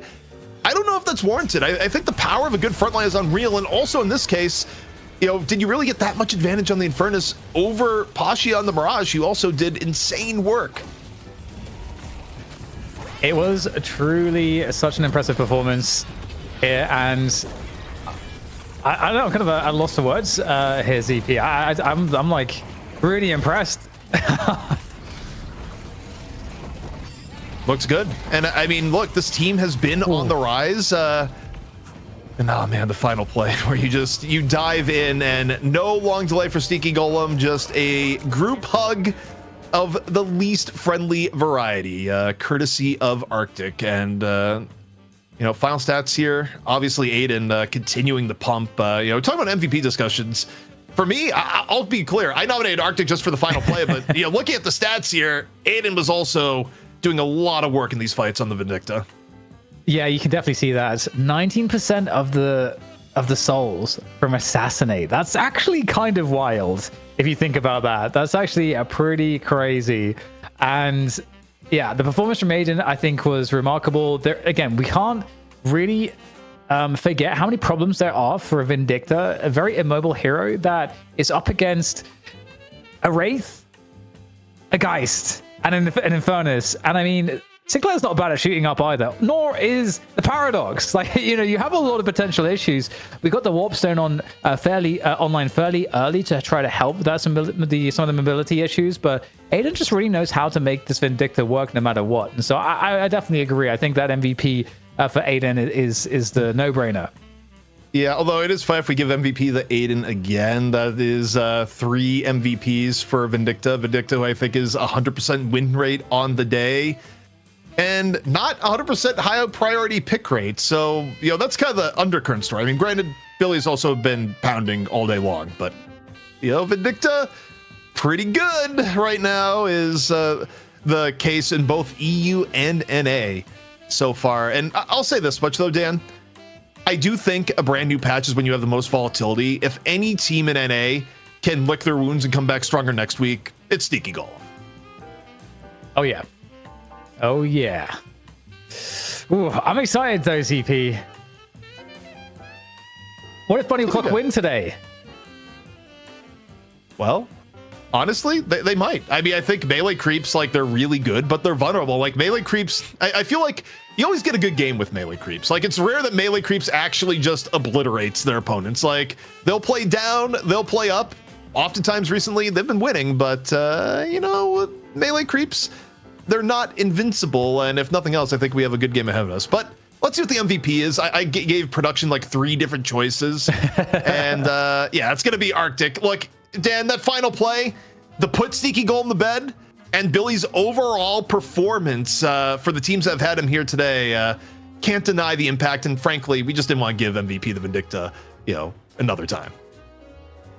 Yeah, the final play, that play is really important. I think it does show why Billy is particularly scary, especially with how good he is in his current patch. A good chain gang can win you the game, and they had, of course, a lot of the abilities that synergized really well with it, from the barrels to stakes and all the rest. And honestly, that was a moment in the game where, as I set it up, the goal is for delay there, and that delay was possible. The soul differential wasn't that big. Obviously, yes, Bunny Clock were ahead a little bit, and they had more power, but the late game potential was still better. The late game scaling was still better for Sneaky Golem. So if they were just able to just slow down the push and not get team wiped, they have a very good chance of coming back into the game. So I do think you're wise in saying that play is worth the MVP in of itself, because it really just wins. It was a game-winning play.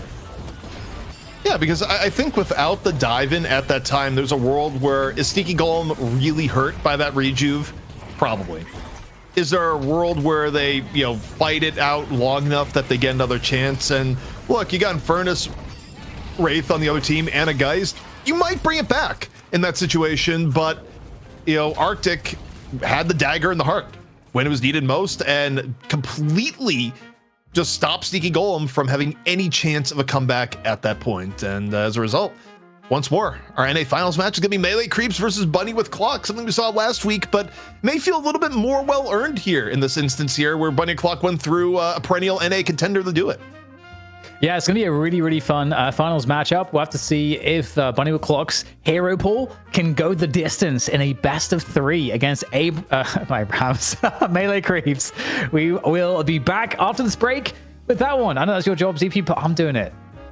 Yeah, go for it. All right, see you guys after the break.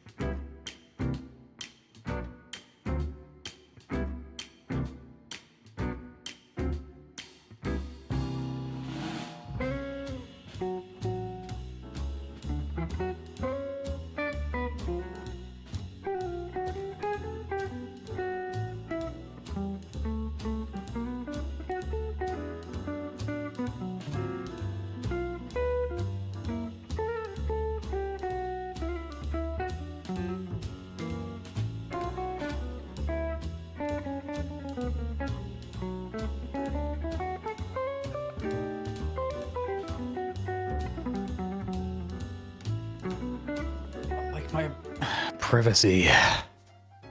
Hello? Hello? What about your privacy? I love it. I love some privacy. Well, we're in North America here, Dan. It's privacy, not privacy, okay? Just saying. You're in, How long you you're been in living in Italy. the All right. You left. You forfeited your... Quattro formaggio. Okay, Come fai? the four cheeses. Okay, all right. Come ti chiami? Io non parlare italiano. Io non parlo italiano. Ma tu Se parli parlare? numero in italiano. Come on. I know you Come can stai? do numbers in Italian. Uno, due, what's three again? Tre, quattro, cinque, sei, sette, otto, nuovo, otto, undici, dodici, tredici, quattordici, quindici, sedici. I'm not going to bother right. saying which one of those are right or wrong, but but you I still will need to give you count. an A+ for the effort. Okay, Because thank that's you. more Appreciate numbers than that. I know how to say. The Brit who I went to can't go to America 100, and the American who but went it's been a to while. exactly right. You went to the US, I went to Europe. Though I guess you're technically not part of Europe anymore. But you know, we traded places, and I've traded places with ZP as we're here now for the North American portion. And I want to ask you a question, Dan. Do you think that first There you match was go. an upset? Yeah. Yes and no. I think Bunny McClock obviously has really good players, and they've been working hard together. So and we've seen what they can do. We understand their individual levels there. What they showed us today on a team play level, showed really good macro and good calling, good shot calling, and I think that's usually going to be the difference that you'll see. Not necessarily the individual ability as much. Maybe some of the individual synergies with the teammates and hero pools kind of working together and having a good draft. Maybe, but I think usually the thing that really separates the top teams is going to be how good they are, how clinical the macro is, and that was really good with Bunny and Clock here today. And if we look over at the X-Hydronation team, Sneaky Golem, they've had some roster switch ups themselves, so it almost kind of for me almost puts them at, I don't know, not as underdogs, but I don't know how to like, I don't want to perceive Bunny and Clock as an underdog almost themselves, because I feel like there's some mitigating factors there. Sneaky Golem. It's kind of weird Do you to feel that way? think. Well, history proves that to be an upset, but I think there are some circumstances where you would say it's not, because obviously, like you're saying, like Xeno coming in, Rogue King coming out, it's a decent change for the team. But the thing is, I think there's a pedigree to Sneaky Golem that we've had in our minds set for over a year now, thinking back to the Hydronation days of being the best team in North America. But I think that is as quickly like fallen to the wayside, though. I mean, you're seeing Bunny with Clock, they had massive improvements the last weeks. I mean, they looked horrible the first week we saw them. Then they came back the next week and they made it into the finals up against Melee Creeps. And then they did it beating Sneaky Golem yet again. They are consistently showing these improvements, and whether that's just the team in general or the Pashi Pop effect, every team he seems to go to seems to have these crazy plays and big step ups when it comes to that. And you can see here just kind of the recent matches that both these two teams have had. Last week, Bunny with Clock did play against Melee Creeps, where it was a 2-1. And they previously won against Sneaky Golem, Sneaky Golem, and then Kawaii Crew, I believe that was, as they made their way into the finals match. And Bunny with Clock, I mean, it's they got 0-1 by Sneaky Golem, they got 0-1 by the Unks, and for them to get into back-to-back shifts into the finals, I think is very crazy and very good to see for a team. Yeah, it is, and it's fun too, because we get to see more of a build up, because we've had like a lot of players that we get familiarity with, I think, in NA, but because of the roster instability historically, it's harder to kind of I think build the stories and invest in those individuals as much as to when they're attached to a team and an effort with another group of guys. And so I love that we're seeing this, because of course Melee Creeps, first it was kind of Hydronation, then it was kind of Melee Creeps, and we've had some other rosters here and there. But this is the next one, I think, that looks super legit. So very excited.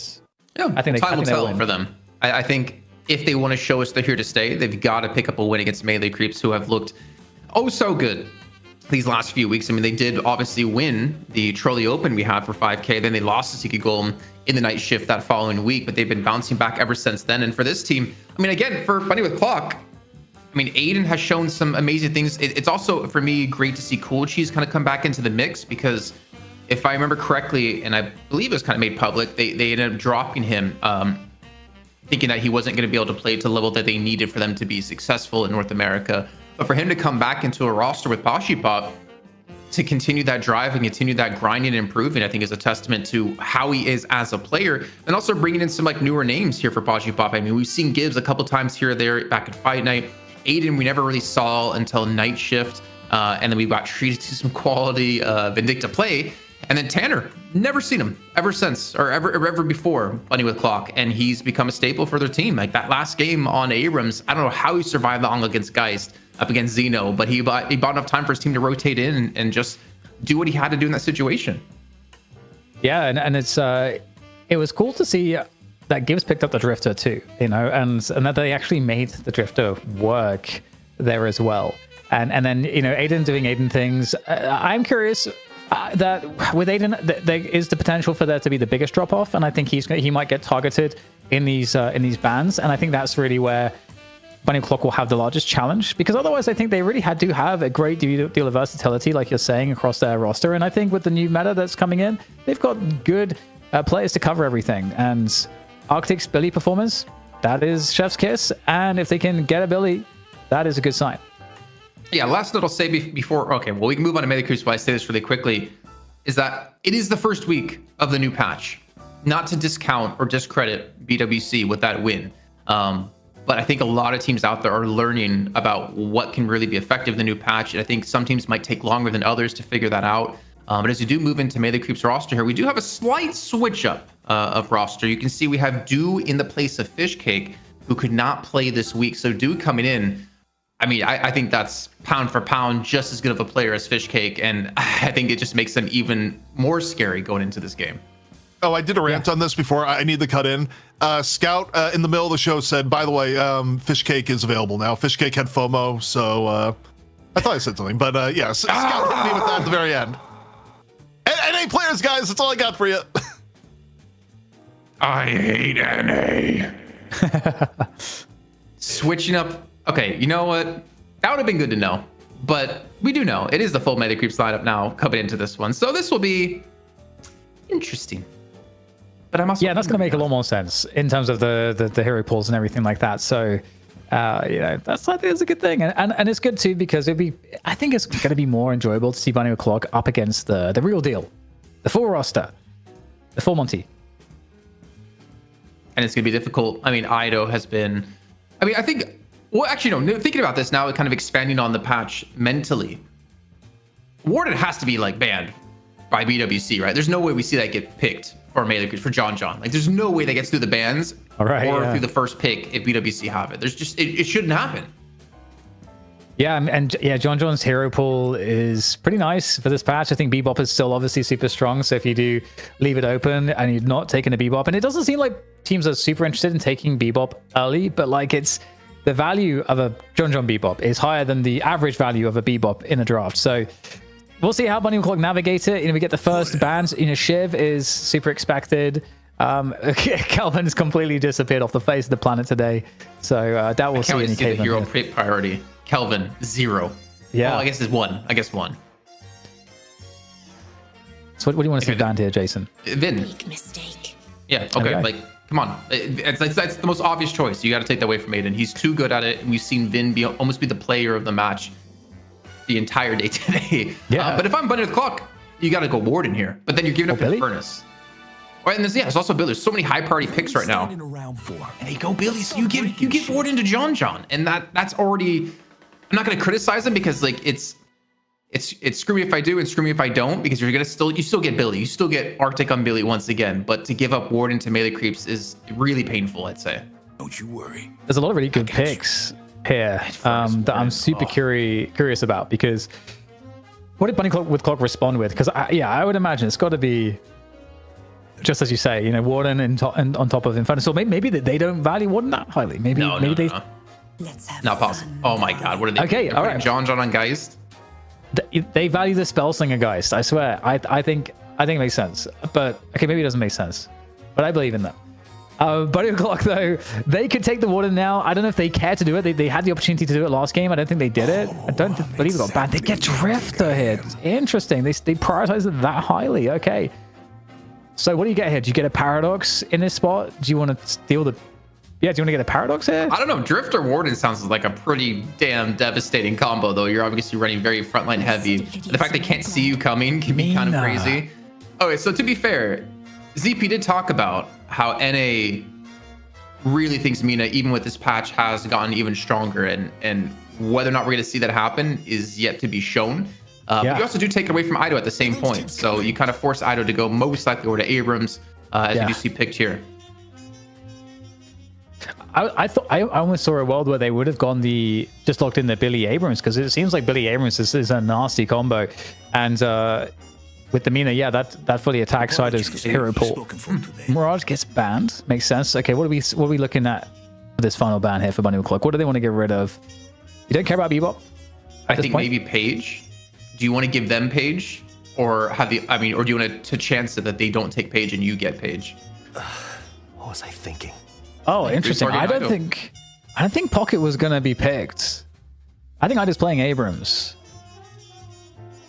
Does NA think that Pocket's still already dead? I don't know. We haven't seen him at all today. And I'm trying to remember if Fishcake does play Abrams. I'm gonna quickly check that real fast. My little handy dandy database that I have. I wonder if we'll see a Dynamo coming in the drafts today. Okay. Yeah, you know what? Seeing Dynamo, I've been playing a lot of Dynamo. I don't remember if we played any Dynamo together in our matches, but can be really strong. But again, I still feel like he has mobility issues, which is a pain, especially when you're like in a very very quick paced action with what we've seen in the first game alone. But definitely a strong pick in my eyes, especially when you pair with something like Billy. But the Doorman, we've had him banned quite consistently today, and I was wondering if we would ever see Doorman get through. But I want to see why we've had these bans come out, and what Doorman has kind of ended up with the patch. Like, where does he stand? Yeah. And I mean, we got the Ivy. Oh, late Kelvin coming on through. The Ivy pick 2 is an interesting one, because I only believed in Ivy already with OCs playing him. When NA has played Ivy, even in the previous meta, it didn't really look nearly as good as what OCs could do, because teams didn't set their Ivies up in the same way. There we go. Well, here I am. Well, here I am. There he is. Don't be like that, Jason. You love it.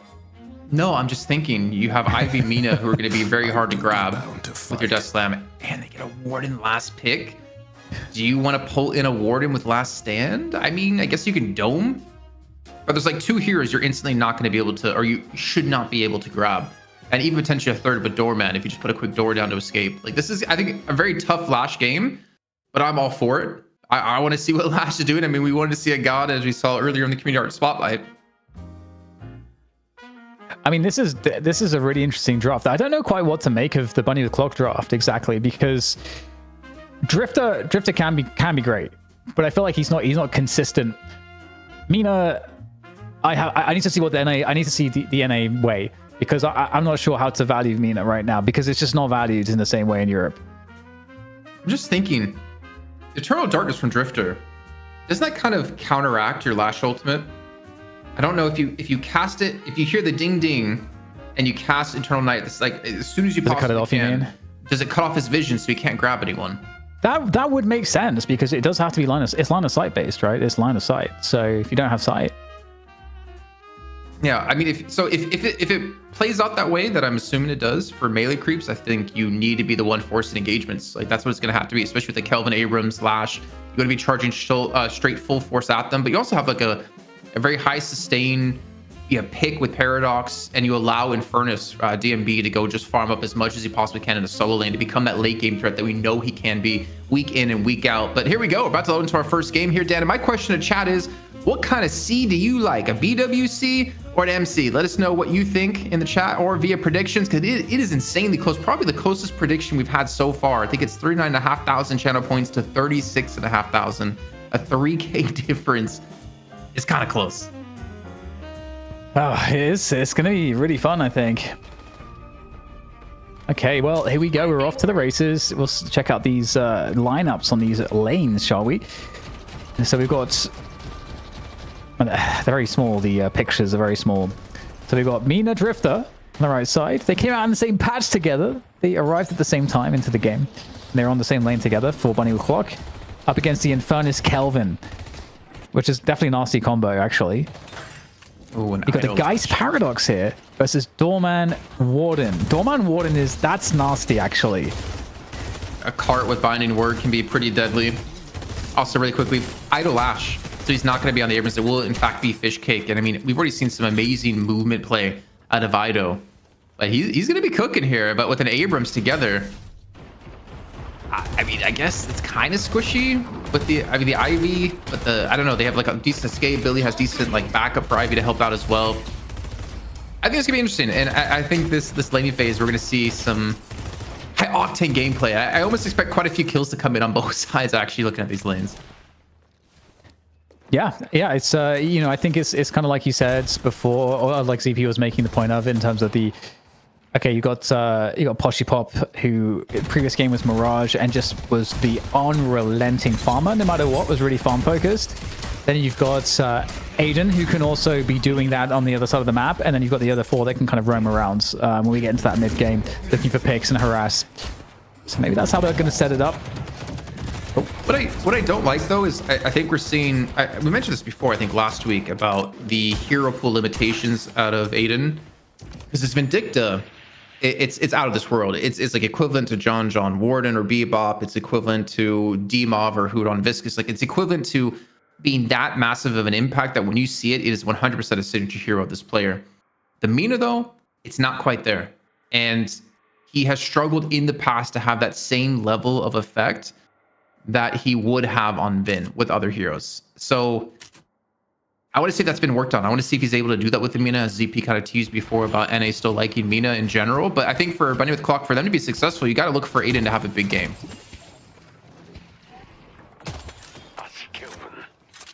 Yeah, and this is, I think, one of the points I brought up. I think in the draft or the pregame, so at some point the point was made. Just the difference between the Aiden Vindicta and the Aiden anything else, and I think Mina is the hero that Aiden goes to, and it's obviously not a knock on any other heroes that he plays. It's just really shows how strong his Vindicta truly is. He's one of the players like it's like a John Bebop, or it's like a Together Shiv. It's like certain players can take a hero above the normal kind of calculus, and that's what Aiden does with Vindicta. So I have to see how the Mina performance goes, and I think the build is going to be interesting to look at as well, Jason, because we're going to see. I called you Zason. Zason, that is my nickname, to be fair. Zason Paplin. Wow, that's my alter ego now. Yeah. Add to the other one. You got multiples now. Yeah, well, we don't need to say the other one on there, but we know what it is. Oh dear. I'm curious. There's a topic I wanted to bring up here. I'm trying to think, and maybe ZP wants to chime in about this, because I think it's a really interesting talking point of which player do we think was hit the hardest by the patch? As in, in terms of like hero pool and the way they played, which player is gonna has like the worst result from this patch? I was actually kind of leaning towards Saya for some reason, because we don't get to see him on Paradox anymore. We don't get to see him on Holiday. He's not really playing like high impact heroes, it feels like, anymore. I mean, Kelvin, I wouldn't call high impact really. I mean, especially because he hasn't really shown a super high level of Kelvin compared to like Saint over in Abrahams. He's played an okay Kelvin. But he's like, thinking back to the Charlie Open, he was so impactful on Paradox every single match, and even Holiday in the past.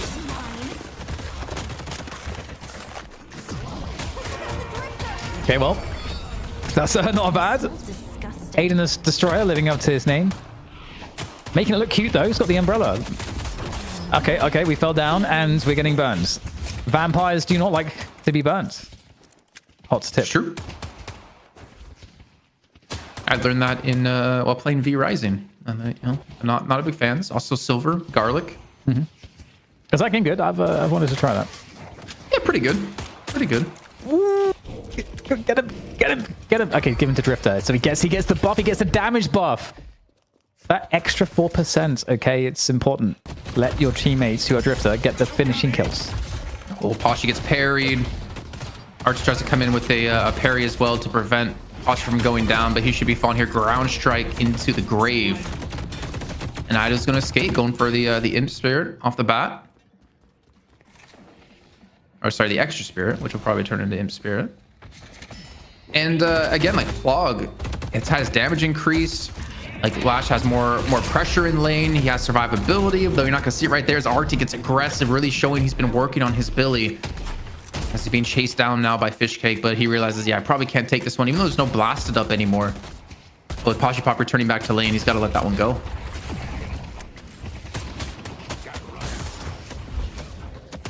Okay, more fighting on this lane.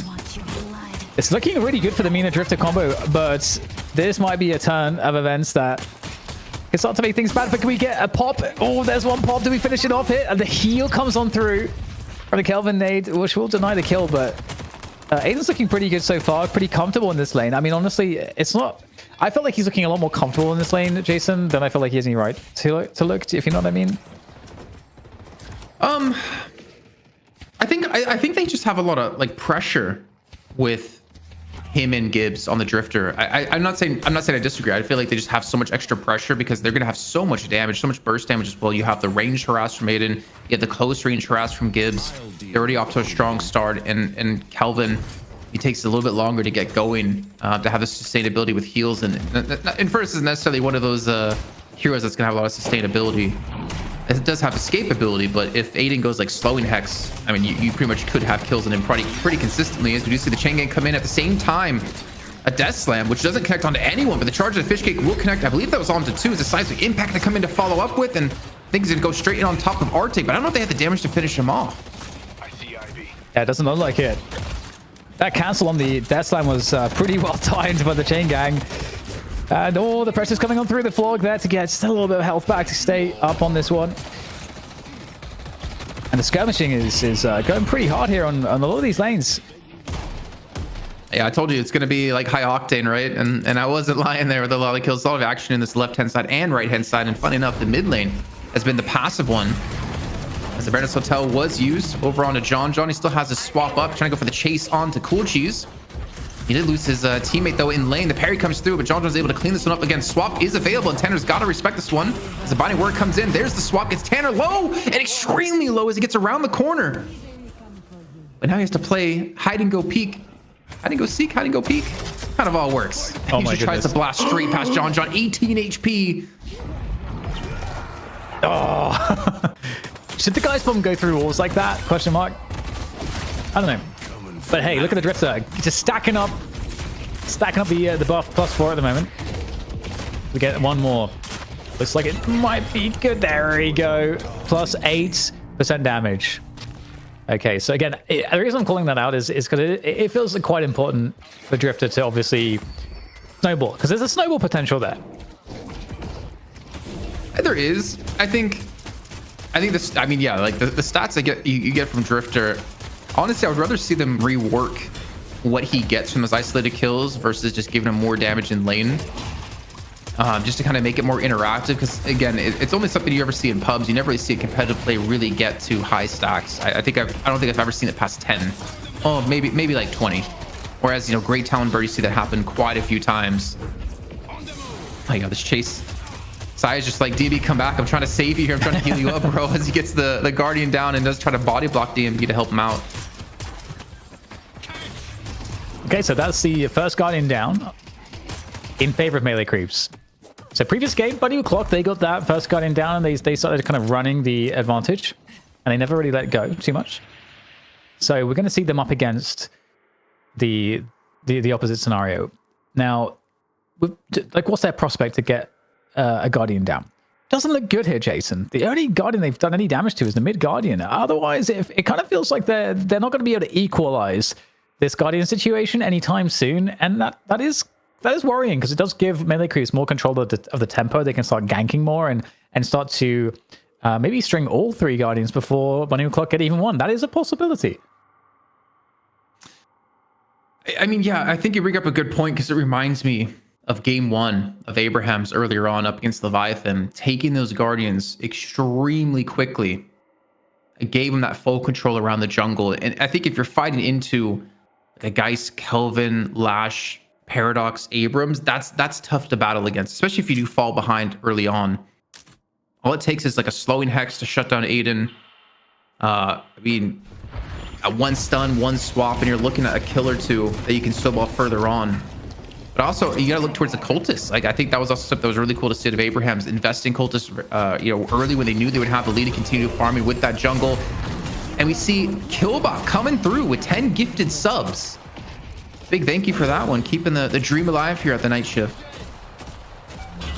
Let's go. And this is what we were talking about, Jason. Stringing some more of those Guardians together.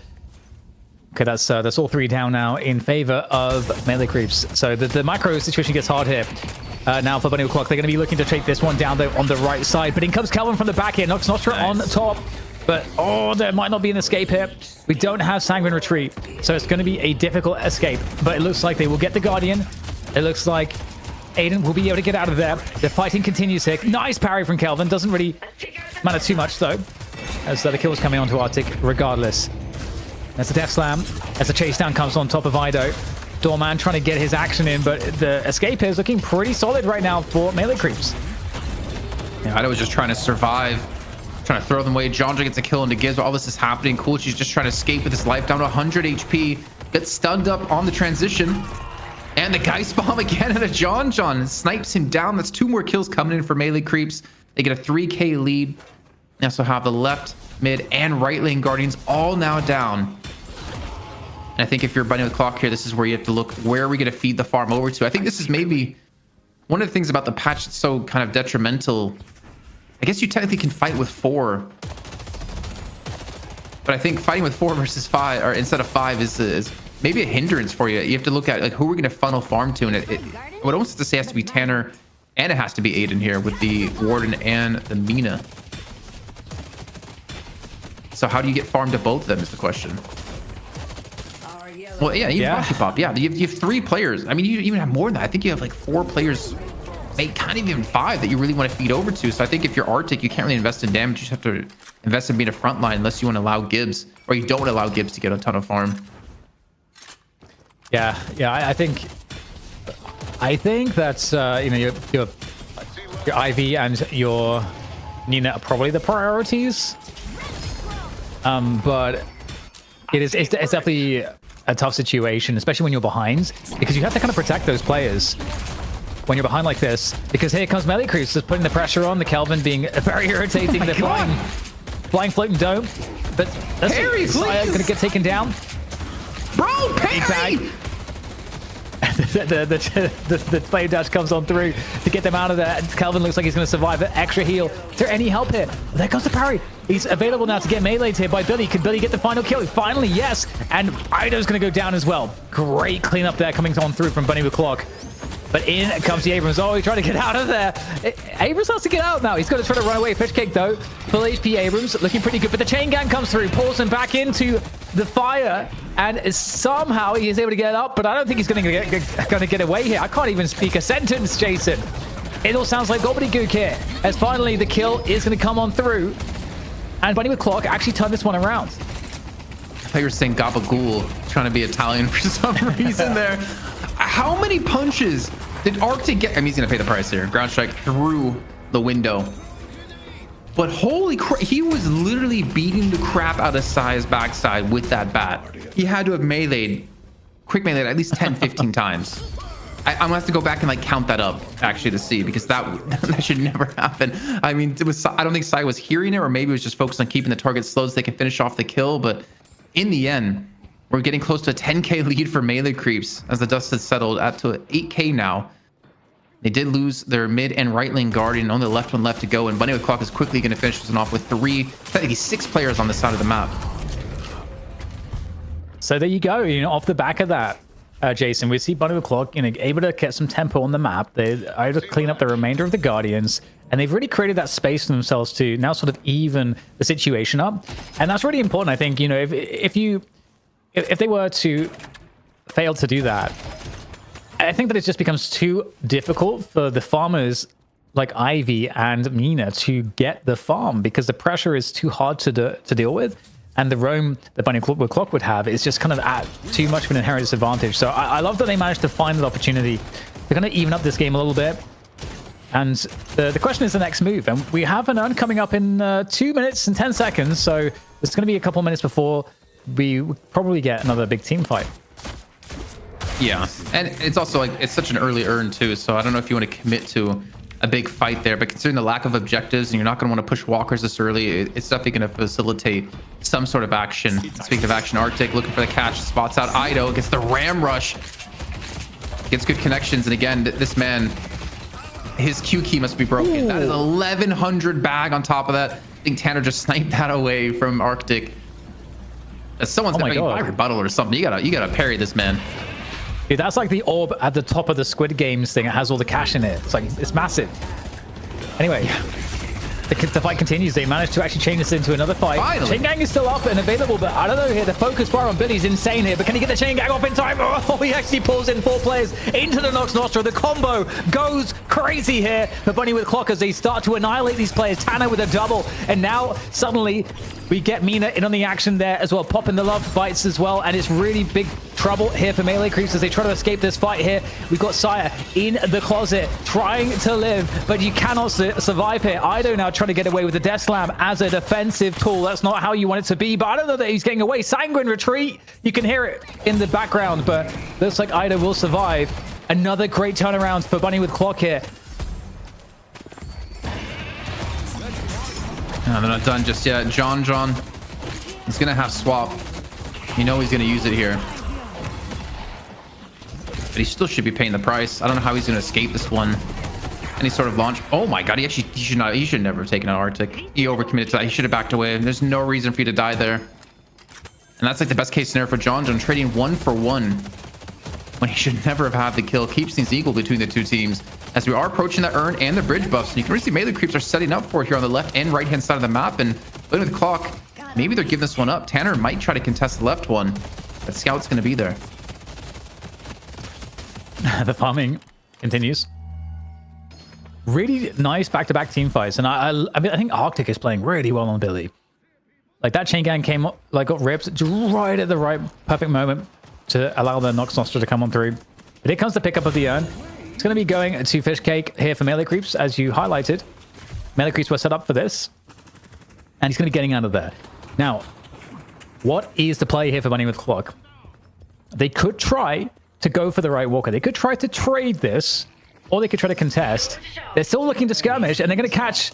Are they catching Paradox? Is Scout going to get caught? Looks like he is going to evade that for now. And he continues to make its way across. We're going to see... looking for DMB now. So they're going to go for a walker push. They're going to let this urn turn and go, and they're going to commit to a kill onto DMB so they can go for this walker, and they should be able to get him as well with the help of the chain gang. There's 600 bag being picked up here for Bunny the Clock, and you know what? Smart trade. The thing is, they might lose their own walker. Poshpuff has to defend that left-hand side up against 2. Ido doesn't have Death Slam available, so he should be fine for now if he can just clear out the waves. Even Coolchi's rotating in. So the first walker going to go down in favor of Bunny the Clock. We got to check in on the left-hand side to see what's going to be happening here, as Fishcake has joined the party for this fight, and they actually are going to get the walker themselves, or they should be able to here. Poshpuff coming in from the high ground. Kutsu bombs on the ground to clear out the waves, and here's the Death Slam coming through, connecting onto 1 just to throw Coolchi's away so they can try to finish off this walker. And this is best case scenario here for melee creeps. Urn and walker take, but can they escape with their lives now? Yeah, that's such a great question. That is the question. And we'll get the encirclement. Bunny with Clock coming in from the backside. They've got them surrounded. Can they create a good fight out of this, though? There it is, sniping Ido down with the love bites. And we are looking to get caught here in the Kelvin Dome. So goes from bad to worse there for Bunny with Clock, losing Gibbs, getting isolated. And we have a real fight on our hands, but the Nox Nostra over the top here forces melee creeps to disperse from this fight. Reposition. Is there opportunity within that repositioning now for Bunny with Clock to get another good fight? No, Aiden gets caught as well. And suddenly, the turnaround here is looking massive for melee creeps. Yeah, Coolchi's low, Poshi Pop low. And they might be able to get a catch on the Tanner here. Yeah, you're going to get a binding word off, but you're still going to be stunned on up. So they get Urn, Walker, and I think 2 kills. If somehow Scout can escape this, this would be such a favorable trade for them. And a great parry comes through. Once again, this is the only person who's been able to parry Arctic so far in this game. And he will escape because of that one parry alone. This is massive. And honestly, the thing is, you look at melee creeps. Who has not been here in these fights? Who has not been participating? Is it Poshipop? Well, he's on Bunny with Wait, no, Claw. sorry, John. Sorry, is it John? No, it's been DMB. He's been just trying to farm away. 21,000 souls. He's not the highest on his team at the moment. It's John at 23 who's been engaged in a lot of these fights, but he's been just continuing to farm up. Poshipop's been trying to do the same, but honestly, I would favor an Infernus in the current meta right now. He's got the duration, he's got toxic bullets, QSR. Like he's, setting up for some serious damage when he does get involved in these fights. The Poshipop went for the blood tribute capacitor, but also Fishcake to be the front line for that team up against Tanner, up against Aiden, Gibbs. Like a lot of this like gun damage that will be coming through. We went for plated armor really early on here for the extra bullet resist. Smart, and another fight breaks on through here in the territory of melee creeps. Bunny Clock here, they're going to need a really good series of kills to just turn this game around. And they're looking to do just that. Nice catch coming up through, finding DMB. In the meantime, they're going to lose a Walker. John blows up the Walker on the right side. As Poshipop tried to defend it, but he wasn't able to do so. But the pressure does continue, though, here for Bunny with Clock as they look to rotate off of that forward position. And they might get caught here on the rotate out. The pursuit is in from melee creeps. And you've got a very, very precarious situation for Fishcake, buying off more than he could chew there, getting focus fired by 3 or 4 players. That's absolutely not the initiation you want. And that might actually allow Bunny with Clock to turn around now and take a full fight. And they might get a team wipe here. Bunny with Clock looking good for this one. Arctic trying to find stuff, but he's going to get taken out of the fights. Having to reposition, getting chased down low on health, and the rest of his teammates are out as well. So opportunity may be there, but the window closed rather quickly. They have to be scared of John. So with him taking that Walker, he rose up 3,000 souls. He's on 27k now. No one comes close in this lobby to deal with him. I guess, okay, I take that back. Poshipop at 25k. He comes kind of close. But you guys were talking before, like the Spellslinger build for Geist can be so hard to deal with that. John, I have no doubt in my head right now he's going to have the most damage in the game at the end of this match because of how far ahead he is. And with him involved in these fights, with them taking out 2 Walkers, having these flex slots open, it's going to be really hard for Bunny the Clock to actually fight this one out. But speaking of fighting, we're going right into another fight less than a minute before the last one as the respawn came in for Fishcake, and they get the catch onto Arctic right off the bat. Yeah, that's a massive problem. One of the worst players, I think, to lose here. Really harms Bunny the Clock's ability to fight at all. Now, does John already have Spellslinger? He's got to be close to the time when you would get it. Do an item check here. Let's see. He's got it. Okay, yeah. So it's his most recent item. Okay, so this is a big power spike for John. And I think this is the point of the game in which he's going to start to become really scary. And the hunter gets deposited, and you look at this. Bunny with Clock going for the trade, looking for the left side Walker. Might actually get a pick onto DMB, who is actually turning up to defend this, but he's in a 1v2. I mean, Walkers have a lot more health. Not sure where melee creeps are going to be, so quick fly through to come and to defend the mid lane guard or Walker. Wow, I'm everywhere with this one. It's good pull in under the Walker with a great card as well. The swap looking for it connects onto Arctic, so keeps himself alive for now. But really, the backup's not there. Saya's trying to get in, but he gets caught up with Fishcake. And Bunny with Clock pushing that Walker down, and they lose the urn, but they get themselves 3 kills, and this should be a mid boss, no? I guess they're afraid of Death Slam with Combustible Combustion, but... With John down, this is really the best chance. Bunny the Clock need this mid-boss. They need to come out big on this fight. Now, as they look to abandon the mid-boss for now and to try to get these picks. There's one. Scout goes down. There might be other players here. Ido is hanging out. DMB is hanging out. They know they can't really do much, though. I don't think that they can really try to go for this as a Death Slam on board, but I don't think that you have any follow-up to really want to invest it. You can see that there is a potential attempt here. Ido is going to be going for this. No way. He's going to jump in with the ground strike straight into the pit, and he's going to get annihilated, as will DMB. I don't think they had any business on that one, and that's going to be all the rejuves going to Bunny with Clock. I mean, I thought it was going to be a good play out of Ido there. You're baiting out the knockdown so you can look for a Death Slam with Combustible Combustion. but it gets caught out, not being able to escape. Bunny the Clock with a great call to just ignore the mid boss and kill Ido, kill DMB. Now they've got the game under control and in their hands. Pasha up to 31,000 souls now. He's pretty much even with John. He's been farming massively away for this game.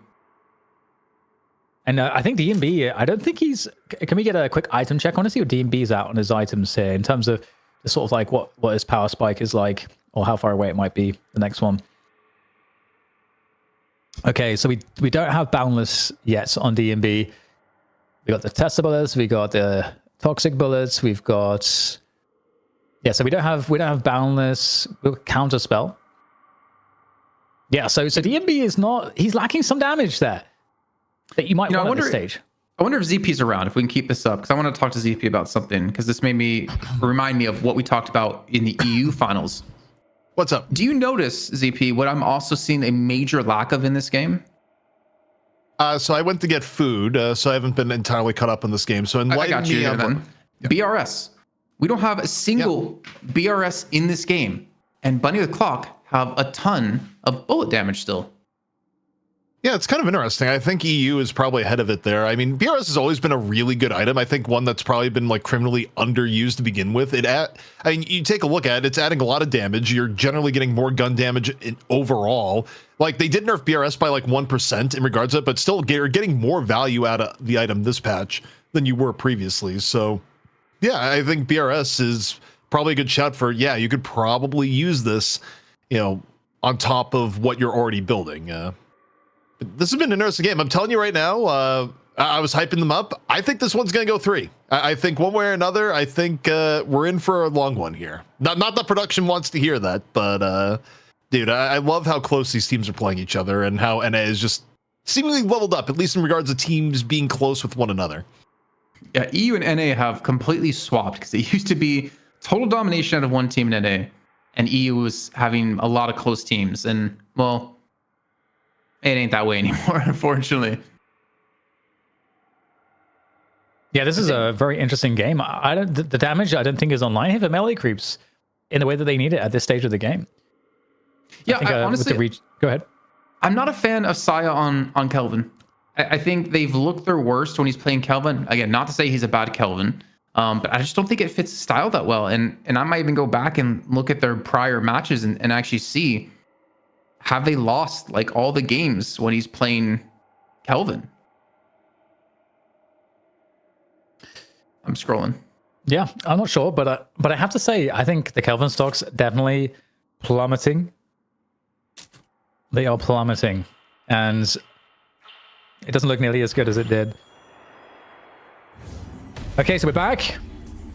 Action resumes, and we can once again see that the advantage is definitely with Bunny the Clock. Slightly ahead on the souls. They're going to be able to farm up a little bit. There's not actually that much farm left on the map at the moment.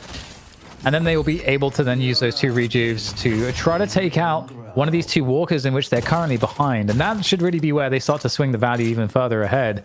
And Poshibop, 32k.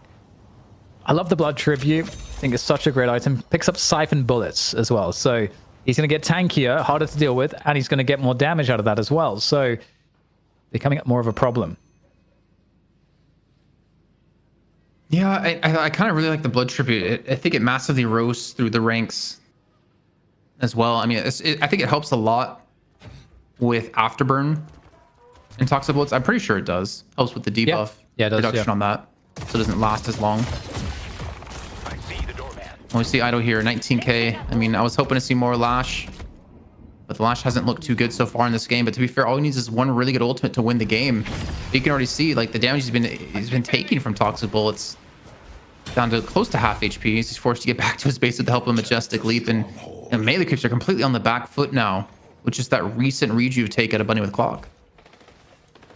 Yeah, they have to play defense. If they cannot afford to get picked, they've got to maintain the 2 walker advantage, or at least make it so that losing a walker at least costs the other team the rejuves, and they can kind of go even on the fight. That's really, I think, the best case. We'll see if they can do it, because here comes the fight onto that left side. If this left side fight goes well, that then chains into the mid walker. Oh, looking for he the was death looking slam. for it. Oh my god, quick knockdown. Is he going to go into the hotel? No, it doesn't even need to be put into the hotel. It just gets dropped and put into the dirt. Ida goes down. And now this Walker is certainly going to go down behind it. Knockdown and Eternal Darkness. He had no way to pull off an ultimate there. He had to wait for the knockdown before he could do anything. I don't think he has debuff remover to drop that so he can commit to an ultimate. And they're completely preventing Ido from doing anything in this match right now. Some punches coming out of Fishcake, but he should be falling here though. Aiden is very low on health. They will lose only Arctic here, but still have a 2-man advantage to go for a push on towards the last walker of the game, which Posh Pop, he's already there. And they actually want to close this one out to take down another kill. That one is going to be DMB falling, and he's one of the big damagers they need to hold on towards these bases. The Posh Pop was actually shoved back. I don't know what pushed him away from this lane, but he was taking from damage, but the survival buff's going to help a ton. And he's going to continue to go on farming here with the rest of Bunny with Fuck head back to base to heal. Yeah, I think what he did was he understood that there was going to be some kind of a defense at mid walker. He was very healthy, and he was the closest player to the furthest away position to pick up that farm and grab the urn. So, and given that they still have a rejuve, this is not a fight that's melee creeps are interested in. I wouldn't imagine, especially as they don't have players up for this. So, nice way to get further ahead here. Zooming on by, and there is the deposit, and that's going to put them how far ahead?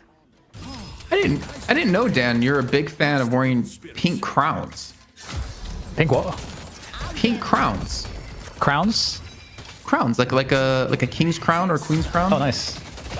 I'm seeing from some in the chat, anything, it's Bree Rivers with it's Bree Princess DDK. And I know you have the cup. We've seen that. Oh yeah. I'll put anything on my head, Jason. Okay. know. I'm gonna test that theory one day at LAN. Okay. Sounds great. I can't wait. I see the doorman. Yo, By anything, $50 you mean, donation during all this, during the crown talk. You know Who what? did Yeah, it, TP? we can do like a poll, and we can give a couple of options, and people can vote on what they think he should put on his head. And we did get apparently a $50 donation before we even mentioned it of insert Ivy copy pasta here from Fortune 82. Big thank you to help donate to the prize pool to 1505, and Ido is hoping to get a chunk of that prize pool. He's just also just trying to stay alive here, but he won't have the opportunity yet again. They're able to focus him down before he has any impact in these fights, Dan. Yeah, it's just a repeat story for sure. And it allows Bunny O'Clock to keep the pressure on, keep pushing on forwards. No rejuve crystal now, but they are a kill ahead, and they are going to pursue and isolate these players. And these are the worst possible fights that you could ever have if you're melee creeps. And I mean, really, it's just fortunate that they still have the mid walker up, and they're not too far behind just yet. It's getting there though. This is looking far too comfortable. I think you're totally right, Jason. Well, okay, Sire's going to be able to isolate one. He gets drift though with the Kelvin dome. So that's really nice, but you're right. I don't need something to have impact. He's getting too easily shut down. I think what's more impressive is that melee creeps are, I mean, yeah, they're almost down 30k, or I guess like more towards 20k, but they're losing fights, but they're not losing as heavily as I thought they would. I thought Bunny with Clock would be able to just steamroll once Ido's dead. But I think John being at 43k souls is really putting some pressure on them, especially if you're Aiden, you're very squishy. Cool Cheese, very squishy at 29k. Arctic, I mean, he's at 31. So he's definitely getting up there, but I think John's kind of been the saving grace for the team right now of keeping their hopes alive. People in chat. Huh? Anything? BWC on DDK's head? I don't know how you get a bunny with a clock on your head. We can make it work. We can make it work. Production magic. Can we? Oh, you know what I would love? Have you ever seen the show Friends? I don't watch anime. Huh? I'm just trolling you. I have seen my friends, yeah. Okay. Yeah. You remember the episode where Joey has a turkey stuck on his head, and it is Thanksgiving tomorrow. Could we put your head in a turkey for a $50 donation? What is the chance I'll get a bacterial infection? I mean, we have a week till the next show, so you can get that taken care of. Okay. Well, we might get one of the final pushes here.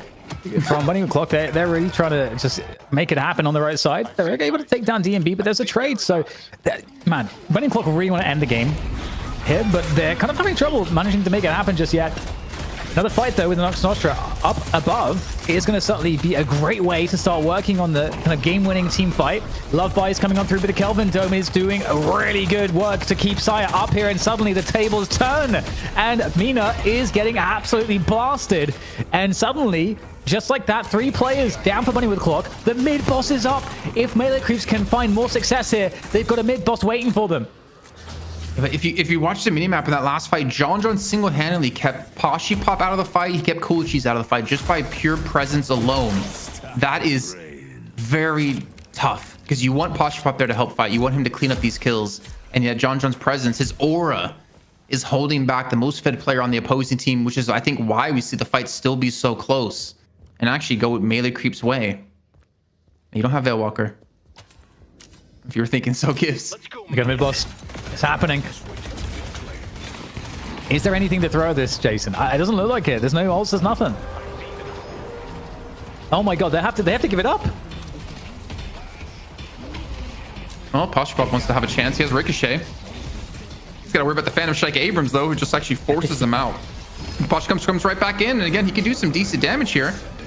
I don't know if anyone's going to come in. You have Coolchi's off to the side. You have Arctic as well. Chain Gang not available. There's Combustion. He gets a massive parry. But Sai comes in with a great dome to delay any sort of take of this Reju, with potential to take Arctic down. Poshy Pop on the side. He wants to get involved in this fight, but doesn't have the opportunity to, as Arctic gets blown up. And all 3 Rejus are going to be taken by the side of Melee Creeps. Players coming in here, still streaming off the respawn for Bunny McClock. That's not going to spell good news for them in this team fight. They are in a decent stead, though, to try to keep the fight going. Poshy Pop is trying to do damage from the side here, gets isolated. Ido is going to be on the chase down, and the Blood Tribute comes online. That does insane damage. Ido's got to get the hell out of there. He is burning down, but he will be able to survive with the Divine Barrier, and out goes Poshy Pop. He's got 1 slither of health. He's able to fly away, though, as is Aiden on the Mina, but that was a massive loss. 2 Rejuice are still what's left alive here as another escape attempt comes in from Gibbs as he tries to get himself out of there. 1 HP. He's getting burned down. How is he alive here? He's still out there. He's still out on the rope, but he can't escape. Saya in with the save there. Takes him out. I didn't know Drifter was a cat, man. He had like 9 lives there, surviving on 1 HP multiple times. The Melee Creeps, man, they get the mid, they get the mid boss. They're gonna get the mid lane walker. So that's the final one of the game going down, and they have the urn to turn in. This is their chance to close this gap. They were down. It felt like 30k souls. But off this last exchange, John's up to 48k. DMB's up to 40. It's definitely both teams having individual players who are just massively stacked in souls. And Ida with 6.6k. What the hell is he gonna buy with this? Let's do an item check real quick. See where the items are at, because this is now where I feel like DMB becomes a completely different threat, or in theory should be. You know, we'll see what the items are looking like, but you know, should have all of the typical Infernus items online now. Yeah, he's got the Boundless in there. He's got Leech as well. He does not have Ricochet. I wonder if he'll even pick it up. But yeah, looking pretty deadly now. And in terms of Bunny with Clock, you know what the late game scaling. I think they're going to get scaled out of this game at this point now, Jason. I mean, yeah. I wish Tanner had a bit more souls. He's got Majestic Leap. Lightning Scroll's pretty big. Boundless on top of that. Metal Skin. He's got Duration as well.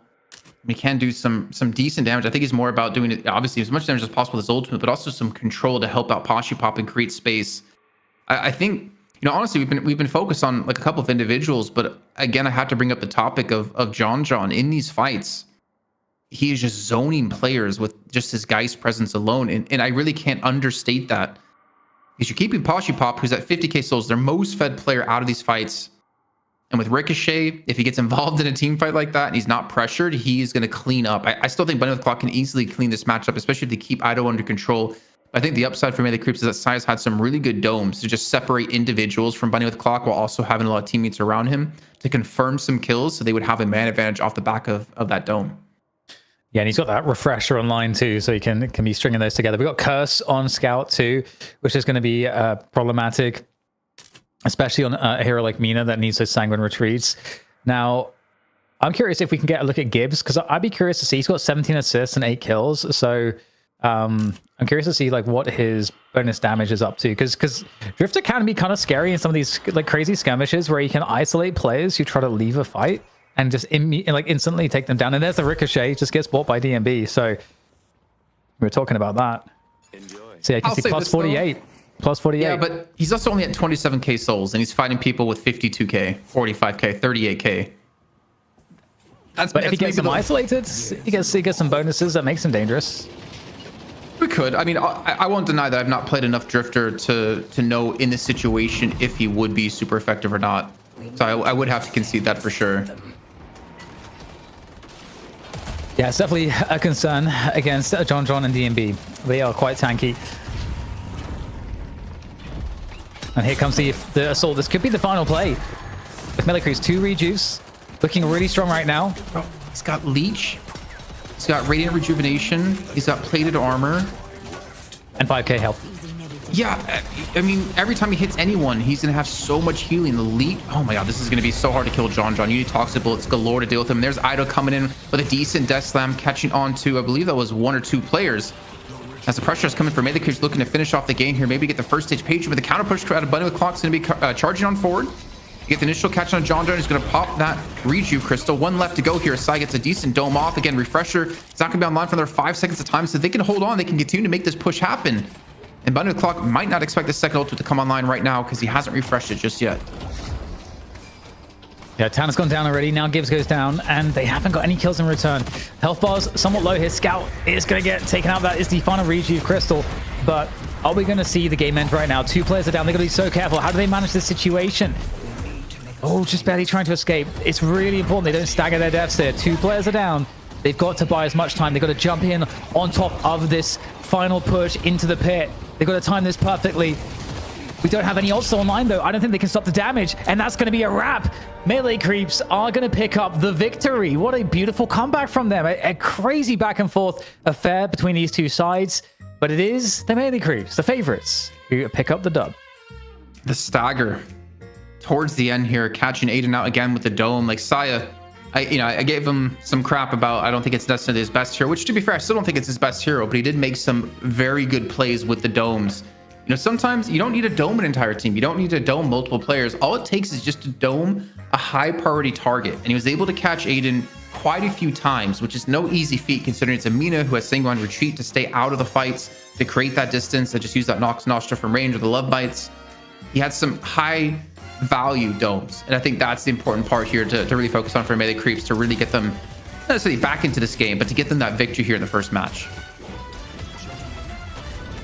Wow. Okay, that's a crazy showdown. It really was. I mean, wow, what a series. This is just map 1. I'm like really just taking it in right now. Kelvin, I think you said, Saya on the Kelvin struggled perhaps to have some of the impacts in the first half of the game, but the second half of the game, the impact was incredible. Truly incredible. Like that rejuve there, using the dome to slow things down towards the ends. Was absolutely pivotal. And, seeing also some of the other domes to isolate kills and to catch players off and to keep pushes going, it started to become one of the major factors in allowing Melee Creeps to come back in fights that were otherwise very challenging. The amount of times he had 1 HP, just bouncing between 1 and 2 was crazy. I mean, the thing is, he's an impact player, and Kelvin's not really an impact player the same way that his Holiday or Paradox is. But again, the targets he was hitting did make the impact. So he kind of indirectly became an impact player when he's not really on a hero that's necessarily that kind of impact player, or I guess like pick potential, I should be saying. Also, Soraka's Big Banana, again, with another 5 subs. I think that was like 10 on the day from this person. Thank you so much here for supporting the night shift. But yeah, Melee Creeps, only game 1. That was a crazy first map of the series, and I really don't know where map 2 is going to take us. Banana is banana in Swedish. So maybe Soraka is Swedish. And if so, tack så mycket. And if you're not Swedish, I don't know what. I mean, thanks, I guess. Go ahead, Jason. You're full of many interesting facts, Dan. You can say Italian numbers. You can speak some Swedish. You don't buy Rusted Barrel in lane. You know, there's a lot of surprises that comes out of you when it comes to you as a person. But, you know, when we get to the match stats here, I was talking about before about John. I think he's going to have the most damage done on the team or probably in the lobby. And I'm curious to see if that did stick true.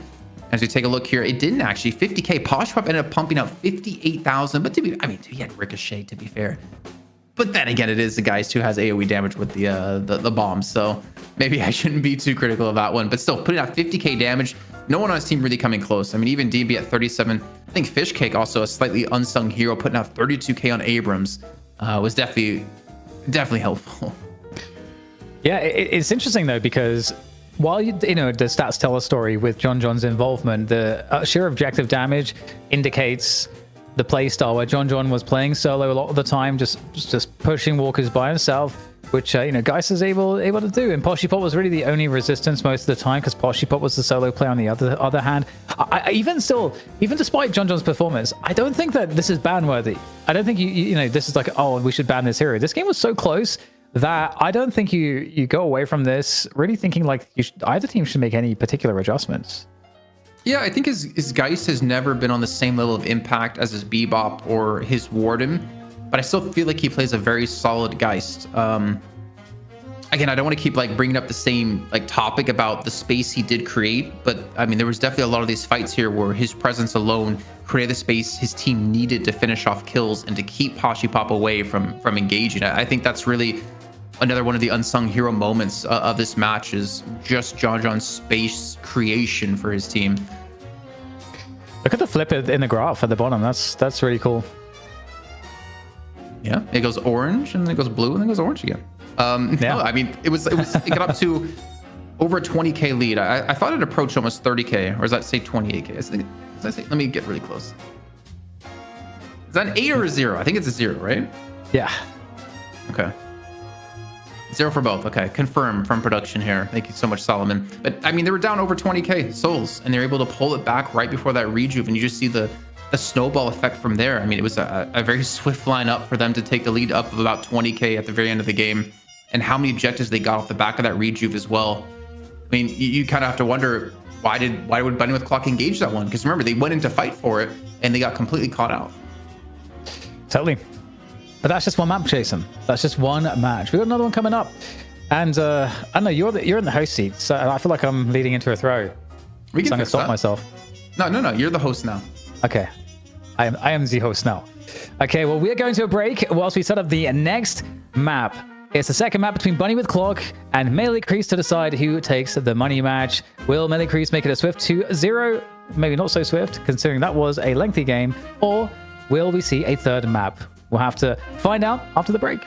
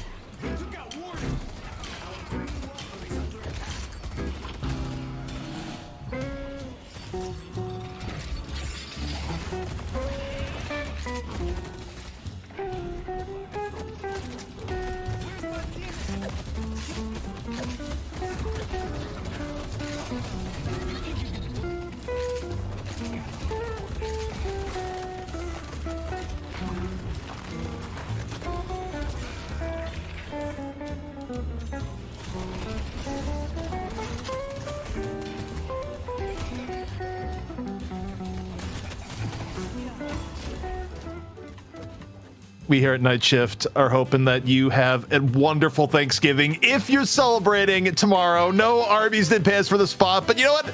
I had a Thanksgiving hat that was in the house. I just had to come in here for this intro. We are back here at North America. It is Melee Creeps taking on Bunny with Clock, and they just barely got themselves out of the fryer. And hopefully if you have a turkey tomorrow, you don't do that fryer in the house. That is a fire hazard. I just stopped by for this bit. Jason, Dan, take it away. I feel like, Jason, that's going to break to terms of service on Twitch or something. That looks, he's definitely got a few infections. Go on. I mean, I don't know. It's just, it's a turkey. You I'm try just putting a wondering turkey in your head. what fast food chain is called Sidra. I've never heard of Sidra. Yeah, who knows? Sidra restaurant before. It did look quite fetching though. After I was done being kind of grossed out. I want to. Why do you have that ZP? He's gone. he's The turkey has swallowed in the hole. Why do I have it? Because it was a gag thing I bought. Because like Arby's had this like turkey hat, and it was just like it just turned into this weird like I bet you won't buy it. No, I bet you won't buy it. And then like 3 people had Arby's hats. That's it. I bet you won't get a tattoo. No, that doesn't work. That's a little bit too permanent. The Arby's hat like stays in a corner of my room. I just happen to remember it was a thing. Good luck. I respect it. I have love for Arby's. I've actually never had Arby's, but they used to sponsor E-League, which when I was working E-League with Turner Sports, and that was big props to them for that, supporting Counter-Strike. But anyway, we're here with Deadlock at Night Shift, and we got the first ban is Shiv. No surprises there, Jason. Is this ban where things could take a turn? I'm just reading chat and the reactions. Bro, what did I come back to? This is fine. You know what it looks JPEG. like?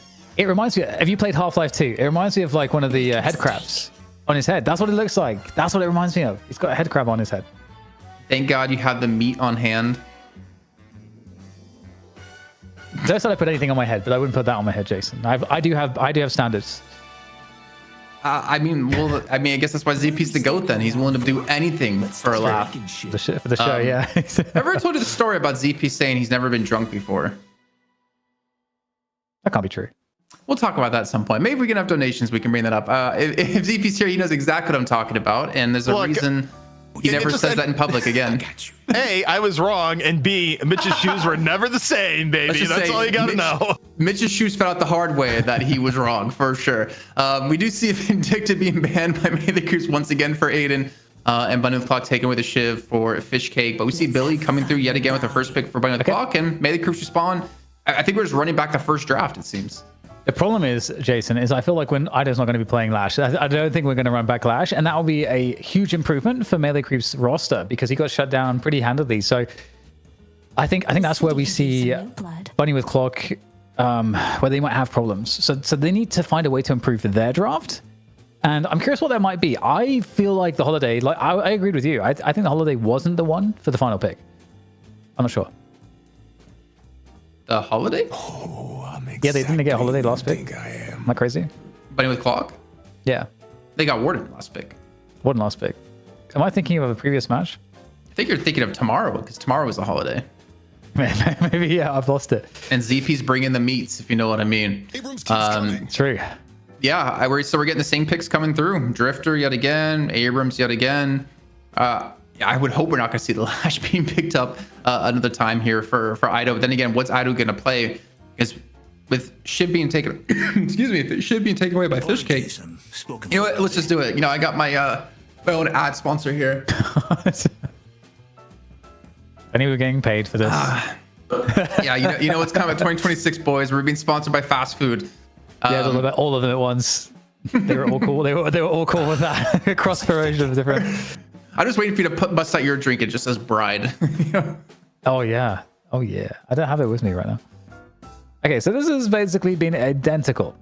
I still don't think the pocket ban is necessary, but maybe I'm wrong. Maybe they know better. Probably, I'm sure. Smart to turn to I mean, there's clearly a reason they're doing it, right? Because you're forcing Ido off off pocket, and you either need to force Fish Cake to play something else, or you force Ido to play something else. And Mina's also taken away from Ido. Not to say he can't play other heroes besides Abrams, Mina, Pocket, but you're like severely limiting his pool.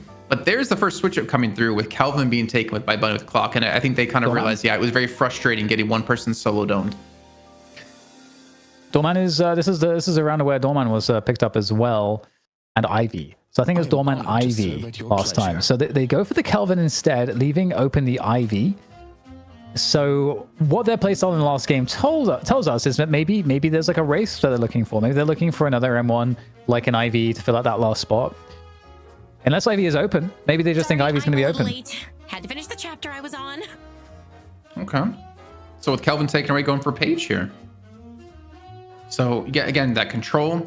I still think Paige is still pretty decent with the nerfs they've had to her shields. She's the only one that didn't get the gun buff as well. She got singled out.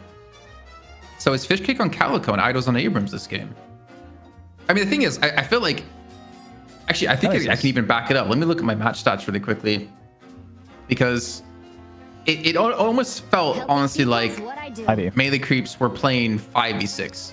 Just because Ido just really couldn't do much. But I mean, he had almost 28,000 damage. He was he was like fourth highest on the team.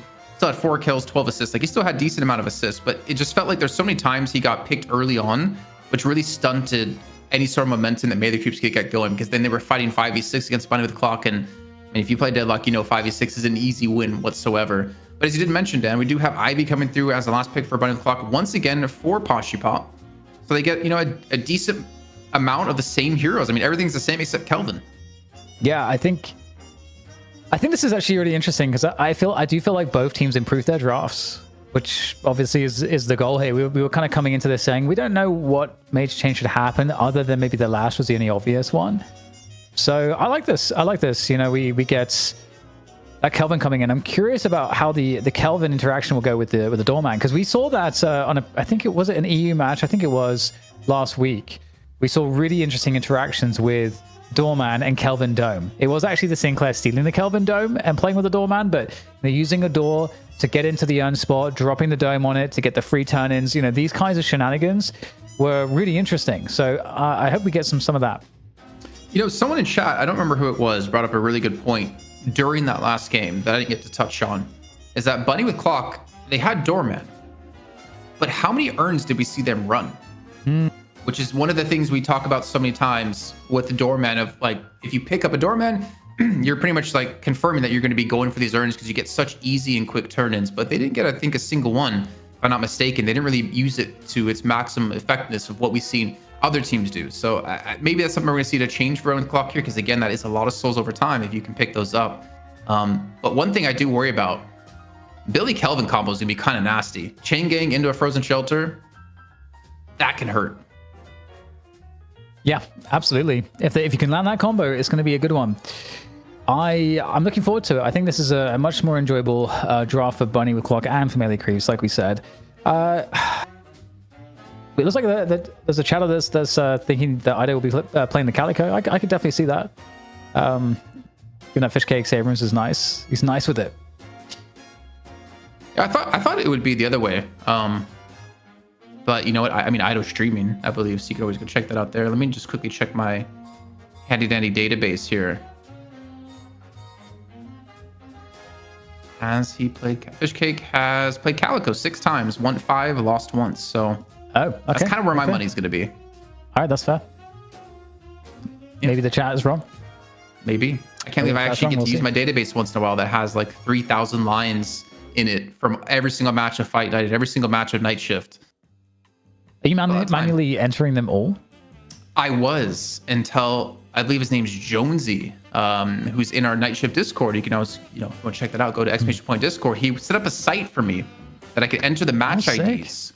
Oh my god! And the match IDs export the data in the format that I use, so I can just copy paste. The only thing I have to do is manually add in team names and manually change the player names, because the player names are based off of what their name is at the time you call the information. So most players change their name after the games are done.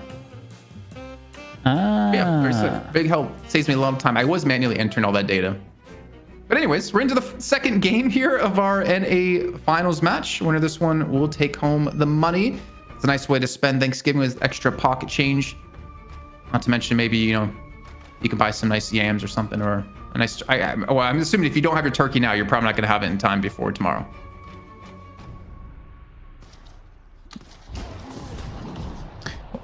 Okay, well, let's see how the matchups go on the lane. So we got the Mina Drifter again. 4 bunny clock, keeping that the same.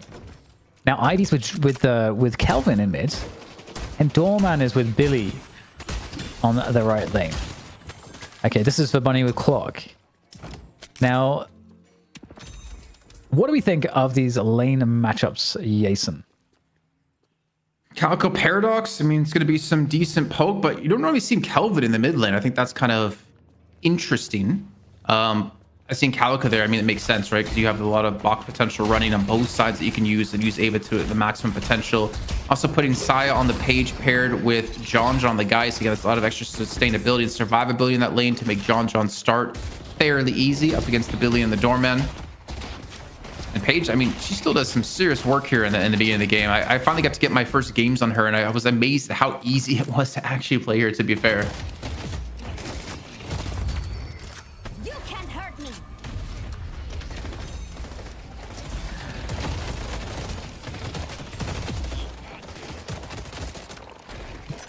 Ivy Kelvin, it's going to be a tough lane to, I think, push down.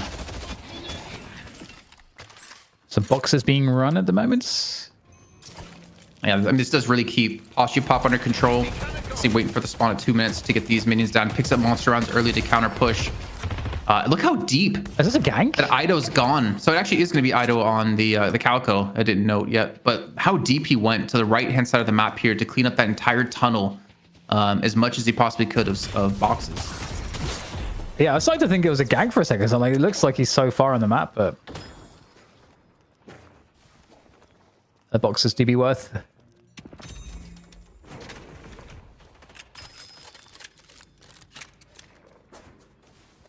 Oh, he's still going. Holy crap. Like, he's not giving up. He really wants to take everything away here. He's gotten completely into the... What? He's got to head back now. Like, he needs to get here to not miss out on any souls. And obviously, Scout's going to not push the lane so he can get back in time. Fishcake will be the first casualty on this left-hand side. It's actually an Abrams Infernus combo in the left-hand lane. Remember, we saw Kelvin Infernus before in the last game to give DMB that early start. Did that move get him behind? I don't. Is that? Do they do? Is it like? Does it give them more net souls? I think it shouldn't, because nice. he's also taken away any of the boxes that they're going to pick up. Oh, wow, it's a great charge here on a Gibbs. How dare you? He reacted so quickly to that. That was crazy. We're taking a lot of damage back though. Mystic Burst you saw coming in as well for the procs on Love Bites. Oh my god, where did Ido come from? The mid lane. He really wants these kills. Actually, they're switching. They're lane swapping. Okay, so they're putting Calico on the left lane now, and I believe sending DMB to the mid lane to pair with Paradox. So I guess he wasn't having a great time here. Again, it's very difficult for him to get in melee range because he gets slowed up quite a bit by the Arctic Beam out of Kelvin. So I can kind of understand the lane swap coming through. Yeah, really interesting stuff there. Trying to make it efficient. Okay, the fun is in trouble. DMV in trouble. DMV is still in trouble. And oh my god, is that going to keep him alive? No, okay. Wait, he'll get taken out. And Abrams now. What's happening here? Lane swaps galore. Fishcake coming in from the left-hand side, leaving his teammate all to his lone. Ido alone on that left-hand lane. He dies, and that Guardian's going to take a ton of damage here. Now DMB's going back to the left lane. And is Fishcake going to stay in mid? What is happening here? Tanner. He must have had 10 HP left there. That's crazy. Big parry. Geist Bomb comes through. Oh my god. So many crazy scenarios here early on. Everyone is so low. Look at all the health bars on both sides right now. Everyone's getting wrecked. I don't even understand what's happening in this game, honestly. DMB gets a kill on the Gibbs. That was on the left side. Ido's there. They let Fishcake in towards middle. They clean up 2 with Aiden going down and Gibbs. So maybe they found the combo that they want to finally run on this left-hand side. And now Fishcake, I guess he's getting the buff on the right-hand side. That spawned on in. He's going to return back to the mid lane here.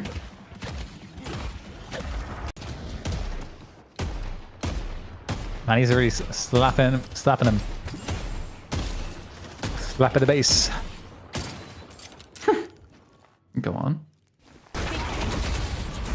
That is all. Ooh. Sai gets spanked on Page.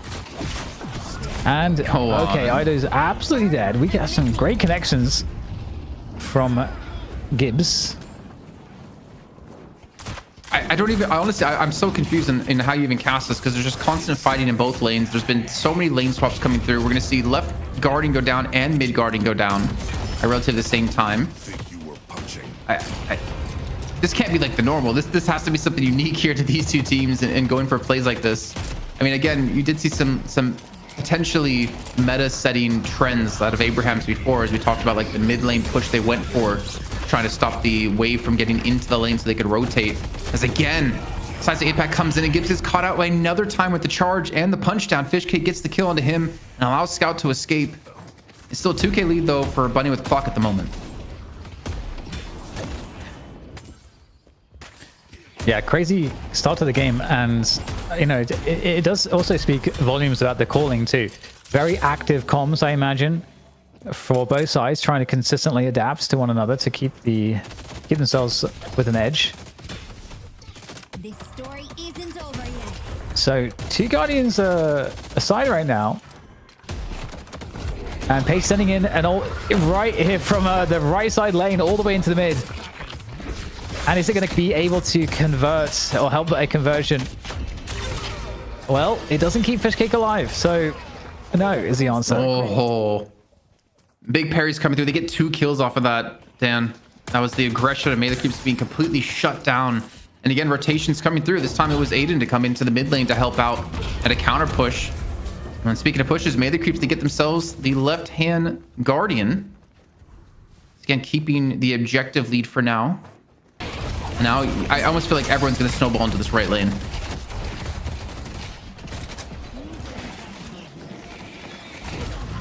Let me go again. Diving on through. That cart does manage to get a connection, I think. And the Drifter looking to get some more damage percentage. Plus 11. Already. Oh, That's cool. actually really great progress. Dude, oh my Sai gets a goodness. double kill. Fishcake coming on through. Great parry comes on through from the Drifter, and he's going to be able to convert this one. Fishcake's in trouble right now. It's a 1v1, and this is where Drifter does his best work. Plus 16 as another kill converted by Gibbs. The 3-kill streak. Maybe we see a big game from Drifter this time around. Trying to get out of here. The quick heal from the healing trooper. And are we going to back away? How are we still engaging on this? Gibbs is going to get some assistance, but in comes the Page there for assistance with John to prevent Gibbs from doing anything else, and somehow Gibbs has done so much work, but he finally gets punished. Our poor observers, man. I'm having a hard time keeping up. I don't know how the hell they're doing their job right now. There was a kill in mid lane with Scout going down. But again, the focus on the melee creeps is on this right lane. They want this last Guardian, and they're leaving Ido to just farm up in mid to keep that Guardian alive. The Sing One retreat allows the escape here out of Aiden. The follow-up melee is not going to be there. Shield charge not leveled up enough to actually get the guaranteed melees in. Arta gets a kill on the side. Ido responds as well as he joins the fight from the mid lane as the all-out brawl is breaking out here in their Sinner's room. The Kelvin has come through, and Billy's going to be parried once again here. Arctic is being constantly parried in this match so far. And Fishcake now leading the charge, looking for a fight here on Nikolchi. He's going to have the opportunity, man. He falls where he has a chance to get the kill, and now this Guardian for sure should be going down. Calvin's just like in a high place trying to be safe, but and then he lasted so long. Charge on through. R.I.P. Tanner. This is madness, honestly. It's hard. It is hard to track all of the action. But we can give you a quick macro report. 1 Guardian up right now, and it is a Guardian for melee creeps. So they're sort of taking the edge with respect to that. And they also have pressure on the map. They are in their opponent's side of the map, taking away the Sinners and some of the farm as well. So big edge is coming through from melee creeps, but Bunny Clock not too far away, actually. Still getting their damage in and getting their money's worth for the most part. They are actually still ahead 3k souls somehow. It doesn't feel like that, but they are. I mean, when games are hectic like this, I feel like it's so hard to manage who's picking up souls and to not overstack lanes, so you're splitting inefficiently. I think the chaoticness of this I think it really tests the team to be able to play it smart, to like respond to counter pushes that are coming in, but also to maximize the amount of souls you're getting across the map. And the Urn is trying to be ran. The doorman opened up a doorway into a fight, and is anyone going to stop Saya? Yeah, it will be Aiden there, sitting on top of the turn-in. We did get a check-in with the items. I know someone in chat was looking to see what Saya was going to be going for here, and he did not go split shot. Went for Rusted Barrel, Imp Spirit, Mystic Reach, cooldown, Healing Right. Kind of a 3k to spend as Gibbs is actually trying to push onto a Walker here. 11 minutes in. Shouldn't be getting that down at this point, but it keeps the pressure on to force Ido to respawn. They set it up by not pairing it all last game. Very true, man. Very true. Talking about Arctic and the fact he's been able to get he's being parried constantly. Yeah. Yeah, that's the tough thing with the Billy, for sure.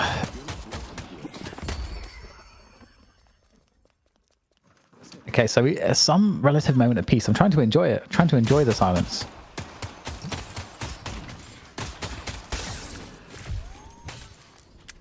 Three minutes until the next urn and bridge buffs. And it looks like a fight might be brewing in the middle position. Going to shop. Here comes Aiden around the side of the fight. Trying to see what he can find. And big presence from Bunny with Clock here. They don't have a lot of map control though. They've really they've lost out on that left side lane. And also earlier, some of the farm was taken away aggressively by melee creeps into their side of the map. So Bunny with Clock slightly behind at this point, but they're trying to get active. We can hear someone is close, but where? But where?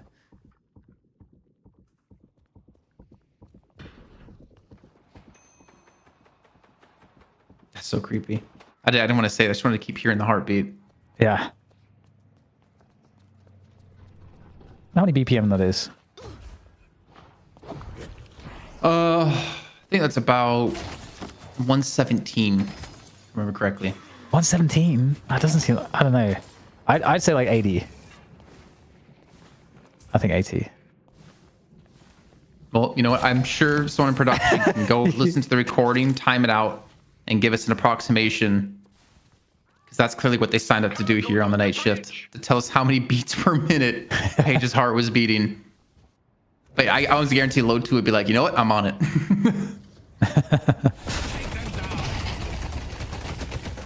Yeah, no way you're going to kill a DMB here. You're just going to teleport away. I mean, we're seeing, like, look at the grouping we're having, too. I mean, the initial spot out of Tanner, like, 4 players immediately collapse onto DMB there as he does teleport. And the same response to the melee creeps on the right-hand side of the map as they're trying to go for a catch onto Gibbs. Ooh, that is not going to be good news for Gibbs. Catch is quite successful. Dropping a 420 bag, too. I see the enemy.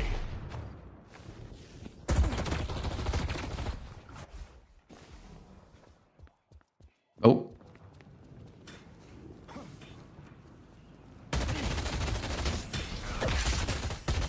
I don't know what to say, Dan. I was so caught off guard with this game. It's just been so weird.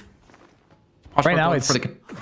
Oh, yeah, I was to say right now it's pretty even, and I think we're really looking for the setup on the next bridge boss and Walker's, but I'm sorry, but look at that again. Oh, he can't quite get to. Someone else took that away. I don't know who it was, but someone stole the bag. I've got a feeling it was Billy. No, it wasn't Billy. He only has 200 unsecured. So I just plan to try to escape. Is he gonna be able to get out of there though? They want to chase. Urn's coming up, bridge buff's coming up. This fight's important. Scout draws the first kill in the last 20 seconds or so at least. The chase still continues here. The damage output from melee creeps is looking pretty good here. Finally though, someone looking to deal with D&B. Aiden trying to burst him out with the love bites, but can he find that pop?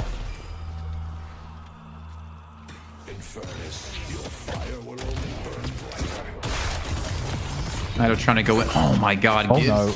Gibbs is him this game, honestly. He's been playing so well this entire match. It's at 12k souls. I mean, he's not that head and souls, but the pressure he's been applying has been kind of ridiculous. Oh, another kill for him too. How many? What's he up to now? What is Gibbs up to now on his damage bonus? Oh, he's coming in again. He's gonna get another one. He's gonna get more damage. Oh, okay. Escape. Can't get through. Hey, bro, you're burning. Okay, he wasn't standing in the flame dash. I thought he was. Okay, everything's fine. Everything's fine. Actually, no, it's not fine. Gibbs died. Yeah, and he's lost a big bag too. 12k now. But the earning's gonna be turned in here out of Scout. We're just running across, and no one's there to contest it. In the meantime, we see a push coming in, Bunny with the clock, trying to give this earn up for free as they do go for this walker. They need to dislodge Fishcake here, who's still staying relatively healthy. Immediate callback does come in, using the help of the doorman to get away.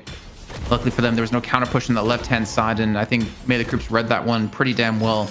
It's like an earn for free, and they do lengthen this lead to almost 10k.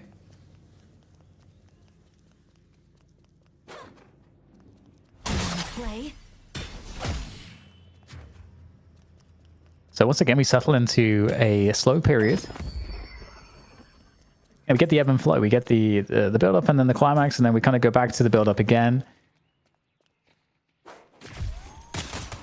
And the situation on the map is looking a little better for Bunny with Clock, but ultimately they are further behind in souls than they were previously. Now, in terms of like big damage threats, Poshipop is 5k ahead, Jason, compared to DMB. 25k against 20. So Poshipop is doing his job right now. Yeah, he's been farming away like crazy. The thing is, he did it last game as well. I think the big advantage this time is that John John's not that far ahead anymore, which means he can't just kind of aura on him and force him back. Just the pure presence. I think Poshipop has the potential to kill him off here in the 1v1. But I mean, either way, the pressure's still being pushed on this left-hand side. You can see Saya and John John together looking to push onto Poshipop here on this walker, maybe looking for some damage. And really not doing too much, to be fair. I mean, the mini waves are so easy to be cleared by Poshipop with just one Kutsu bomb.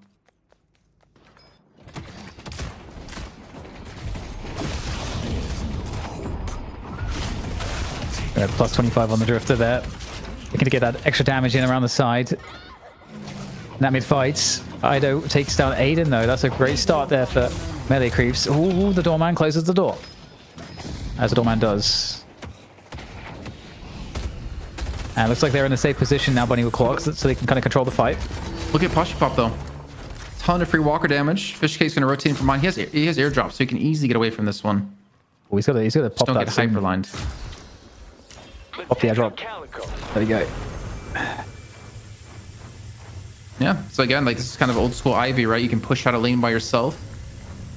And then if anyone heads your way, you just quickly go fly away and you'll be fine. Some might call that cowardly behavior, Jason. Nah, I wouldn't. It's a tactical retreat. Yeah, that's more sensible. Okay, the farm on the map is very cleaned up at the moment. It's like most of the farm is gone.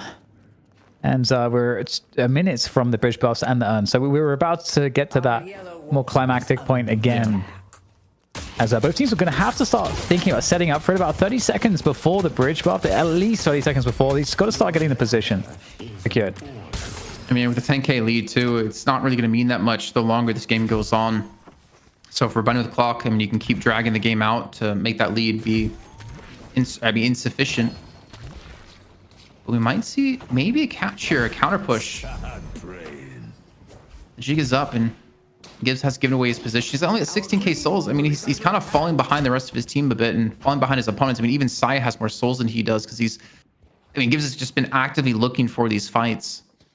At some point, he needs to farm up here. And I think this might be a slight macro misplay. I actually think it's some of the value Drifter provides because his abilities, if he catches the right fights, he can kind of make up for being behind. At least that's my kind of sense. Oh my god, you can climb real fast as a cat.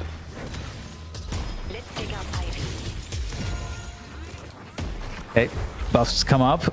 It's going to be the Vitality buff for the Abrams. Here comes Poshy Pop. He's actually in this fight, and he's going to get to blast down the Infernos. Potentially, could see bombs are laid down on the ground, but the Kelvin Dome will get laid down just as well. And in comes Poshy Pop, trying to just track these players away. The M1 is coming on through. Hasn't even popped his Blood Tribute, I don't think, as he's now going into the Stone form here to avoid the damage. And he's got 3,500 health. He's got that Siphon Bullets there, pumping him full of health. And they are going to annihilate these players. Insanely strong fight for the Bunny Clock side. And this feels like it could be a turning point here, Jason. Yeah, Poshy's got a lot of damage. There's really nothing to deal with him. He's gone full gun with the Siphon Bullets on top of this. And they're trying to attack him. He's going for the Walker. He might get stomped on here. Use the Stone form to actually dodge away from this one. He's the backup of his team as everyone's just grouped up here on this middle lane. A good swap comes in. A scout to maybe buy some pressure, or at least force some pressure away. And somehow, how does Tanner escape this one? The jukes, man. Eventually, John John's able to clean him up. And they will trade 1 for 1, but they lost the Walker. And that's going to be pretty much equalized now. Still about almost a 10k lead for Melee Creeps after all the dust is settled. But they're missing a big wave on the left-hand side at that Walker. The mid-boss is being done here. This is Melee Creeps, and with that last kill coming through without Tanner there, they don't have to worry about him. There's no chain gain. There's no big ultimates to come online. There's no one even with Bunny O'Clock around this one. And Melee Creeps are going to get this for free. They're going to at least try to trade off the Walker. That's the play. The problem is that they need to be able to escape here. So the ult, is it up for Ivy? Okay, the airdrop is up, so Ivy can fly away Gibbs after they pick this one up. There we go. And it's also collected by Aiden. So these are the plays right now. Can they actually make good of this? Giving up the rejuve, 3 rejuve crystals for a Walker and potentially the urn.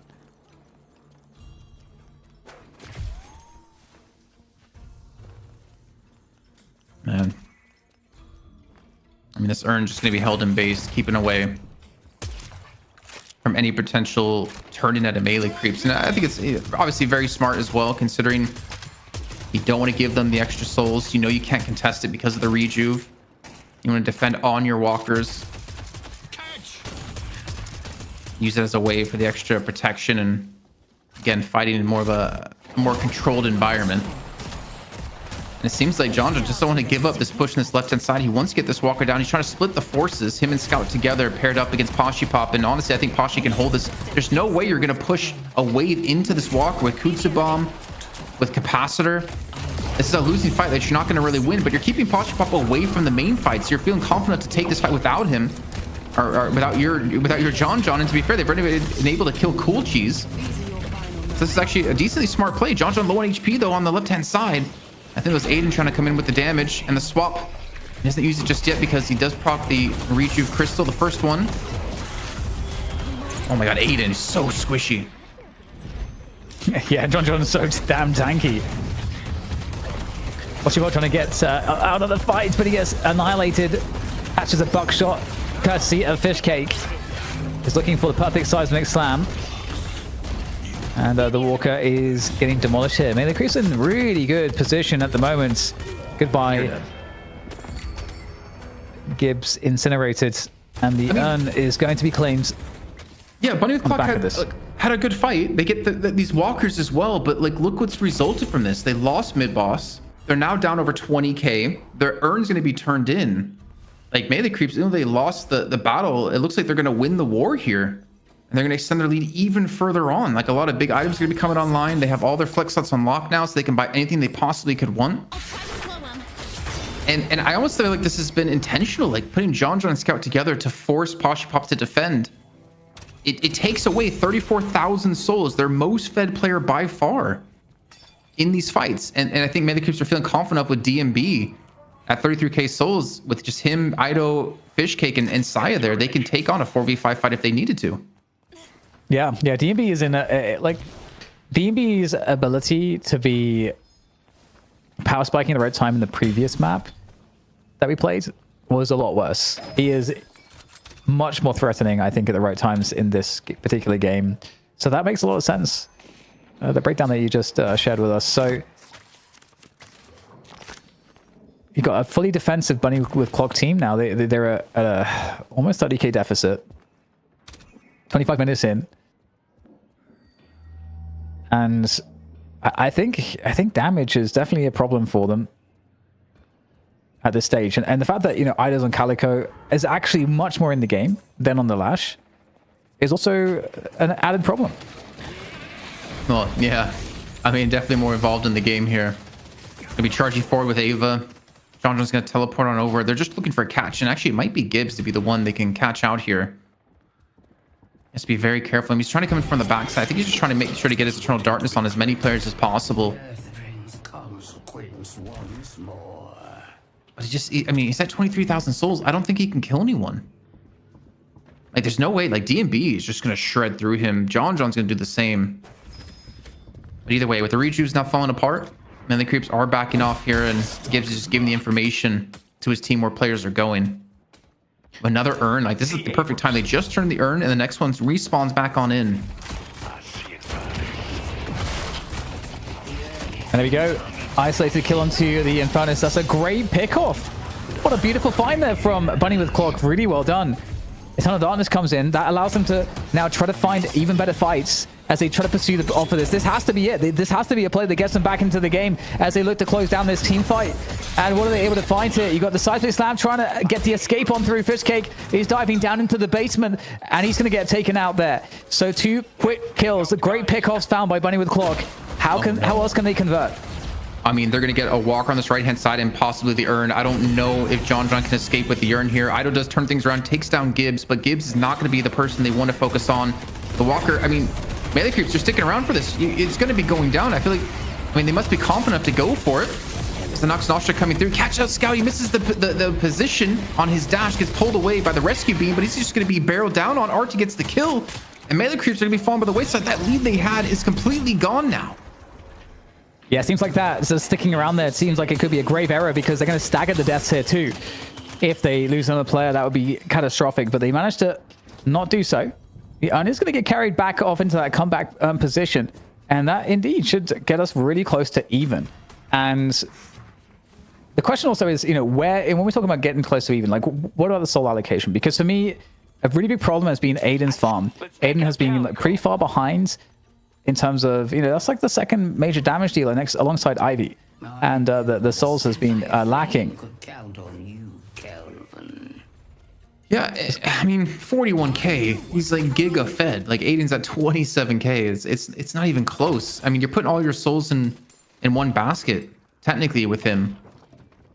I mean, yeah, I mean, they did catch out DMB. I think that was the big mistake that I made the creeps. I didn't actually see how DMB got caught throughout the midst of that. I think there was a chain gang being used to confirm that one. They got him in the Kelvin Dome. I don't know what led him into the Kelvin Dome, if it was a chain gang, but he got Kelvin Domed. But also, like, 3 players jumped inside of the Kelvin Dome to get a 3v1 or something like that too. So it was pretty well coordinated by Bunny with Clock. But as you said, 12k difference now. They've really closed it down. And we're even on walkers, so the game kind of gets into an even position. And the mid-boss spawns. Exactly. With mid-boss spawning, this is where it gets tough. Because if you lose this fight, you're probably going to lose the match. Unless things are very close between your team. And it looks like they might be trying to go for a catch here. Grouping up together. I mean, DB has to put in a ton of damage here. The thing is, Capacitor has been so frustrating for him to deal with. Out of Poshy Pop. If he gets caught out, he can't afford to get caught out. He needs to play in towards the back line of his team. And just pump the damage onto the front line. Because there's no front line for Bunny with Clock that can handle the damage DB can do.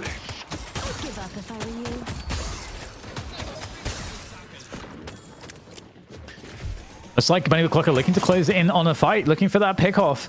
They gotta be careful though. Again, any fight that goes badly now, it's basically could just be game over for whoever loses the fight, as that mid boss is going to be claimed behind it. And in fact, they could try to bait the mid boss. Both teams have full ults basically. Gibbs does have his ult up, the Eternal Darkness. Yeah, they might use the door here. Yes, they're using the door to try to catch some kills outside of the mid-boss. We've seen this play before. It's often very good. Nox Nostra over the top here. Can they find the pick that they're looking for? The chain gang comes on through. Arctic takes down Fishcake, but the trade comes on through from DMB. A big problem. Big damage dealer gets chased down and killed. And this might be the play. The door play. That's what we were talking about earlier, Jason. How impactful it is. But is it over just yet? Because Tanner's going to get taken down here. The fight still rages on. Melee creeps are looking to come back into this one. Now they're getting an advantage. 4 players dead here for Bunny with Clock. The fight looked quite good, but they were too spread apart, and they get isolated by melee creeps here, losing the fight around the mid boss, and they might just concede the game right here, right now. Pashi going down. I mean, that's the linchpin of what they need to keep alive. Gibbs in a 1v1 against Ido, but it's not going to matter. Ido is just too far ahead of him right now. Gets the kill. They invested so much to take down DMB and Fishcake. They forgot about John and his 44,000 souls. They're going to get the rejuve, every single crystal, and they have a full team wipe, even leaving this last one up just to delay it as long as possible.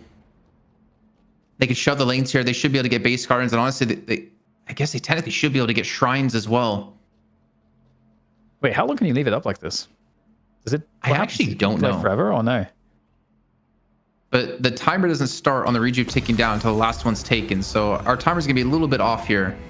So they have 4 minutes now. So about an extra 30 seconds from what you see, about 25 seconds of what you see on the current timer.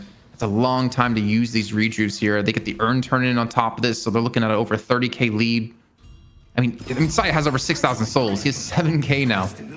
This is an easy 6.4 item. And I'd almost just say maybe go curse here. If you curse Kelvin, like Tanner, guess what? No frozen shelter. You don't have to deal with it in these fights. Do we have refresher on Kelvin? Do we know? You got refresher on Saya.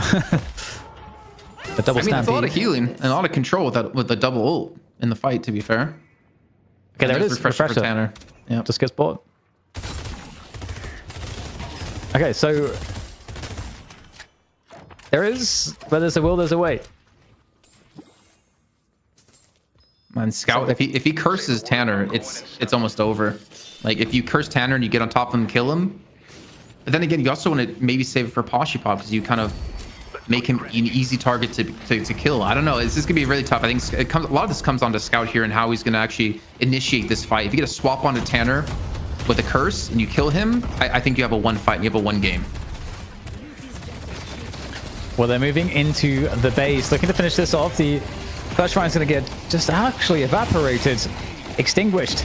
There's that first Kelvin Dome. It's going to be good for anything, but that is why you get a refresher on the Stampede. It's going to be able to assist your teammates stuck in the Kelvin Dome. There's the second Kelvin Dome. Both ones getting pulled off, and there's a Stampede going into the Kelvin Dome again as the refreshers do battle. Here, Bunny with Clock trying to stay up here. No players dead just yet, but the patron is going down as we speak. First stage gone. Now the final one with the, is in the pit. Or is descending into the pit. Fishcake will leave the base. He's very, very weak. In fact, he gets taken out. The Rejuve Crystal, though, will get him back up again. Looking really nice right now. Bunny with Clock have to manage this fight very effectively here. They're going to be very cautious. Gibbs finally goes down. Still 2 Rejuve Crystals up here. And they're going for the finish. Melee creeps looking to just batter the final patron here as they start the fight in that pit, diving on through, dealing with everybody. Numbers advantage, nothing to stop them now, and that's it. The patron goes down, and Melee creeps will win the money match. Another night shift to their name as they take down Bunny with Clock. Yeah, a fantastic way to play that game out as well. I mean, Saya with the refresher, I don't think you can really understand how important it is to throw your steeds out in the middle of a dome, because it goes through the dome, it interrupts them, it heals the target that's inside, which kept Fishcake alive for such a long time, so they couldn't snowball that fight. Getting that first rejuve with him stuck with another refresher after that really did a great job and a perfect pickup for that situation. And again, DMB staying alive, staying in the backside. Ido was trying to focus on individual targets, but John again, like once again, creating space. He was in the pit with 3 players on him, allowing his teammates to take down individual players who are overextended and who were in the wrong positions. John had the swap to keep himself alive when he needed it in the fight. He was applying pressure on the patron. And Melee Creeps, they do it for another week here, taking home the money, maintaining the spot. But it's still, I mean, I cannot deny how close this series was with Bunny with Clock. Like, they have looked better week in and week out. They took down Sneaky Golem, and honestly, they could have had a 2-0 themselves here today. Yeah, they played really, really well. And after seeing this game, I almost wondered, is it a ban the guys? Because the guys, I think, for both map 1 and map 2, ended up really being the true problem. And the problem is, for you to ban it, they'd have to not ban Shiv, and I think that's really the issue, obviously. But John's performances were really impressive, and Melee Creeps, great resolve. and tenacity to just keep their heads in the game. The first map, honestly, it was so crazy how close that was. This one was a bit more decisive, and I think, you know, much like we were talking about in the draft, it really feels like it was about swapping out the Lash for something else that either could have some impact. Yeah, I'm curious to see what the match stats say for this one. I'm also, again, still curious for John. Like this fight in particular, as we were mentioning before, you catch out Fishcake and DMB and invest a lot into taking out DMB in particular. But then they forgot that John's still alive and he's still down there. And Bunny with Clock was kind of separated, half in towards pit, half up on top to deal with the players there. And melee creeps, I think the team fighting helped a ton. I think that goes down to the experience of the team being together for, you know, a decent amount of time now compared to Bunny with Clock, who are still trying to sort things out and still figure out their identity. But they looked great today. They looked great this week. They looked better and better. And honestly, next week, I wouldn't be surprised to see them take May the Creeps down. I could definitely see it. I mean, you know, we're going to see teams adjusting to the meta. So the second week, the third week will, I feel like, get progressively more interesting as all the teams kind of, you know, cross-pollinate the ideas and kind of see, you know, what is working, what's not working, what's really good and what's not. You know, but we saw here, you know, Kelvin did get picked up a couple times, but the priority was significantly different. The biggest drop-off that we I think have seen, and Drifter's priority maybe the biggest come-up that we've seen. Yeah, I mean, even Victor too, falling down to 0. To be fair, he wasn't played, I guess, a ton last week, but like Visk is falling. He was heavily pick or ban last time. Shiv, a part of pretty much every single game here. Vindicta as well. Billy, I mean, yeah, I mean, we kind of expected Billy to be up there, but for him to be first picked every single time, if you guys are not playing Billy right now in your pubs, go do it, because there's no way he stands this strong this long.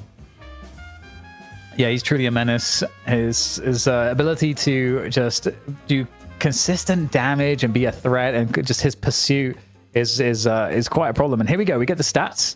So DMP with the top damage. No, yeah, sorry, yeah, 43k. John with 30k objective damage. Again, I think that's what he had last match too.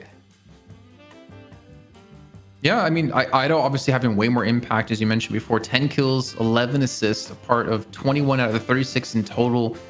Very interesting start to this game. If you can remember back to that one where he was box running for quite a long time, then lane swapped, and then there was more lane swaps, and I don't know. I think this first half of this game was completely a blur in this one. But I think, again, the problem for Bunny with Clock, I think Aiden just didn't get enough farm. I think Gibbs didn't get enough farm. Like, Gibbs had major impact in the early game, but I would have liked to have seen what he could have done transitioning that impact early on, later on.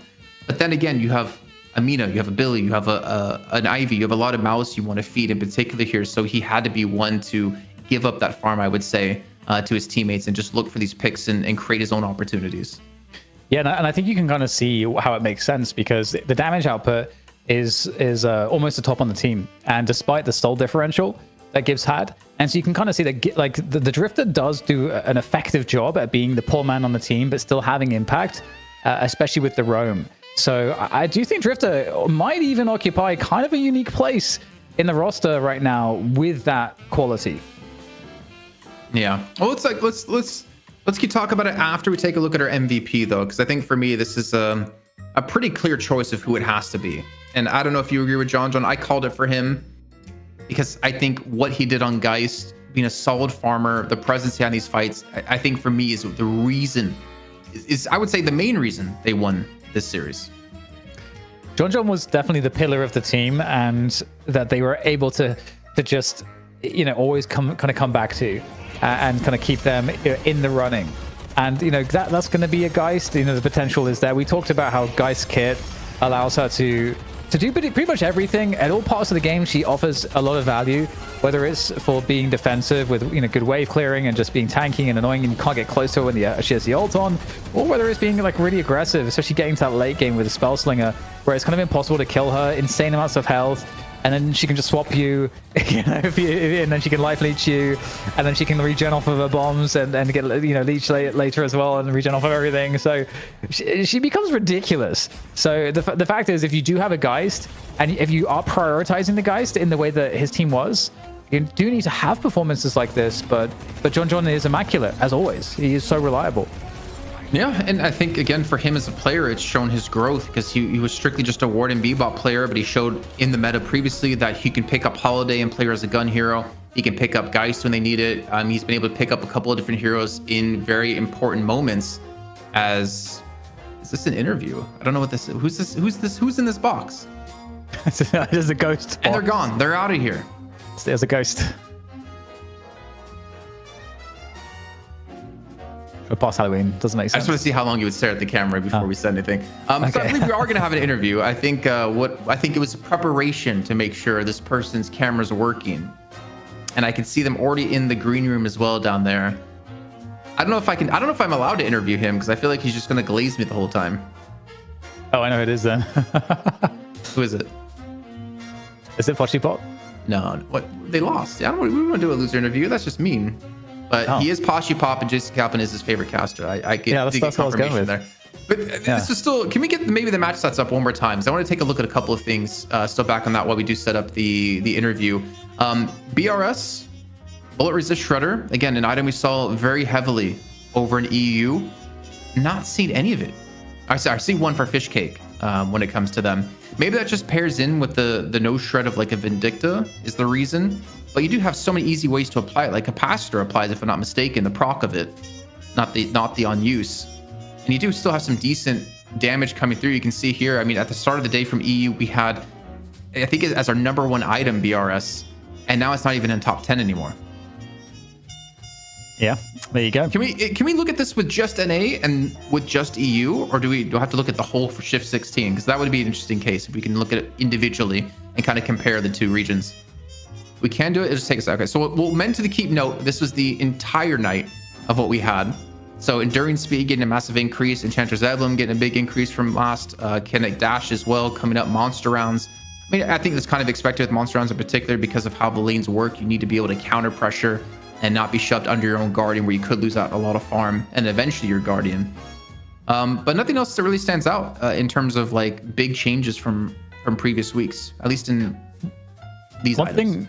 One thing I'd say though is I think Cultist, I think there was the expectation Cultist would, because of the changes made to it, that it would actually drop off a bit.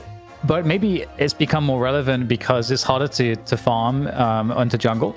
And so being able to just grab the max tier creep is still kind of just considered really valuable. And the weapon damage seems to still just be doing the job.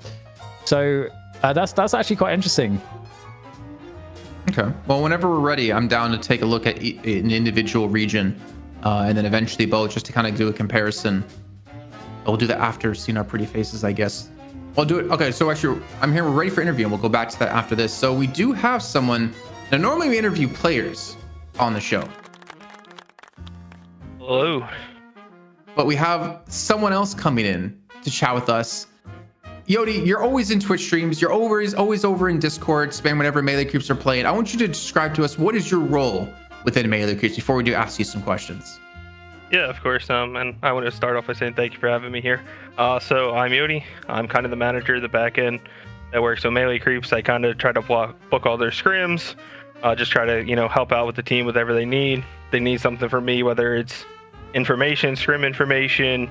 I run our Twitter. I'm just kind of a glorified Twitch chatter. I just go around as many streams as possible. Just kind of feed the information back to the players and just do whatever they need from me.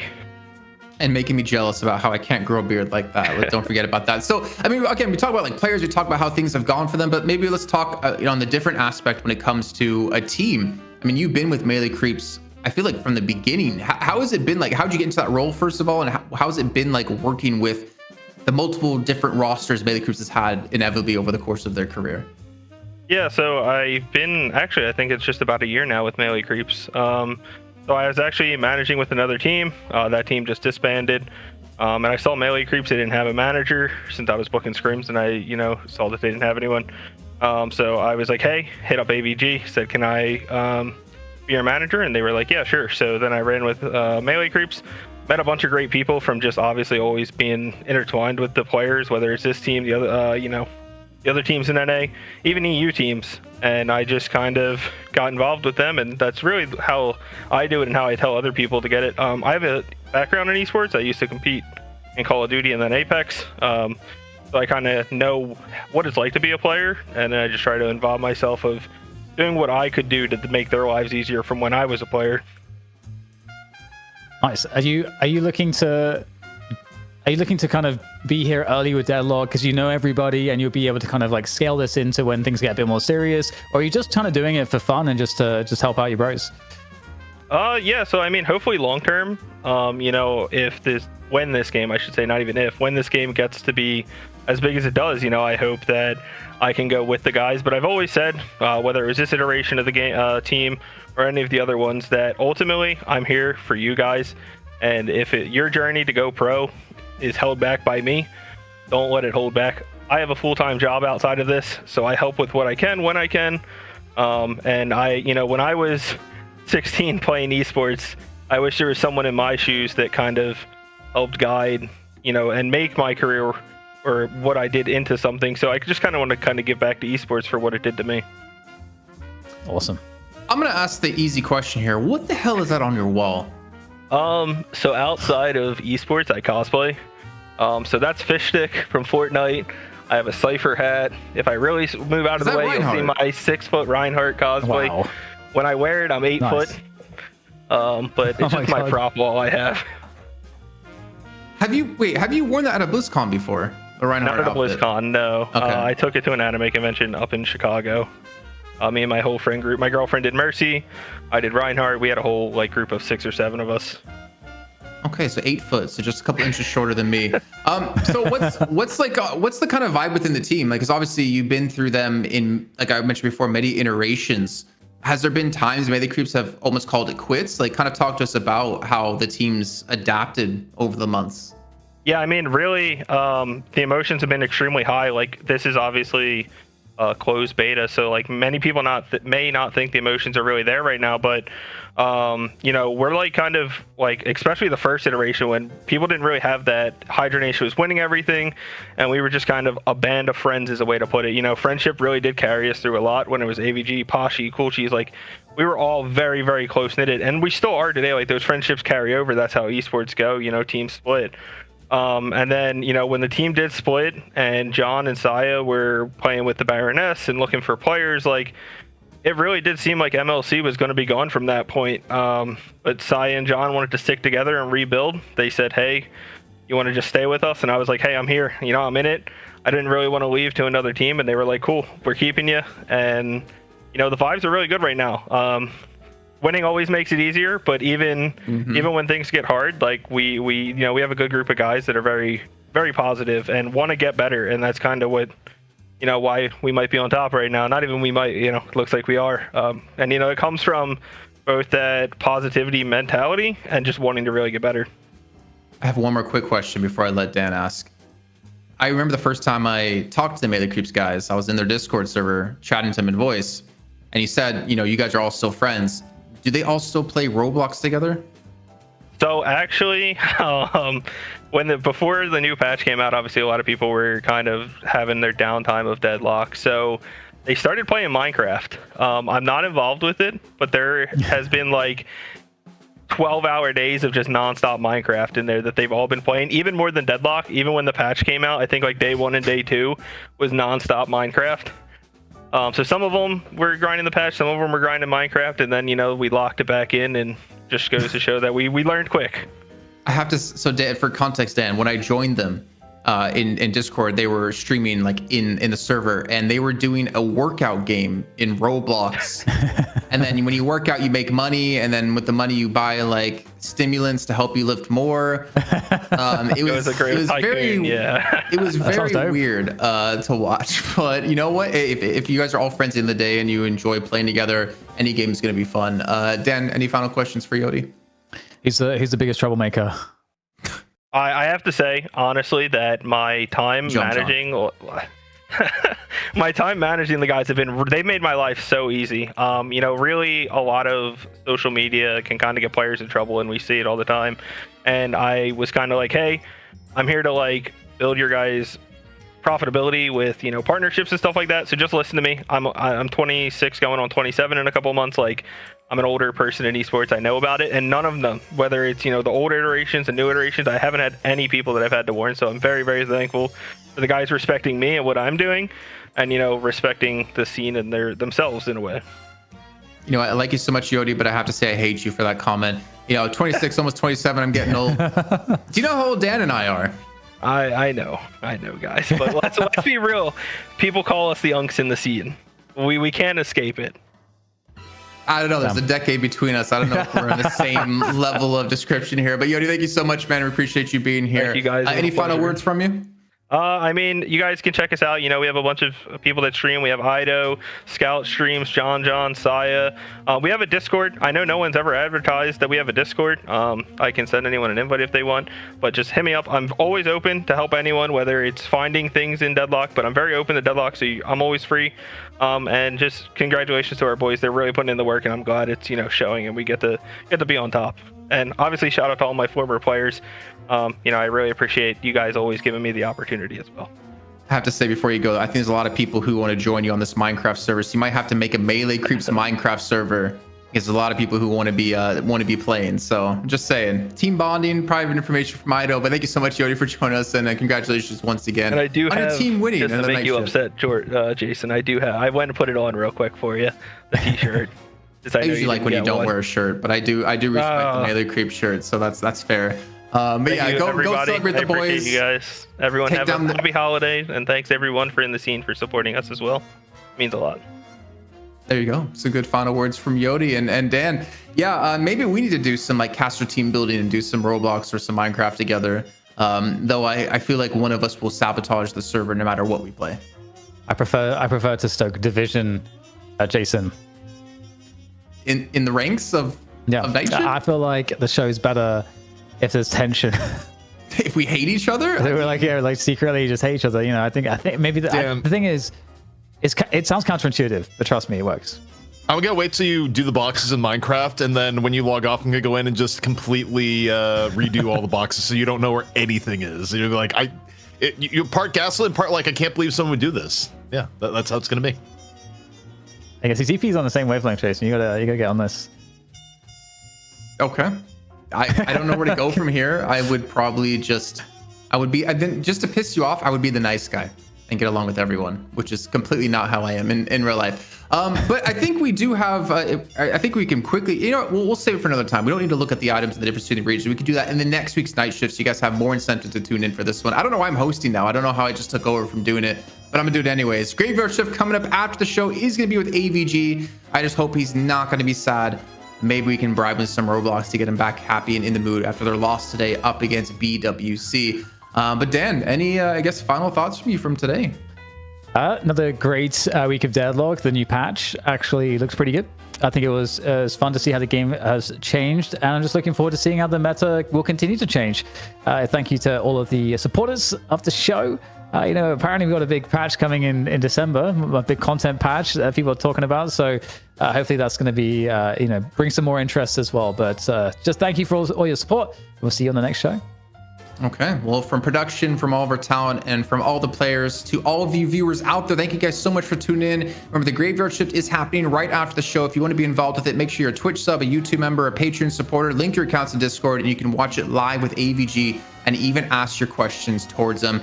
But from all of us here, thanks again for watching another Night Shift, and we'll see you next week for Night Shift number 17. You're not going to want to miss it.